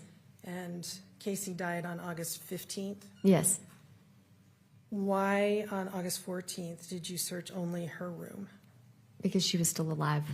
And what difference does that make? She has rights. She was paying rent. If she had just been living there without contributing to the household, we could have just received consent. But because she was paying rent, she has certain rights, and we needed a warrant. Consent from whom? The homeowner. All right. So in your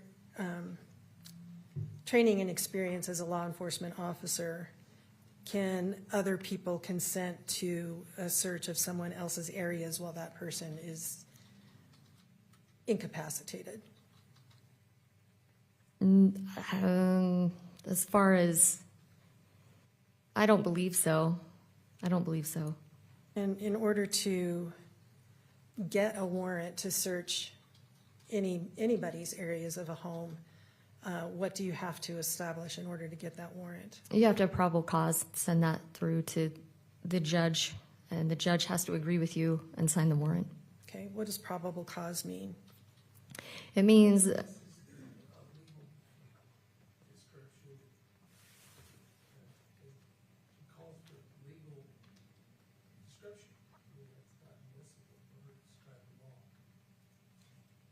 I'm asking in her experience as a law enforcement officer what she has to establish in order to obtain a warrant. It's not her decision, so it's the legal conclusion made by a judge. I'm just wondering where we're going with this. There were questions about why she didn't search Kyle/Mark's room, and I'm wondering if there was any probable cause to have obtained a warrant in order to search Kyle/Mark's room. That's just going down the rabbit hole of what would have been a legal conclusion, a legal determination. We're going to get into whether or not she's correct, whether or not she can gain consent, which I thought I had asked her about. I'm gonna sustain the objection. Let's move on. Thank you.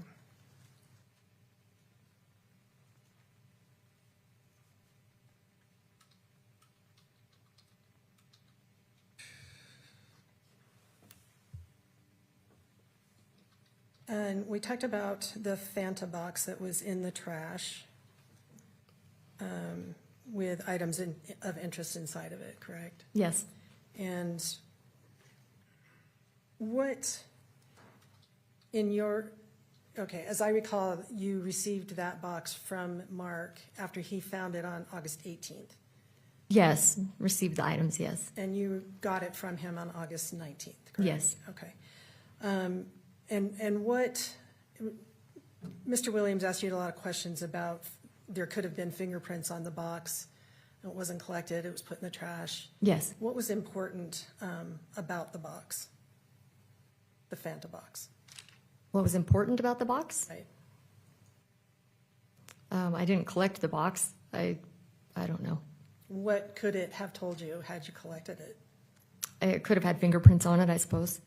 All right, the fingerprints of the person that threw it away. Yes. Does it tell you anything to not have the box?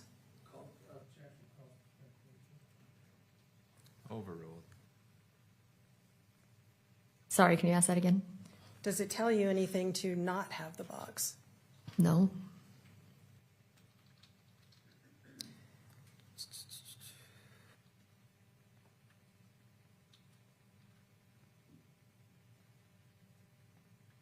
What reason would Casey have to hide her trash inside that box? Did you get any indication of that from when you talked to Mark? It does. I'll sustain it.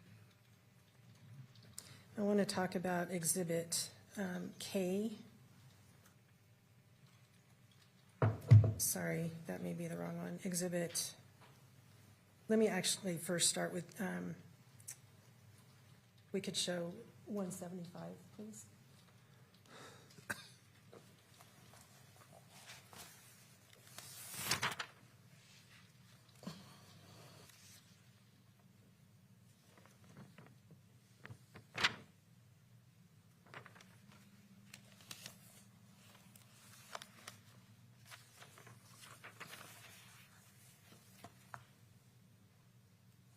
Okay, it's going to say. Do you recognize this document? Yes. What is it? It's a chart I made to show that the Lone Pea Police Department has an item number. There's an exhibit number that the court places on the item. The crime lab has a number for that same item, and then the FBI had an additional number. So each thing has at least 3 numbers. All right, and why did you prepare this? So that it would be a little more clear for the jury when they were looking through the evidence. As to what item from which agency came from what location? Yes. State would move to admit Exhibit 175. Go ahead. When did you prepare this? It was Monday. Did anybody assist you in preparing that? No. State moves to admit Exhibit 175. Court receive states 175. Okay, so let's turn to Exhibit N, which is a paper document, but we do have it in a documentary format for the jury. And we agree that is the same thing you've marked as Exhibit N? Yes. All right, That can be published. thank you. If we could scroll down to the second page, please. And further down, under, okay, please stop. Under methods of analysis, well, I'm sorry, can we go back up to the items submitted? So items under agency item 20 were what? The items in the Fanta box. All right, that included both the syringe and the glass vial. Yes. All right, and the crime lab then gave those items its own numbers, correct? Yes. And that was what was reflected on your chart? Yes. All right, now if we could scroll down to results. Okay, it says the cuttings of the swabs from the syringe, which is Q1.1.1.1, did find that it was likely that it originated from Casey Terry, correct? Yes.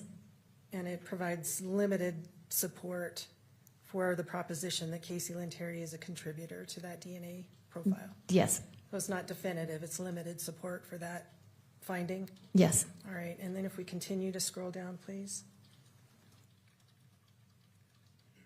Under disposition of evidence, oops, sorry. Can we go back up again? Under methods of analysis, could you read that third line down for us? No DNA was detected on the following sample, therefore no further testing was conducted. And what was the sample they're referring to? The cuttings of swabs of glass vial. So there is no DNA found on the glass vial, correct? Correct. Okay.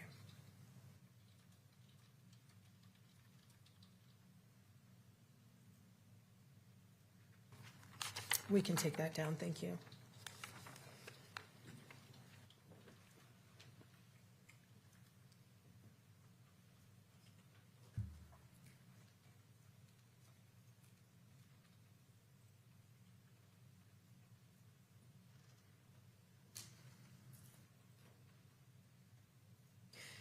Mr. Williams talked to you about Casey's unlawful use of medications, prescription pills, trading them with other people.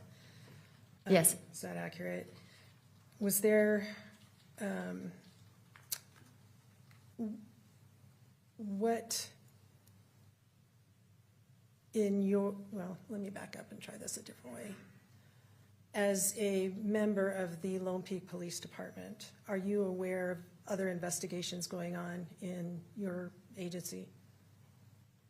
Yes. Was there any investigation going on at any point up until August 12th of 2024 investigating Casey Terry? Overruled. No. And those text messages that he referred to where she was trading different pills with different people, including Christian Clements. Those are all pills, well, let me rephrase that. What pills could be and are frequently used to die by suicide as in your experience as a law enforcement officer? Let's lay some more foundation then. You had testified previously with Mr. Williams that you had experienced, or not experienced, but investigated, been involved in a law enforcement perspective with acts of suicide, correct? Yes. And have some of those been from overdoses? Yes. In your experience as a law enforcement officer, what types of substances are used for overdoses? A lot of times it's anything that they have at hand. Would that include oxycodone? Yes. Would that include Xanax? I don't know. Okay, not in your experience, Not in my experience. but oxycodone. Yes.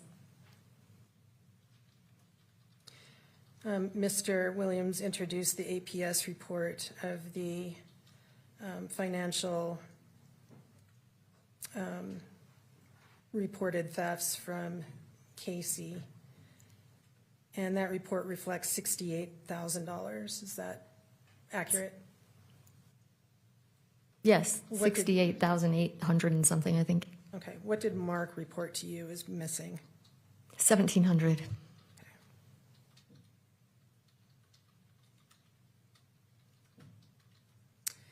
He talked about the insulin syringe that was found in the Fanta box was being in Casey's garbage out on the patio. Do you recall that? Yes. On August 12th, 2024, who else had access and was known to go to and from that patio during that day? Meggan. She went in, she went out, she took out the dog. Yes, correct? she told us she walked the dog several times. And, Or took the dog out several times. and who had access to that turquoise box during that entire day on August 12th, 2024? Meggan.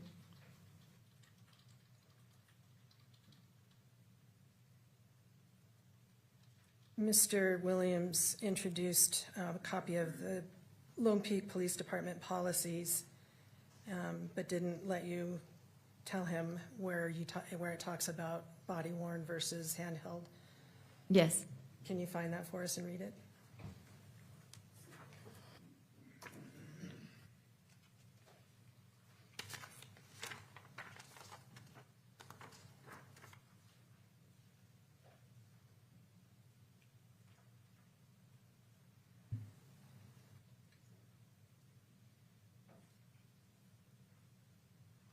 Any member assigned to a non-uniformed position may carry an approved portable recorder at any time the member believes that such a device may be useful. Okay, thank you.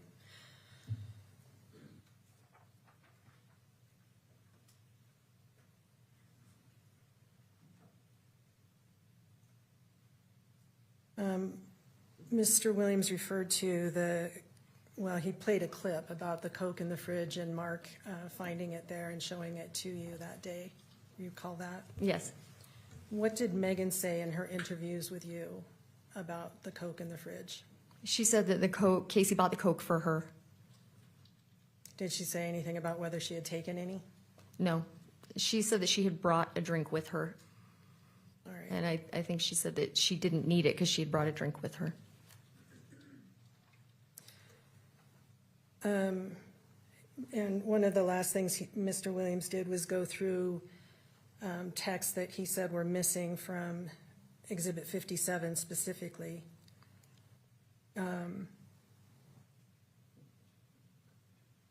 Did you happen to know where Exhibit 57, what time of day that starts? No, I didn't notice. Can we show that? It looked like it was over several days, though.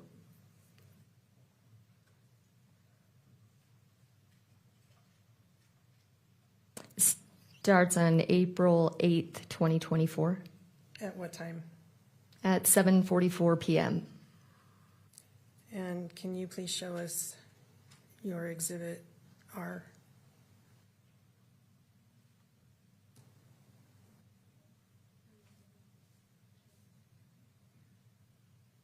You're asking defense to show it. Yes, the exhibit they introduced.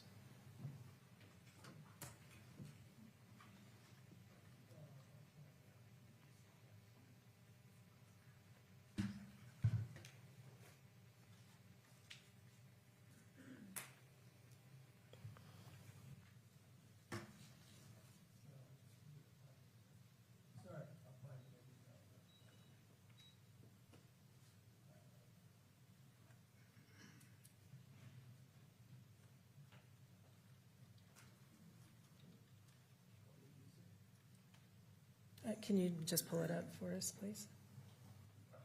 It's coming up. Well, scroll to where you said It all can of be those published. texts were excluded. Sorry, Judge? You want it published, right? Yes, please. So we didn't receive this, it was for illustrative purposes, correct? Oh, that's right. Yeah, I think that's correct. I can move it in, Your Honor. We'll do so now. No, I'm going to object to moving it in, but let's go ahead and scroll down to where you, okay, then we can take it off the publishing, and I can ask her about the time. It's been published, I think it can be published as a I'll talk it later. Yeah, it's been published before. Yeah. You can go through it, Ms. Thomas. Okay.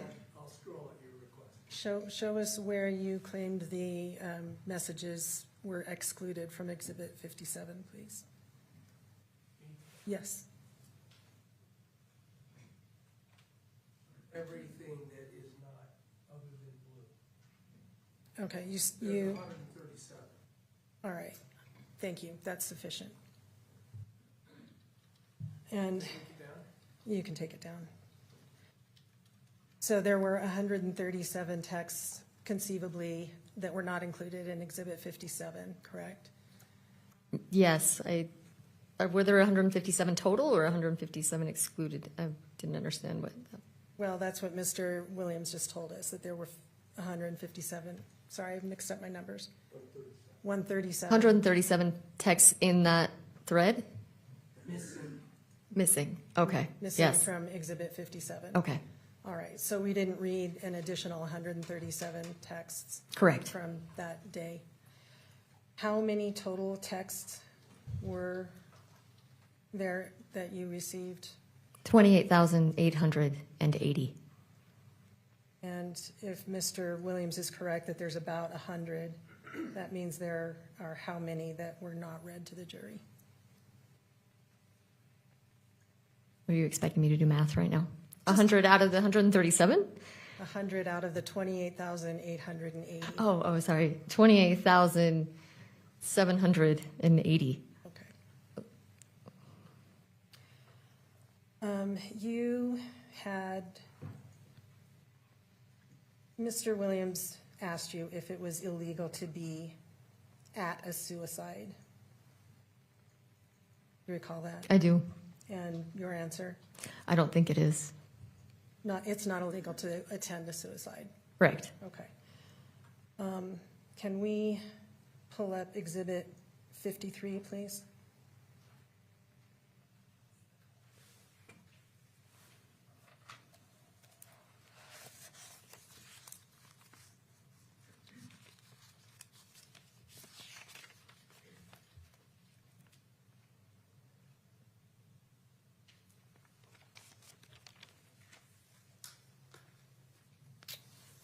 After reviewing that text message, what does that say to you about whether she's attending or doing something else? Objection, this calls for the confusion, Your Honor. It's argument. Ms. Thomas?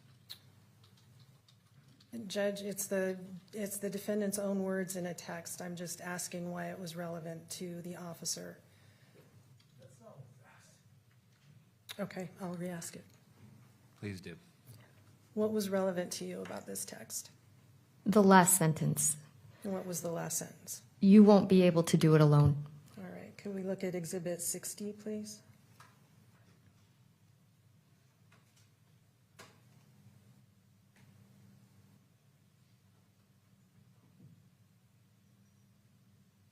Keep scrolling down.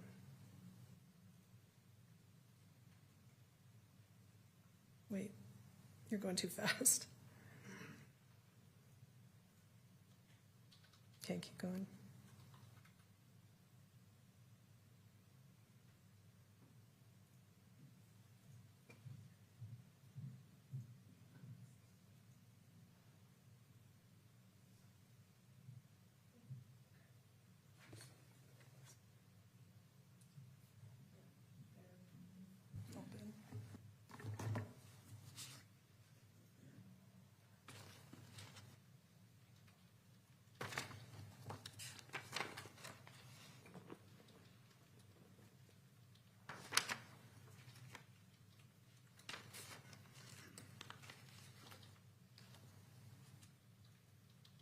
Okay, go down to the third from the bottom, please.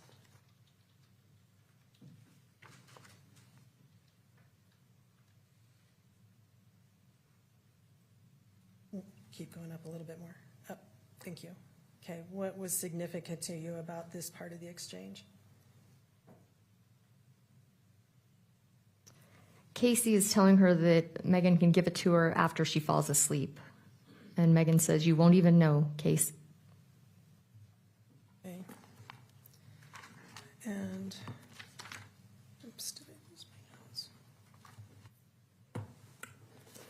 Could we take a look at Exhibit 70, please?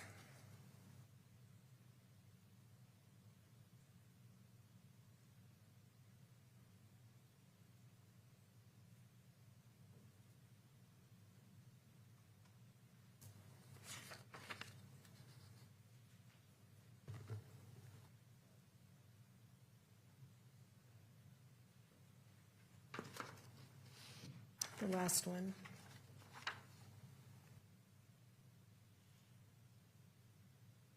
Meggan says, "Do you want me to come over and do it?" And they were talking about what specifically? I believe putting all of her meds into her port. Okay. And why was that significant to you? Because Megan's offering to do it for her.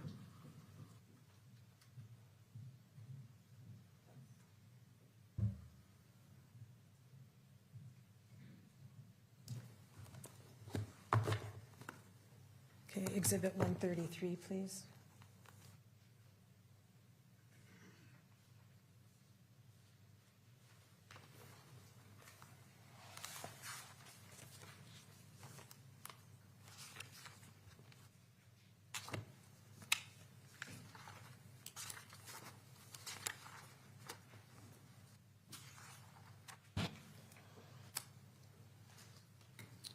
We could look at I think it's the third one down. Okay, stop. Would you read that one, please? The one that starts with "How did?" Yes.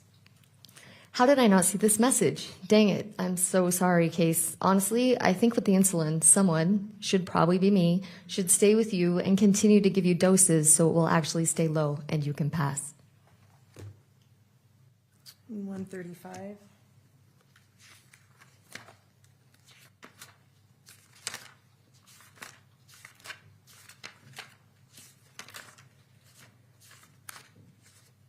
Counsel, are these new text messages that are being read, or are we treading the same ground?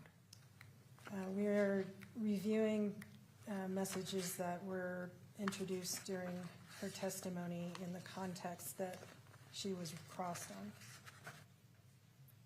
So we're treading a lot of the same ground, it feels like. I'm really worried about time. I'm gonna let There's you just do two it. more. I'm gonna let you do it, but I understand, You Judge, gotta- there's gotta just two keep more. moving.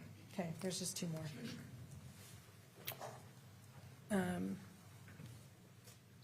All right, and what did they say on this one? What did Meggan say? says, "Case, can you get the insulin? They are keeping you off for 48 hours. Let's try it. I'll come and help you and give it to you regularly and see if it works." All right, and the last one is 137.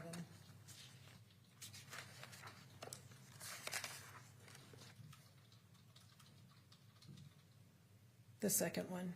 "Do you want to take some promethazine when I get there so that you are asleep when this is happening?" Thank you, that's all the questions I have. anything else, Mr. Williams?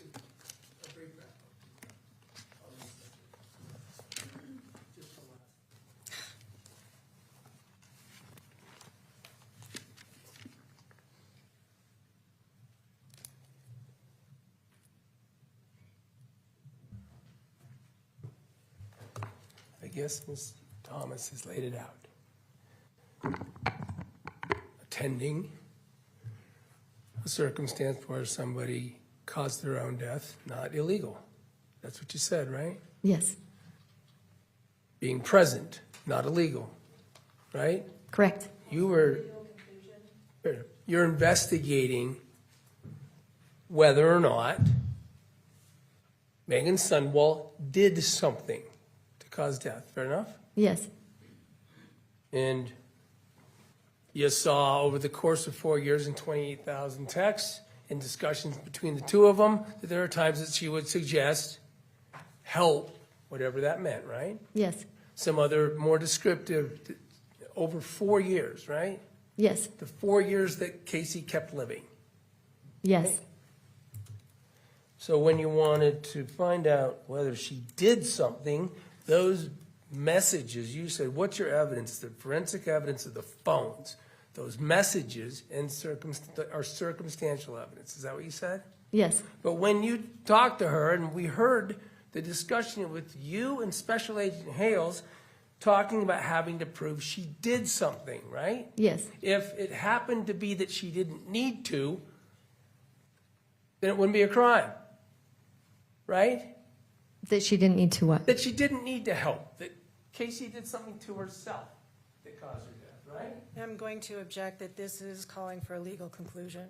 Talking about the nature of her investigative evidence and what she had. As was I. I'll allow it. Can you re-ask? That if it turns out that Casey died by only things that she did to herself, suicide, fake suicide, but things she did only to herself, that Meggan didn't do, and it happened to be the case that she died, Casey, from what she did, then you don't have your crime, right? Can you reword it? If Casey did whatever caused her death to herself, then no crime, right?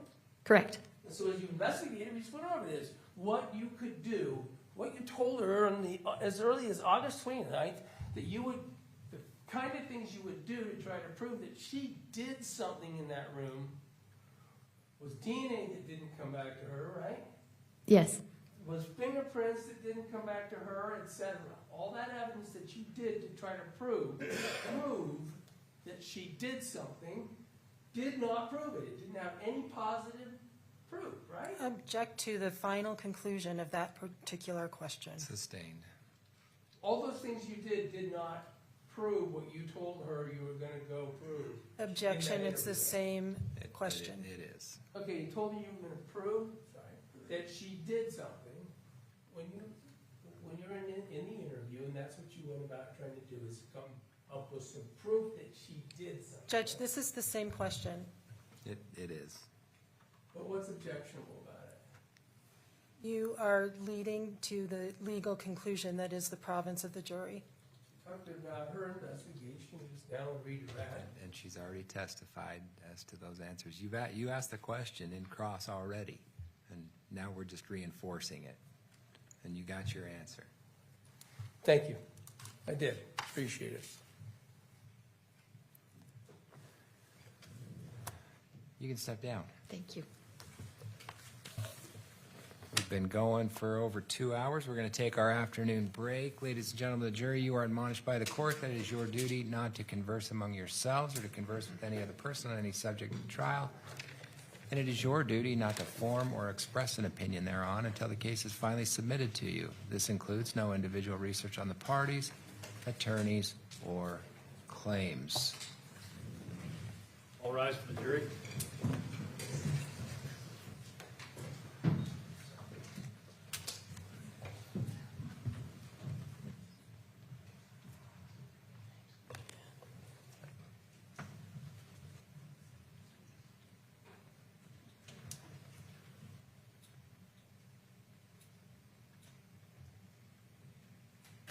Please be seated.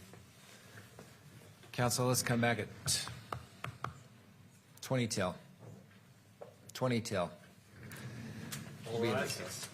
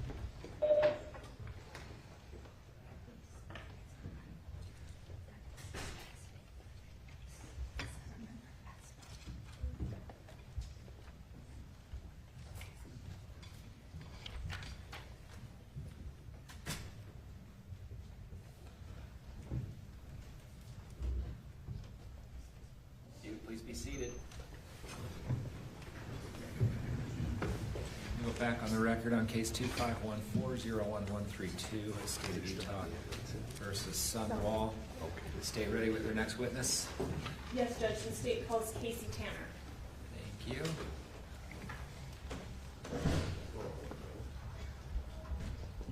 Please come forward, sir. We'll get you sworn in. Come right up here.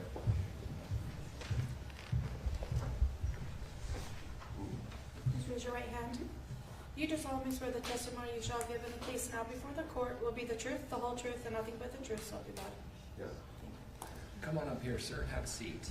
Okay.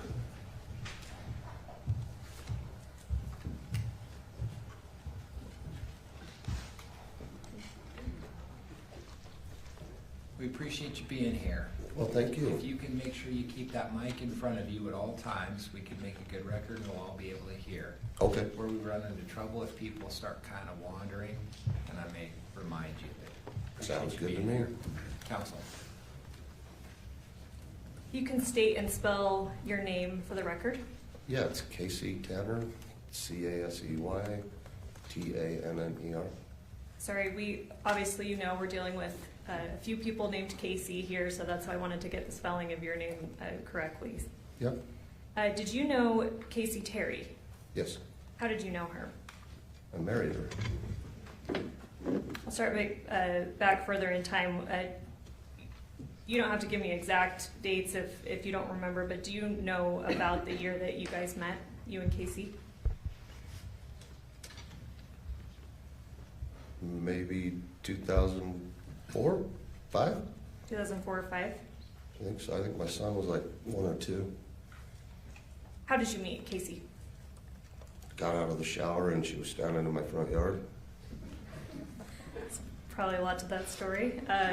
Did you guys hit it off pretty immediately, or what was your relationship like at the beginning? Yeah, she was cool, lady. Yeah, we had fun and then hung out and then got married. Do you remember what year you got married? The first time? No. Could you give me a ballpark, or you just don't have much of a memory? We had ugly orange chairs for the wedding, so it was around Halloween or Thanksgiving. Okay. That was all I remember. You don't remember the year, though? If you would have met her in 2004, 2005, does that help orient you in time, or you still not get over? Yeah, I still don't remember. Did you remain married to Casey? Yes. Did you ever divorce Casey? Yeah, we got divorced a couple of times. Okay, I want to talk about the first divorce. Do you remember what year that may have been? Nope. Do you remember you mentioned getting divorced a couple of times, so I'm assuming you got married a couple of times to Casey. Yes. How many times total were you married to Casey? I got married I thought 3 times, but we only have 2 marriage certificates, so I guess it's only 2. Okay. Do you remember when you married her the second time? No.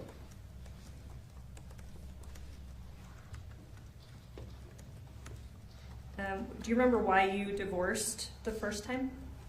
I was working in the oil field, and so I was gone an awful lot. And she just wanted somebody around, so I told her to go find a boyfriend or something, but she didn't want to do that because she had the church stuff in her head and whatever. So she said no, and then we ended up getting divorced. No real reason or fighting or anything like that. Okay, you mentioned the church stuff. So, sorry, let me just make sure I'm understanding your testimony correctly. You were away at work a lot, and so you said, if you want, go get a boyfriend, if you want companionship. Yes. It sounds like she maybe had some block to that or some resistance to that because of religion. Well, yeah, I mean, it was more of a joke with her, but she just wanted me home all the time. I says, you need to go find a boyfriend. And she says, well, I can't. I got to do the right thing. So I said, oh, okay. Okay, so you ended up getting divorced. We ended up getting divorced later on, yeah. And then at some point in the timeline, you married her again. Mm-hmm. Was that a yes? Yes. Yeah, Sorry, we're again. recording everything, and so I'll try to catch you if you say just to make sure that the answer is clear for the record. Okay. And you do not remember the year that you married her the second time either? I do not. And it sounds like there was a second divorce also. Is that fair? Yes. Do you remember why you got divorced the second time? I think it was because I went to Idaho on our anniversary. And then I asked her that morning if she wanted to go. And my son wanted to go to Idaho to see his aunt. And I went down and she was getting ready. When I asked her if she wanted to go and she said no. I said, okay, well, we're leaving. So me and my boy packed up, went to Idaho, came back, and then there was divorce papers when I got there. Okay, so from your perspective, it seemed like she was upset that you went to Idaho. Yeah, well, come to find out, it was on our anniversary that I went. Oh, I didn't okay. know that. So you screwed up. Yeah, the well, a little anniversary. bit. Come to find out, yeah. You think that maybe, or you thought that maybe you had married her a third time, but you only have documentation of 2. Is that fair? Yes. Did you maintain a relationship with her after both divorces? Yes. What was that like? We'd still call each other or go hang out or do whatever. Was it amicable? What does that mean? Did you divorce on bad terms? Was there a lot of fighting or the periods No. where you wouldn't talk a lot or at all? No, we never really fought. Would you still consider her a friend after your divorces? Yeah, I stayed friends with her whole life. Did Casey ever tell you that she had cancer? Yep, or yes. Do you remember about what year that may have been? I don't. It's okay if you don't, okay. Did you believe her that she had cancer? No. Did you tell her that you did not believe her? Yes. How did she react to that? She said she did. And I just told her there was nothing wrong with you. Start smiling and we'll go play. Did she continue to talk to you about her cancer? No. No.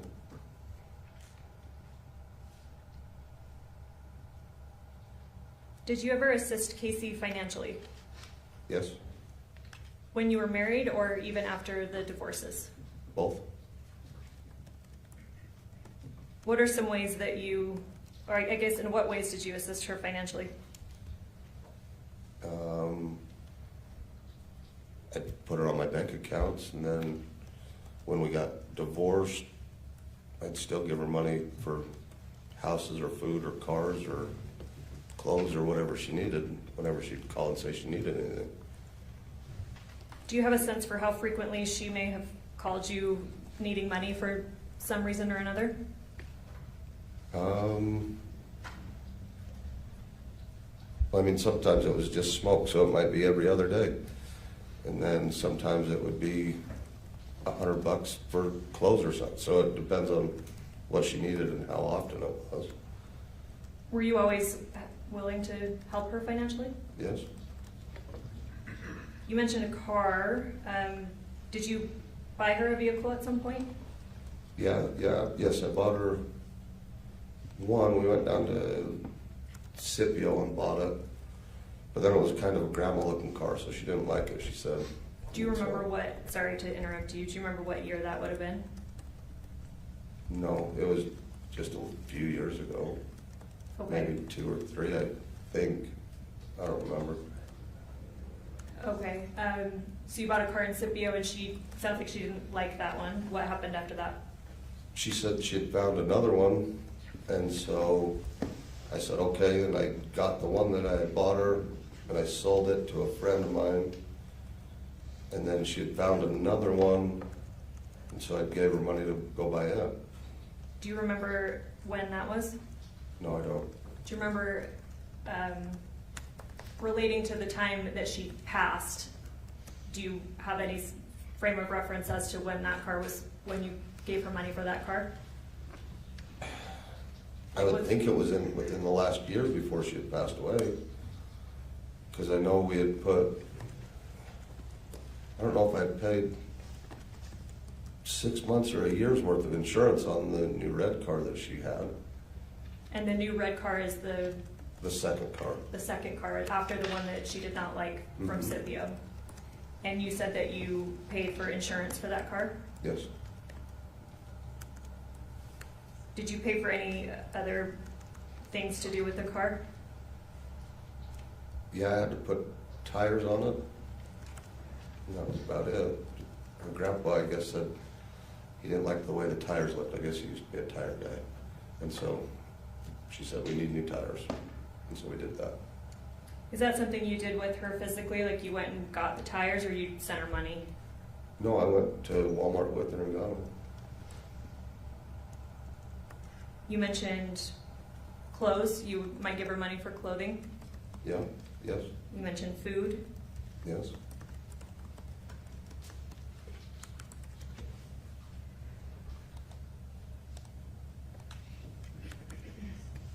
How frequently were you in communication with her, let's say in the months leading up to her death? I'm not sure, to be honest with you, just whenever she'd call or text. Would it be like once a week, once a month, once every few months? Does that give you any kind of idea? No, I mean, there was sometimes we'd talk 2-3 times a day. Sometimes it would be once every 2 weeks or something. Just whenever we decide to call or talk, or if I seen something funny, I might call or text her, or vice versa. Were you aware of her having a surgery in the month before her death? Her knee surgery? Yes. Yeah, yes, she told me about it. I went up and seen her after. You went and visited her after her knee surgery? Yes. Did you know the condition of her other knee? Yes, she was supposed to go get that one done after this one healed. Do you remember how long before her death you physically saw her? It sounds like, well, I don't know. Was that when you went to visit her after her knee surgery, or did you see her physically after that? Honestly, I don't remember. Do you remember the last time you saw her, what her demeanor was like? She was dying in a hospital bed. Sorry, before that, before she was in the hospital, from the August 12th incident, when you saw her when she was healthy, what was she like? We was just sitting, I think we was sitting up at her grandparents' house, and we was just chit-chatting out back, and she was a happy girl. She was excited that she got one of her knees done, and was able to start walking up and down those stairs again. During that last encounter before her death, did she tell you anything else about her future plans? Yeah, she said she was gonna get her other knee done, then she was gonna go get a job.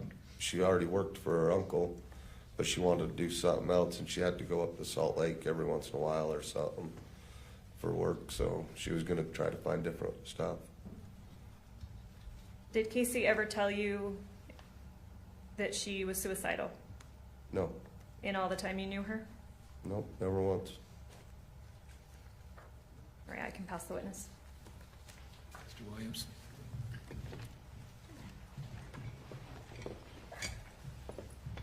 Good afternoon, Mr. Tanner. Well, good afternoon. Nice to see you. We've never met, right? No, My name's Scott Williams. well, nice to meet you. You did have Detective Barney and Special Agent Hales, the two sitting back there on that bench behind the prosecutors. Do you remember having a meeting with them? Yes, they came down to my work down in Spanish Fork. If I told you that was December 18th, 2024, would that be consistent?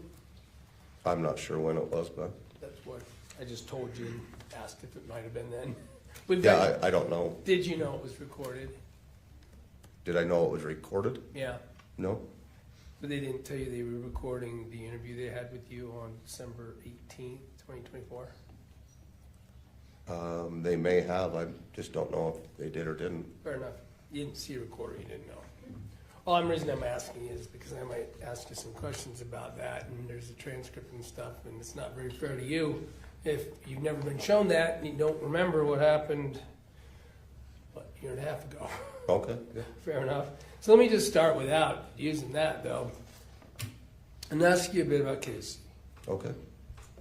Now, Casey, I think you've described her as a, in fairness, I don't want to be critical, but as a lie face, right?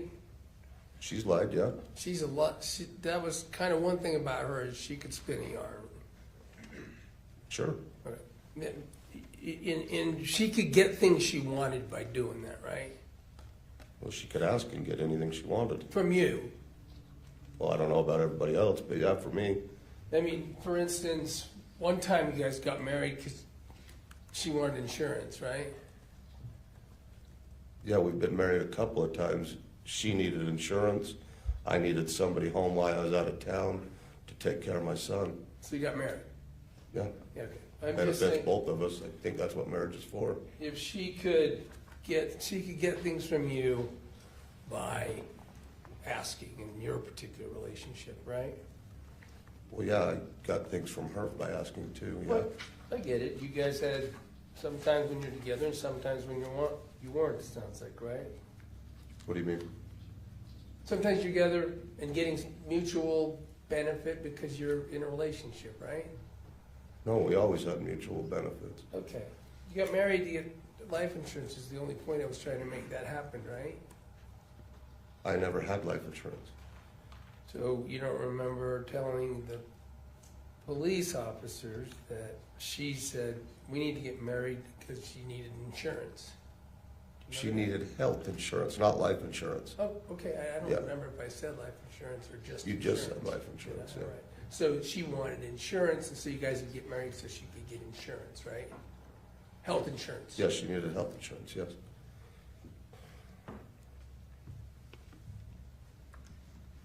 Now, she would tell you about her living in other places, right?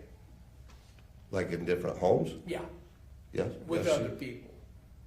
Yeah, she lived in Orem with one of her girlfriends, and then Alpine, and then her grandparents, and then with Jim and Kylie, and then with me, and then with my mom. Yeah, she's moved a few different places. Okay.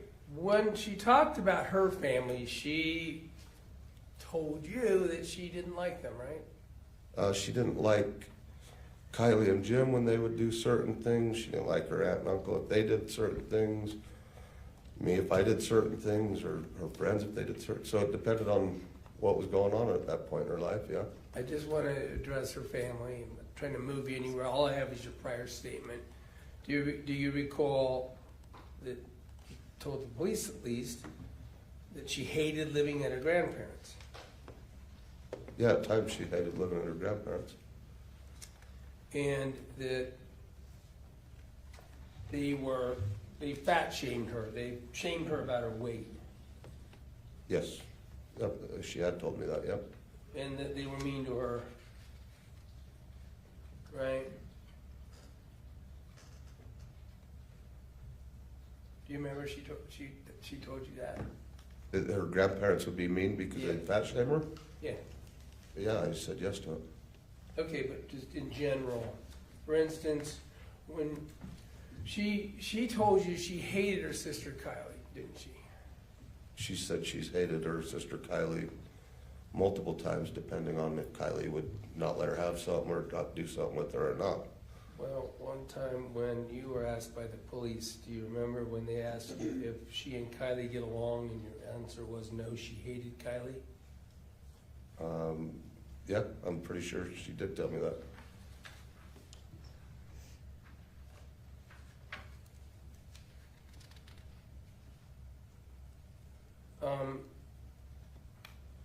You had talked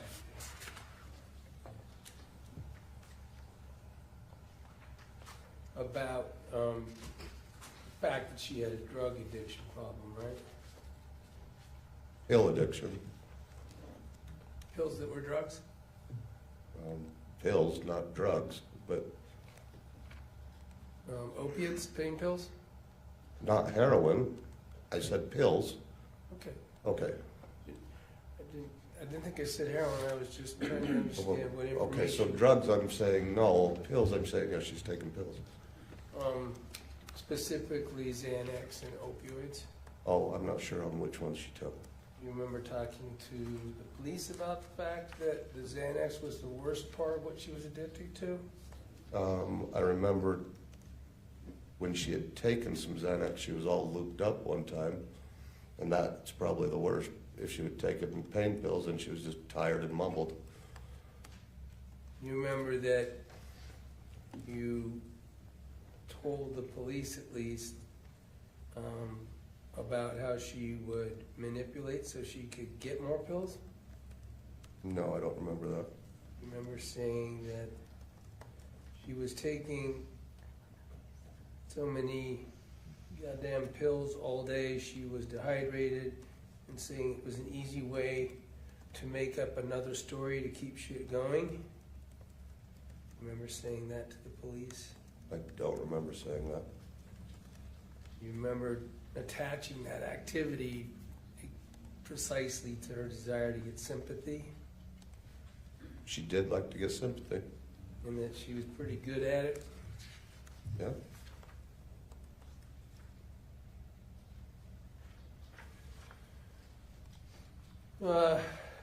She didn't fool you on the cancer thing, right? No. But you knew she was fooling other people, right? Yes.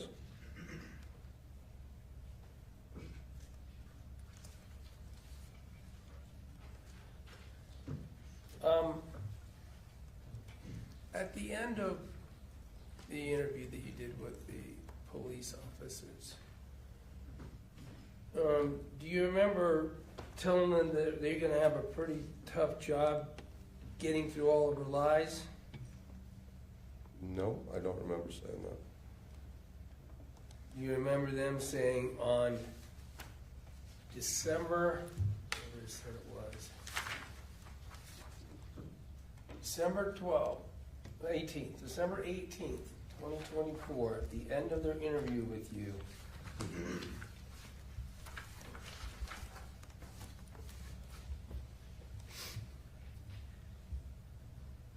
that she didn't deserve what she got? You remember that statement the police told you? I'm probably sure I did say, I don't think anybody deserves to be murdered. Yeah, this is the cops telling you that. Oh, You I don't remember that? remember them saying that, no. Thank you. Redirect. Just briefly.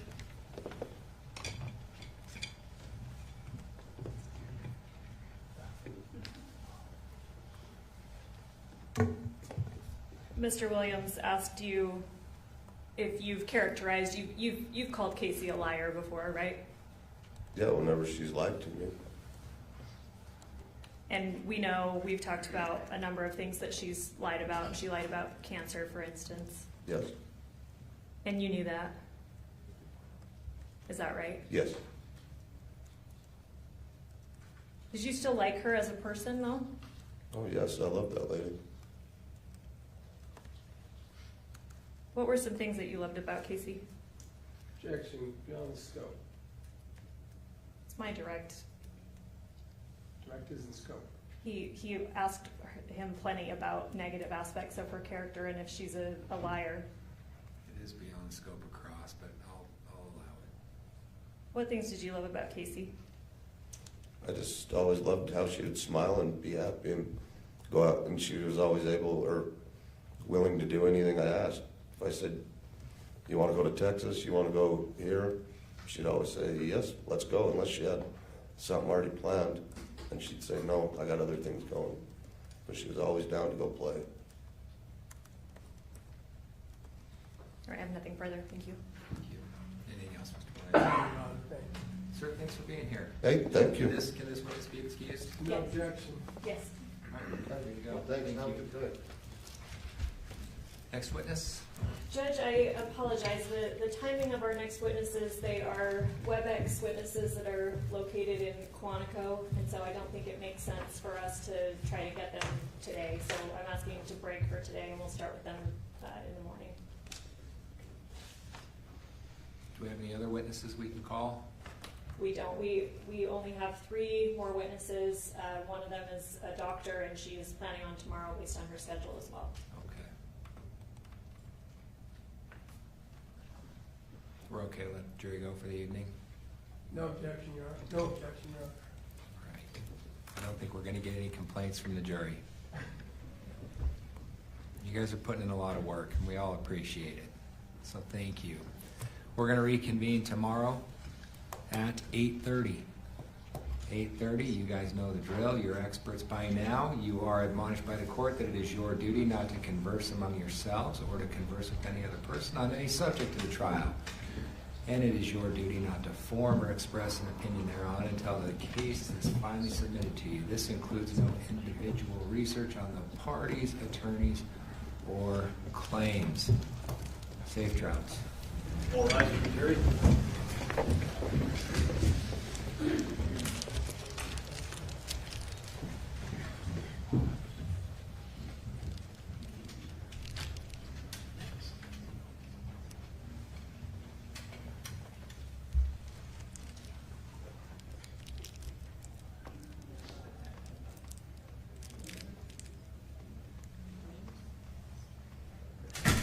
Please be seated. Council, we've got, for all intents and purposes, 3 trial dates left that need to include closing arguments.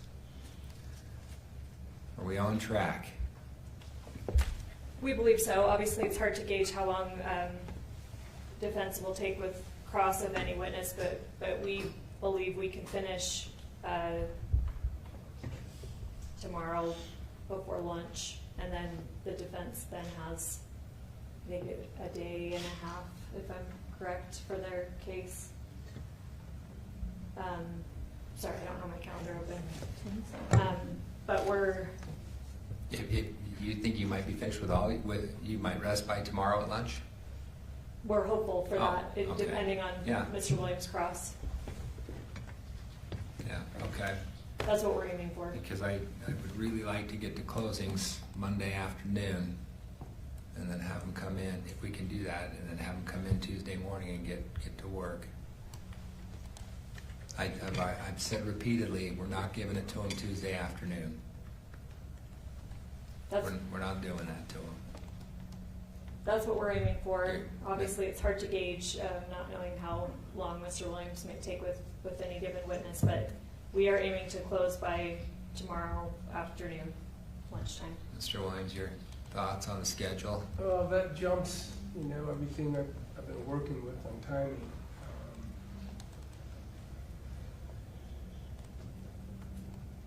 We have an expert who shouldn't have to be split in 2 days because of this shuffle. I haven't asked him about his availability for tomorrow afternoon because our hope was to put him on first thing on Friday. So he's from Logan. We had a budget. We have another expert, Chris Bertram, who's probably pretty nimble in terms of timing. And we'd like to finish with that expert. We, now knowing what the state is going to close with and who they're not going to call, and given the nature of the trial, have to consult with our client quite significantly. It might be worthwhile for me to seek some time. Thursday or tomorrow, Friday, to ask the chief and the jail to approve contact visit, private contact visit here.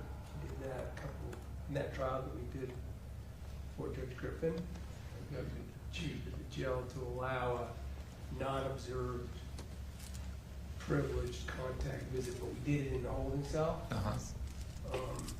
That might be something I asked for so that I can have some time. As you know, I can't visit my client after 5 down at 4 down at the jail. So when we're in trial, we don't have privileged contact visits. It sounds like there's precedent for that then with the jail to allow that. They did great. When the last trial did, it was really great. The chief just authorized the transportation officers. I wasn't there. Remember who it was, but authorized the transportation folks to allow it to happen in the holding area. You're going to need to be able to have those conversations. Yeah. So I don't think there's any necessarily inconsistent things about the potential to finish as you've described, but it might be a bit checkered when I try to get back a hold of our experts. There's also a toxicology expert who, well, I've let the state know, is not available to testify until Monday. Our thought was, That'll still work. yeah, I thought was As long as it's Monday morning. yeah, we always thought that our thought, and we don't know if we'll need him. He's a rebuttal expert to their expert they're calling tomorrow, DeSalvo. I think I know what she's going to say, so very likely may need Michael Moss, our expert, but it has to do with insulin and timing and stuff like that. So, as you can tell, I'm speaking from the seat of my intelligence, so to speak, but I don't think there's anything inconsistent with closing in the afternoon. I guess I always thought we'd come in fresh and close in the morning on Thursday. That doesn't sound like that's in your mind. You mean? I mean Tuesday, sorry. You mean Monday? No, come in the morning on Tuesday, yeah. That's not something you're I don't, entertaining, it sounds I like. don't want to do that to the Okay. jury. With a case like this, the last thing we want to do is give it to them in the afternoon. They need to come in and get going and have time, the time that they need, whatever time that is. I know, and I know the court. You guys have all been. I know the court appreciates that. We do too. And we have tried to be nimble with the state on figuring this out with witnesses and things, and it's been changing. It happens. Changes for them, schedules happen. I'm trying to adapt to it, trying to respond to your question about what our needs are going to be, give a little heads up that we may need some breaks of time that Certainly. that can happen here. And look, it's no surprise that there's an event that it could occur that could take significant time. Certainly.